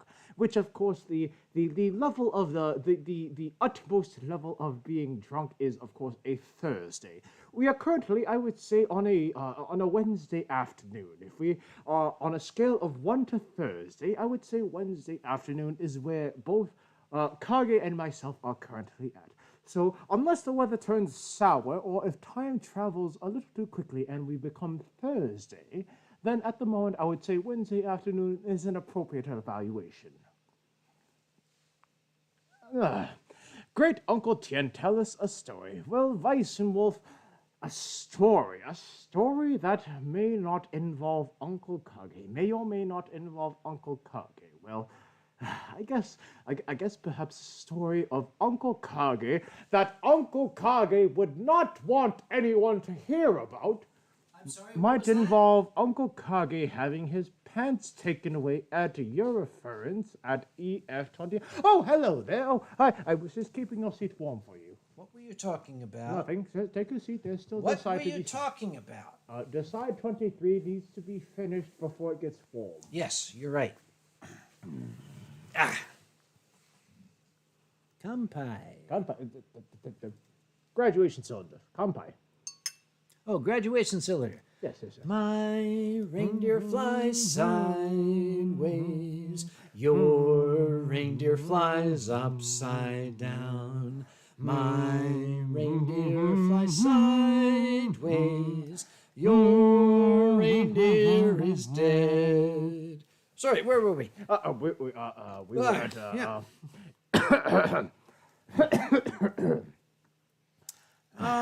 Men. Tien Yeah. Long, Uncle Kage. Apparently, you are now long. Am I? Oh, you are. Am I?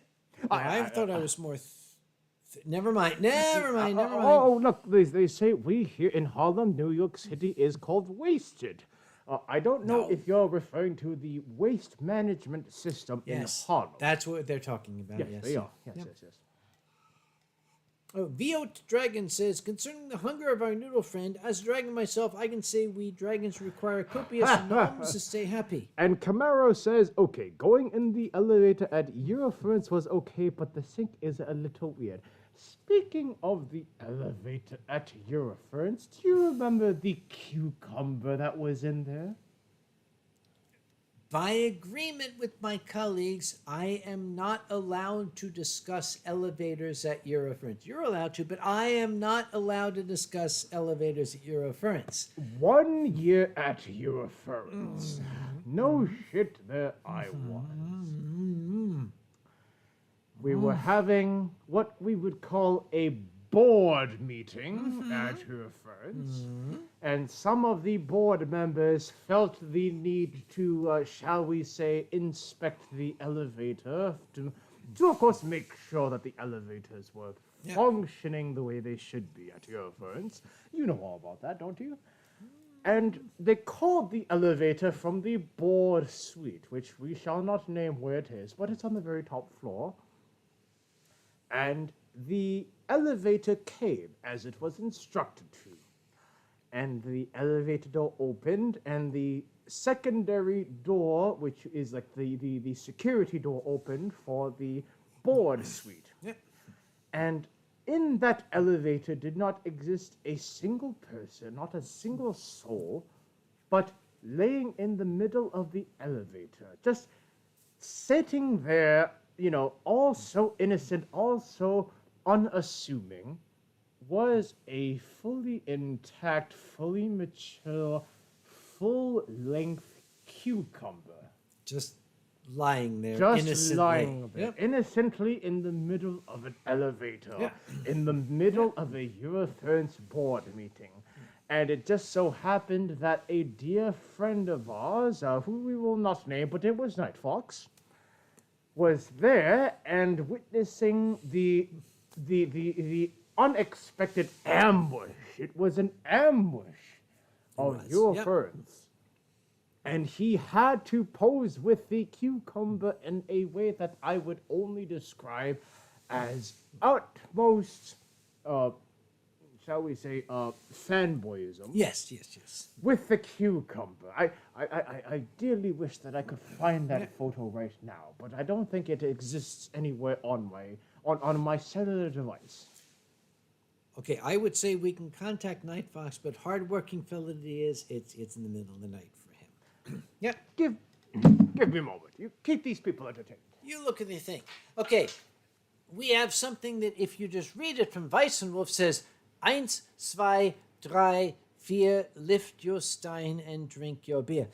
How cute, but you need the music to go with it. 1, 1, 2, 3, 4, lift your stein and drink your beer. 1, 2, 3, 4, lift your stein and drink your beer. Drink, drink, drink. 2 eyes that are bright as stars when they're shining on me. Drink, drink, drink. 2 lips that are red, red and sweet as the fruit on the trees. Here's a hope that those bright eyes will shine, lovingly, longingly, soon unto mine. May those lips that are red and sweet unite with mine in the words, drink, drink, let the toast start. May young hearts never part. Drink, drink, drink, let every true lover salute his sweetheart. And we're going to follow that up with this. ゴキブリゴキブリ体操ゴキブリゴキブリゴキブリ体操ゴキブリゴキブリゴキブリ体操ゴキブリ So had you never seen that before? So you never saw that? Dude. Is that new to you? Dude. What? Dude, I had wondered how you had lost all that weight. Calisthenics. Are you telling me that you participated in the cockroach calisthenics program? Shall I go back behind the sofa and show you?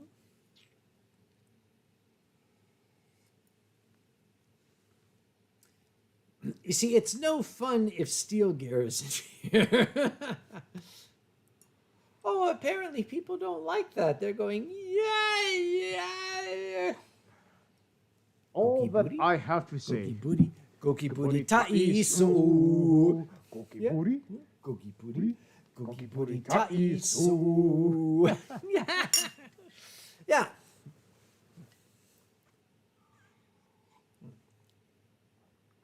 Let's see.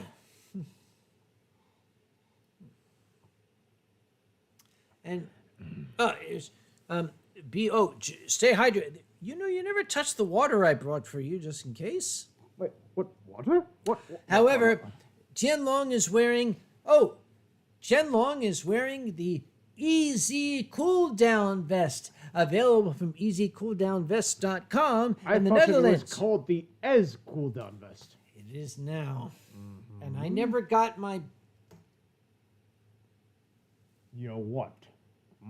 Should I tell that story again at Story Hour this year? Tell Is it a time? story to us, Uncle Kage. The Ez Cool Down. These Yes. folks know it. I'm wondering, should I tell it at Anthrocon this year? Well, here's what I will tell you about Anthrocon this year. All right. On a slight note of realism, Yes. these past 2 years that we've all suffered, Yep. these past 2 years have unleashed what I would describe as a torrent, not just a little rainfall, not a flood, a torrent. A BitTorrent. A BitTorrent, yes, a BitTorrent-sized wave of new furries that are now seemingly going to the very first FurCon that is available to them and in their locale. Anthrocon, I will tell you right now, and this is something that whether you remember it or not, which is most likely you won't, Anthrocon, we will be seeing an entirely new generation of furries that you know I will recognize because of the fact that these were furries that did not exist until the pandemic. In other words, yes. Yes. In other words, okay, tell that's the damn the story. long answer to my short question. Should I tell it at Story Hour this year? Yes. Well, Yeah. what are the stories that we will be telling at the story hour this year? We're telling that story. Are we telling anything about Air Canada? Oh no. Well, okay, that's for you at the bar. I'll be at the story hour. I have already told the story of the fire at Pearson. I was going to tell the story of I was the thing that The thing at the place. yes, the thing that with came the- up with when the- I with the when person that with the yeah face.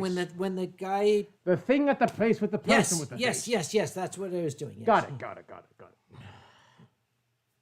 Oh wait. VO to Dragon. Can't drink tonight because I took my pain meds, but I can wish you a happy. Here's to you, VO.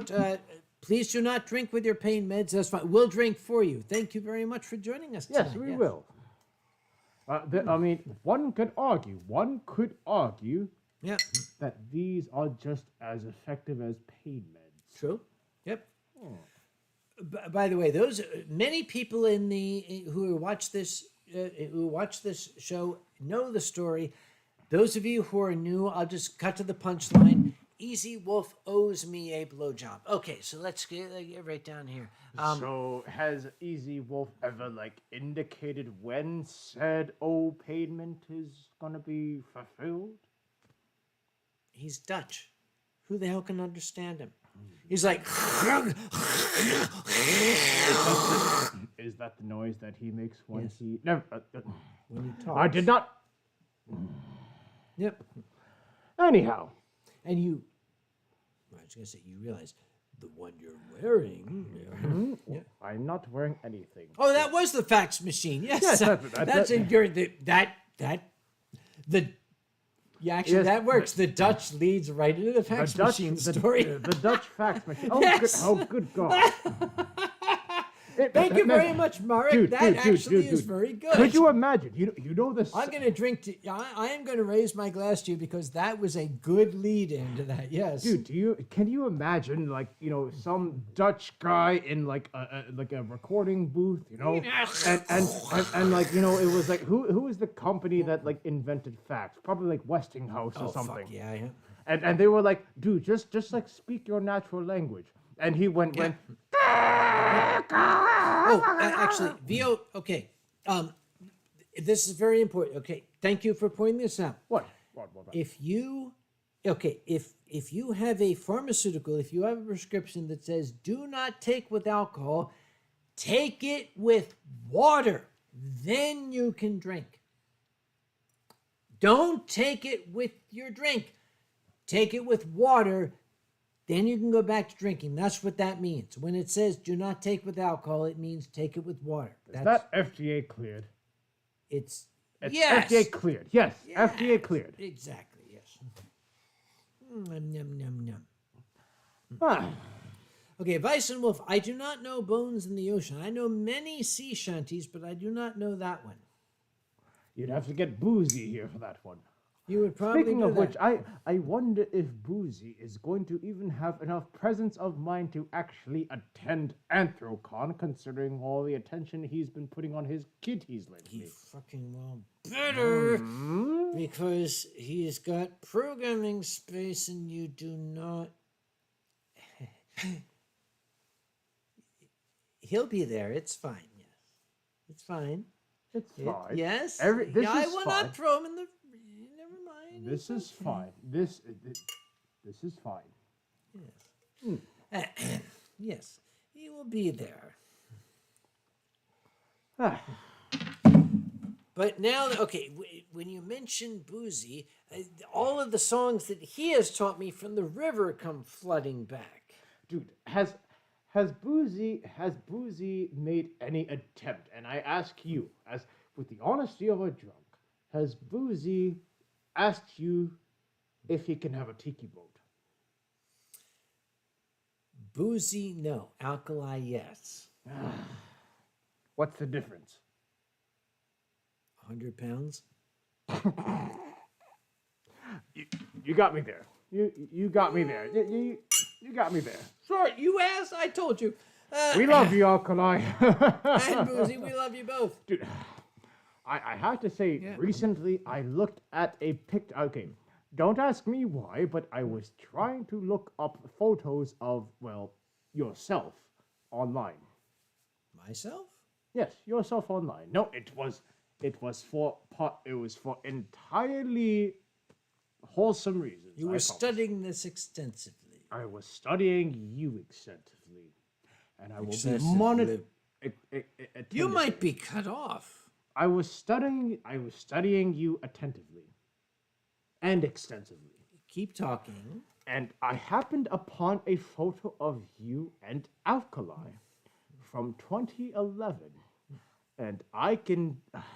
Okay, I only say this because you and I, we can say this. You and I can say this about Alkali because Alkali is like our brother, which means we want to punch him all Yes. the time. Alkali is... Well, Alkali used to be half the man that he is now. He is twice the man he is. He's twice the man. He is literally twice the man he is now. And that is based off of a photo, not by hearsay, not by my own fiction, that is based on photographic evidence of you and Alkali from FCN 2011. Really? The first time that you two met. Really? Yes. And that exists Okay. that exists online. In fact, I can find it right now if you'd like. Yes, I would like to see that. While you do that, I'm going to address something somebody said here. Benny says, "Do you know?" Oh, Senator Kansas to be counting is big. Okay, since Benny brought it up, okay, the problem is I'm not a bass. I am a baritone. I am a baritone bordering on tenor, so I can't do this. But we'll try it. Oh, Shenandoah, I long to see you. Away, you rolling river. Oh, Shenandoah, I long to see you. Away, we're bound away across the wide Missouri. There, that's all you get. Now, what the fuck are you looking at? Yeah. Oh, T'Chall is saying good night, happy birthday, Kage, and thank you. T'Chall, I want to point out, T'Chall, you are one of my oldest and most cherished friends, my dear boy. Here's to another 30 years of knowing one another. He fell asleep, he's old. Yeah, all right. Cheers to you. Yes. Hey! Oh, Sir Chip. Boxy says he seemed like he's falling asleep. You mean Tien? He is, because the thing is, he's a lightweight. He's Asian. I am doing the millennial thing right now. Give me a break. Well, make with the finding, all I right? am millennialing as fast as a non-millennial can. By the way, for those of you who are longtime viewers of this Winestream, my favorite little watering hole where I got my blackberry cider ingenuity has closed down. It happens. Oh, dude, what happened? Did we insult people? What the fuck? What? There's like, we're looking at the like attendance. There's like this big people like fucking left. Oh. Dude, I'm just trying to find this photo, dude. I just seeing a bunch of me. Anyway, any questions? Okay, here's the thing. When a scientist says any questions, it means he's stuck, he forgot his place, he doesn't know what to do. At this point, are there any questions? That's what scientists do. Oh, Boxy says, how has all the birthday sake been? Boxy, we went through all 8 bottles, but we had the best bottle now, and we're trying to finish it. When this bottle's done... Dude. What? Dude. What? I'm looking through, like, you know, A like public four-leaf Flickr. clover and I... I'm looking through... Okay, I have to say this for the record. What? With the honesty of a drunk and a celestial. I'm looking through all the photos of you on Flickr. Yes? Dude, you've lost a fuck ton of weight. Keep talking. I'm enjoying this. You have actually gone above and beyond with the way that you have committed. Keep talking. Benny knew me when I was fat. Go ahead, Benny, explain it. Yeah. Dude, what? Why is Flickr trying to send me, very soliciting ads of yourself? What? Anyhow, yes, you were saying those? something. No, nothing. I wanted to sing something else, but I don't know what to sing. What? JG Drums, what is the Uncle Kage diet? No, it's not a question of diet. You need to marry a Fitbit. And, well, Yes. actually, I can't read the first name, but Blastpaw says, Kage and Ten, if you were your favorite food and you were starving, would you eat yourself? I think No. for a noodle dragon, that would be a rather obvious answer. Yes. What? if we are a noodle dragon and we were starving, would we eat our own noodles? Well, our noodles would grow back. would they Change not? of subject. Trinity says, I wish I was going to be at breakfast tomorrow. Enjoy some scrap with me. We had it today, darling. Oh, the scrap. Oh, we had scrap. Haberson scrap. We Haberset. Haberset. We finished off all of Mom's scrapple this morning. It was Haberset your table, Haberset your table, Haberset your table. It's quality. We had the Haberset scrapple this morning. Wait. What? Haberset at your table. Yes. Koki booty. No. Haberset. No. Kaki booty. Kaki booty ta isu. Weiss and Wolf. Okay. It's the same rhythm. It's the.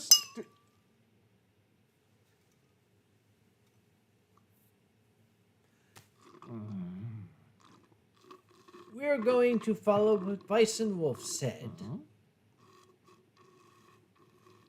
I'm trying to see what Weiss and Wolf said. I'm trying to see what it says.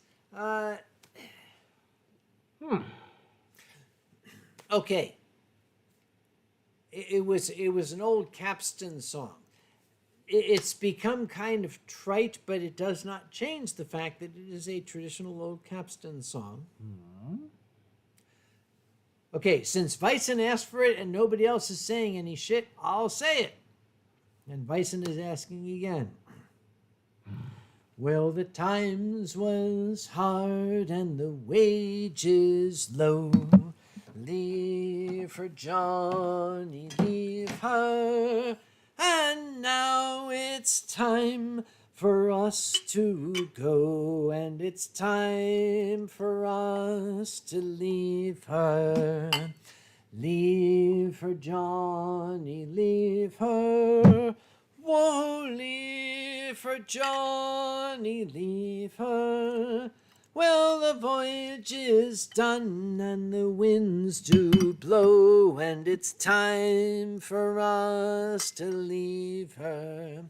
Well, the first mate's a bucko and the old man's a Turk. Leave her, Johnny, leave her. The bosun was a bastard with the middle name of Work, and it's time for us to leave her. Leave her, Johnny, leave her. Whoa, leave her, Johnny, leave her. Well, the voyage is done and the winds do blow, and it's time for us to leave her. Well, it's time for us to say goodbye. Leave her, Johnny, leave her. The old pier head is a drawing nigh, and it's time for us to leave her. Leave her, Johnny, leave her. Whoa, leave her, Johnny, leave her. Well, the voyage is done and the winds do blow, and it's time for us to leave her. There, happy now? We're going to enjoy our booze. When these two vessels are done, so shall we be. The way that you were singing that, I almost want to, propose a vote that be the official closing ceremony song to close out Anthrocon with. Talk to programming. Okay. Not my department. Programming, I will have you know, programming has it. Yes, programming, has it in their mind to have closing time play at the end of the closing ceremony. No. The answer is no. Absolutely out of the question. No. So can we have you sing that? If it is necessary to keep us from playing closing time, then yes. Closing time. No. Negative. No.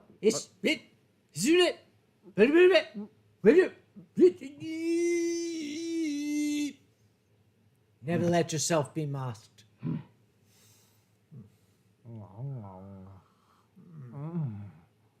Camping with Ruffles says Kitty Manchanti.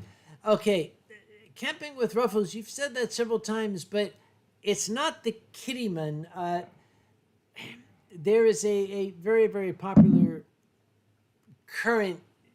People have re-envisioned the sea shanty. It's not the Kittyman, it's the Wellerman. Yeah. I see it. I see a question that I actually would want to answer. What? Undertaker asks Tien, what's your hangover food? What is your hangover food? Would you like to tell them, or shall I? It's called. There is a particular diner. There is a diner in North Carolina, which is the second worst of the Carolinas. Diner, where'd you get that shiner? Yes. It is the second worst of the Carolinas, and there is a diner here that Kage and I frequent after every Winestream that we are on together. It is known as the Shiny Diner, and we are there after every Winestream in the following morning. And my favorite diner post-hangover food is the Big Bopper Breakfast, which happens to be a giant plate full of hash brown, 3 over-easy eggs, 3 sausage patties, and a whole bunch of coffee, because the coffee is what sustains me after the hangover. And it's called the Big Bopper Breakfast because Ruthie, the waitress who used to be the bodybuilder, comes up and says, "Hello, baby." Dude, Ruthie. Ruthie. She's the bodybuilder, the former bodybuilder, right? Dude, She could still be. she could strangle me whenever she wants with those arms, dude. All I'm saying is that a former bodybuilder, choke me out any day of the year. She could. She would. She could probably totally crush your skull between her thighs. You do realize you're getting half of the audience all randy and Including roused up. you. And I notice your noodles are getting redder. Don't draw attention to that. Sorry, buddy. And Rocket T. Coyote said, once saw sake on sale at Maya. Rocket, I will tell you, do not get your sake from Maya's. Maya's is only good for one thing in my experience, and that is for junk food. Yeah. Boxy, who I thought was a friend, says you need to bring back that cucumber sake. Boxy, you were not here. That was a war crime. I'm seriously, that was against the Geneva Convention that Jesus fuck. Okay, I'm getting sick thinking about it. Dude, I know the answer to this, but as you as a chemist, Yes. you could probably turn that cucumber sake into a biological weapon, couldn't you?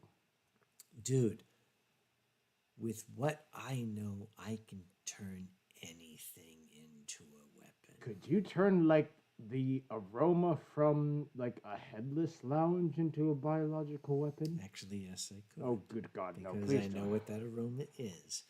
Musky huskies.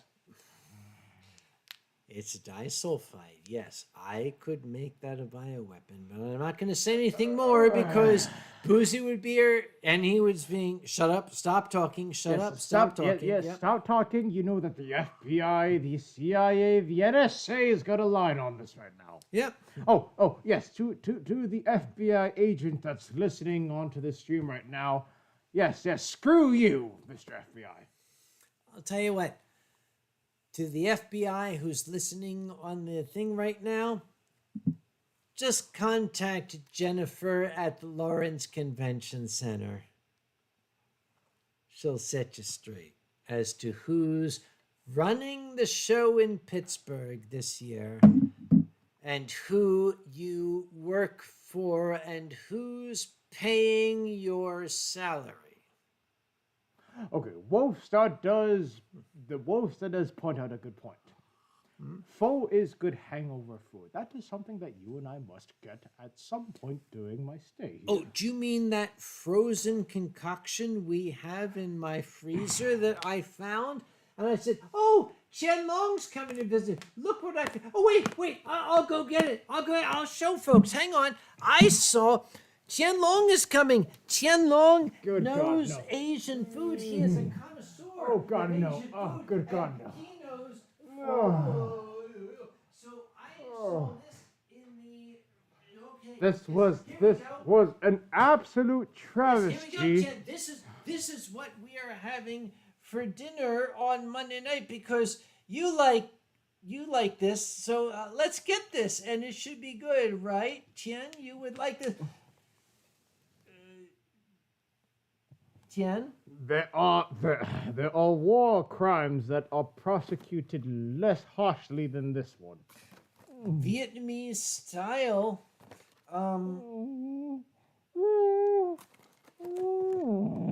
Yeah, well, let me put it back so it stays frozen. I thought you would like it because you're like Asian, and I saw this, and I'm like, oh look, Asian. So we'll get this. Frozen noodles. Let me set the record straight. Frozen noodles of any kind should be abolished. And they should be made illegal in all 50 states and all the territories and all the rest of the civilized world. Frozen noodles should never be allowed to exist because noodles do not like to be frozen. Anybody who knows noodles and noodle culture knows that all noodles need to be fresh and they need to be warm. Warm noodles are the best type of noodles. Shall I warm your noodles for you? You know they're still Put this watching. in. I'll just. Yes, we'll warm your noodles. They're We'll just- still watching. They're We'll keep your still noodles warm. watching. There's Oh no, they're gonna screenshot this. Never mind. Okay, sorry. Let's go. that's what we call your birthday present. We need to finish this shit so we can strow. Oh, yes, So we yes, can yes. strow the. So we can strow the. Drink. So we can bring the stream to an end. That's what I was trying to say. Yes. All right. Viot says, my grandfather had a hangover cure. It's a little whiskey, one raw egg yolk, and a little hot sauce. What? What? If it doesn't cure you, you barf and feel better. Actually, that sounds about right. Well, excuse me. I'm going to sing something else since we probably have like 6, strikes against us. We might as well sing something At this else. point, right? it's your birthday. Who gives a flying pig? I could sing the birthday song. You could. What's the birthday song? Okay, Benny, if you're still here, Benny would know the birthday song. Benny, we're Among- looking at you. Among our crew, we used to sing this song to each other for our birthdays. Yeah, okay, there's the that's shit. No, our birthday song was "It's your birthday, happy birthday." People moaning in despair, people dying everywhere on your birthday. Happy birthday. That's our birthday song, yes. Yeah. I like that birthday Oh, it's great. song. Can I take that for mine? Okay, there's a second verse. Second verse. This is your birthday song. It isn't. No, wait, we got very it. long. Wait, it's your birthday. Happy birthday. May the candles on your cake burn like cities in your wake on your birthday. Happy birthday. That's what happened to Valley Forge. This was our group's, birthday song. Is this what happened to Philadelphia? Philadelphia, like, fucking died on its own because they we're being recorded, so never mind. Yes, and Munitia Blast Process. I love a good dirge. That's exactly what it Who was. says that? The Who said it? No, say the name. black Yeah, who? the black paw of the Munitia type. Marek the Wolf. Hey, Kage, you ever look at buying Japanese knives? They're beautiful, very sharp. Marek, you're not a spammer, are you? I'm just checking. Actually, I will say, to Merrick's defense, despite not me not having any affiliation with Merrick on a personal level, Japanese knives are actually quite good. I happen to know for an unequivocal, unbiased fact that the Japanese of all of it. Okay, dude, look Is at the this a Japanese. Ginsu commercial? Dude, look at the Japanese. They have fucking samurai. Yes. They know how to make blades work the way that they should. Do these things cost money? If they cost Not money, as much money as your sake. doesn't matter. Here's the chairman button. No.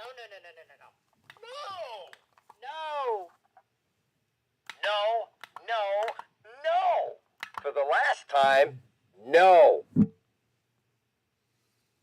That is what I hear every time that I ask Kage if I can have something at Anthrocon that comes at the expense of the convention. If it costs money, No. That is the answer. No. this is why Anthrocon is successful. No. People say, can we have money? N-O. Can we have a budget? No. But No. it's got to be really good. No. I'll pay you back. No.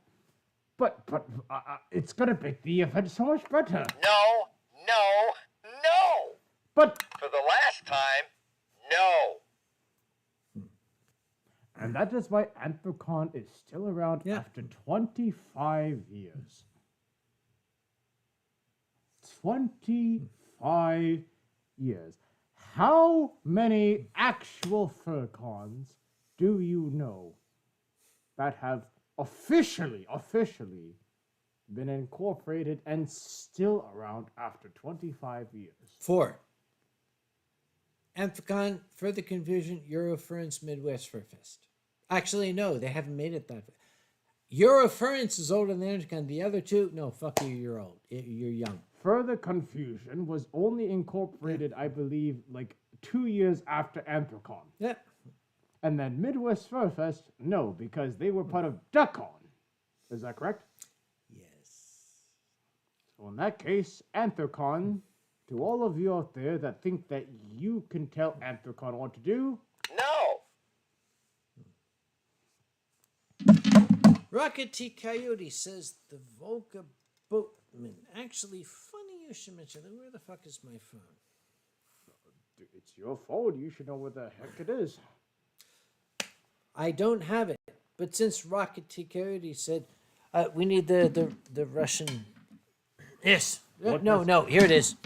Russian flag. Yeochniam, Yeochniam, Ishorazich, Ishoraz, et frivolga ma. Natalia told me. You remember Natalia? I've never met Natalia. Those of you who have been watching this, Natalia, my colleague that I drunk dialed during one of the streams. I was there during that stream. Maybe I should call her now. No. Where's my phone? Where's my phone? I want to call Natalia. Look at what Oh, no, Benny says look no, at Silver. Look at what let's see, look at what Silver says. Been a busy night tonight, and it's 4 a.m. here. How far gone are they? Not as far gone as you are, boy. Go to bed. Thursday. Yes, that's the answer. Oh, that went up my nose, which is hot depending who you are. That went up my other nose. But, dude, you're dripping. Dude, help me. Help me. Dude, help. Bison Wolf says if we should sing a song to the end, it should be Northwest Passage. You know what, Bison? We'll close the stream with that. How's that sound? Because it's like the new Canadian national anthem. I'm almost done with this, so if you do Northwest Passage, that is what we shall end with. We shall. Do you still have the Canadian flag? It's right there, under the Dutch flag. Wait, when did the Dutch conquer Canada? The same time the French did, for shit's sake. You're right. Learn your history. Dude, no, No! the big one. No! And No, behind the sake, No! behind the, No, behind the sake bottle. no! Psst. No! No! How dare you? Behind the sake bottle. There it is. Sorry. We have to get there first. Okay. I want to point out, okay, there are, as chairman, it is my responsibility in Anthrocon to make sure certain things are in place. I have put Boozy Badger's room directly across the hall from my mother's room so that he can keep an eye on her and make sure she doesn't get into trouble. And as the, well, not myself, but my associate, as somebody who has taken on additional responsibility at Anthrocon, no thanks to the present company. You here. didn't say no. As somebody who has taken additional responsibility, I have made sure that I am the farthest room possible from said other rooms, so that I am the last person that has to deal with the aftermath of any consequence of such room arrangement. Excuse me. You're one floor above all this. My point still stands. It's a difficult responsibility when you accept an appointment from His Majesty. Weren't we going to end with Northwest Passage? We're getting there. We're not done yet.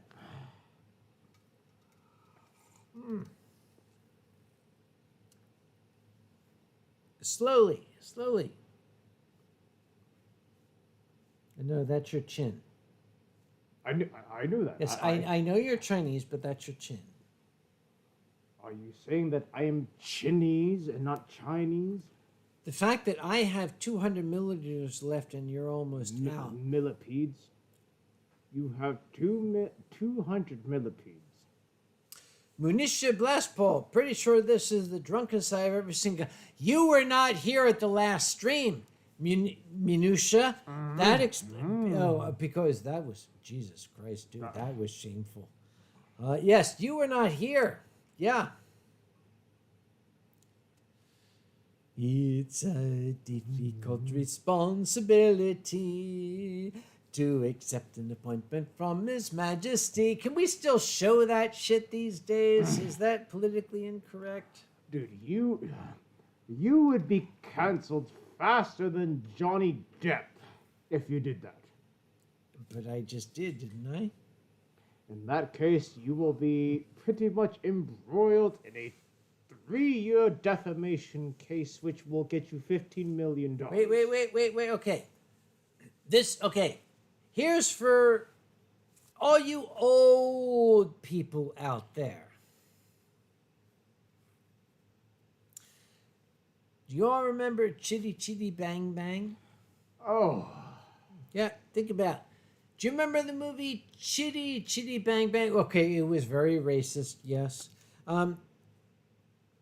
In Chitty Chitty Bang Bang, one of the characters was the little old toy maker. Do you remember old people in Chitty Chitty Bang Bang? The little old toy maker, the actual toy maker? Do you remember who that was? That was Benny Hill. Yes. you have to be old. Yeah. Okay. Yes.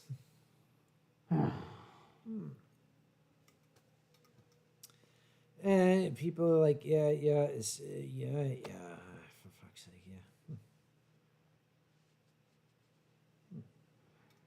yeah. Okay, Camping with Ruffles says, I used to watch it on VHS as a kid.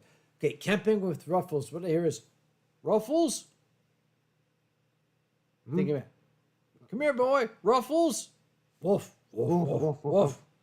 She's trying to blackmail you, Larry. You're not supposed to feed my dog. It's in a monologue. Yes. Anybody born in... Thank you. Dude, the Goes Wrong show. We need another season of that ASAP. Oh, my God, we do. Stat! Yeah. Good gosh. This is not your best work, Chris. I'm going to raise my glass and... Okay, put it this way. Agree with me, disagree with me, call me a monster. I don't fucking care. Politics aside, governments aside, doesn't matter. I don't give a rat's ass. I am going to raise my glass to a little old lady who has managed to remain relevant since my parents were teenagers. So again, fuck your politics, fuck your this and that. I'm going to raise my glass to Her Majesty Elizabeth. Madam, we've not met. I am an American, and you're probably not watching the stream right now, and if you are, I'm going to be very, very flattered. But, madam, you go, girl. So, yeah, here it is. Yeah, I'm really, really sorry about Philip. I'm obligated to do this, otherwise she'll re-invade Canada. Oh, that's right. You're one of her. Go on. I have to. Yes, I am obligated by nationality. Do it. Go on. Yes. Otherwise, she'll frown more on our $20 bill. Address her appropriately. Your royal bitchness. No. Your royal majesty's richness. Your royal bitchness drink. Yes. Go on.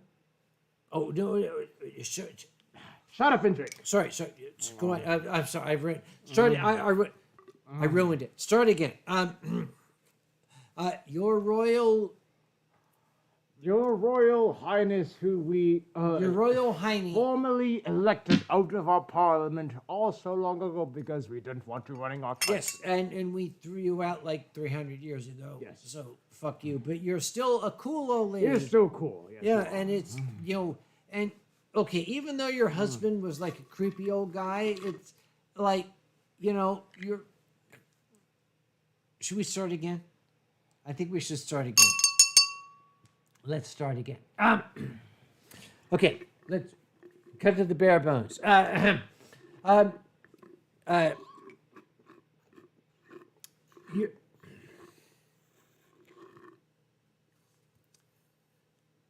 Your Majesty, on behalf of your former colonies and your former Commonwealth,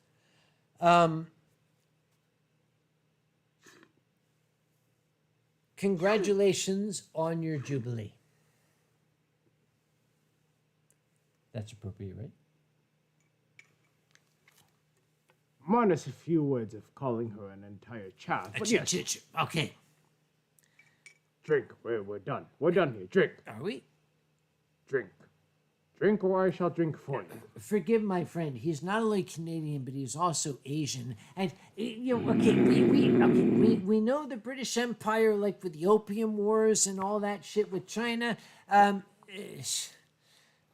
Shut up and drink, lest I incur my wrath upon you, which will not be appropriate for the camera. Go on and incur your wrath on. I want to see you incur your wrath on my booze because you're incurring your wrath like fills my glass. Wait, is your glass empty? My glass is empty and yours is full. Drink. Well, wait a minute. Should we? No, we could, because we still have the. No, I'm saying that. No. What I'm saying is we have these bottles. No, what I'm no. Actually, just stop that. What I'm saying is we have all these. Yes.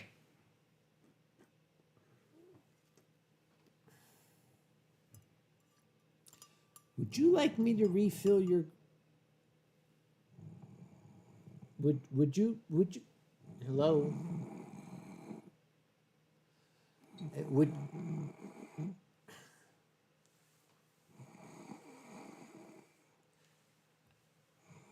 Give us a second, ladies and gentlemen. Would you excuse us, please? Tien. Psst. Tien.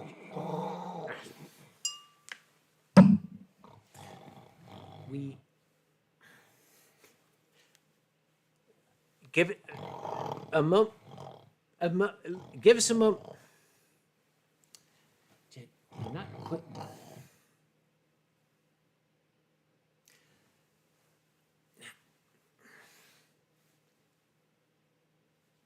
We're not finished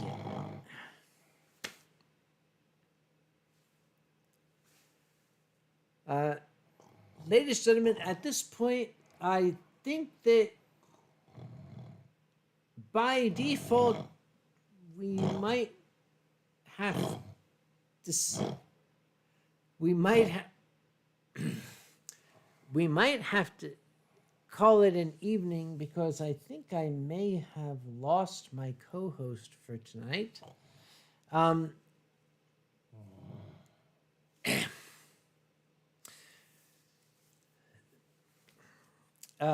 Okay, ladies and gentlemen, one and all and neither,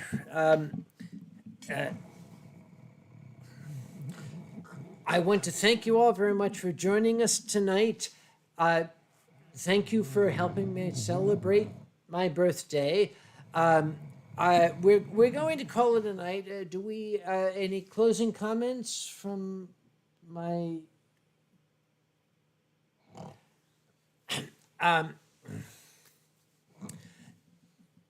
So thank you all very much for joining us tonight. I am Uncle Kage. This is Tien Long, and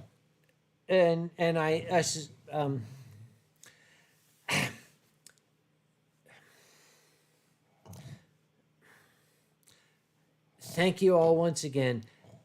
This has been one of the greatest birthdays I have had in the last year.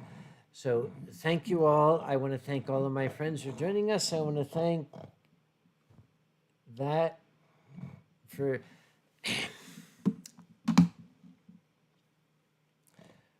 off we go.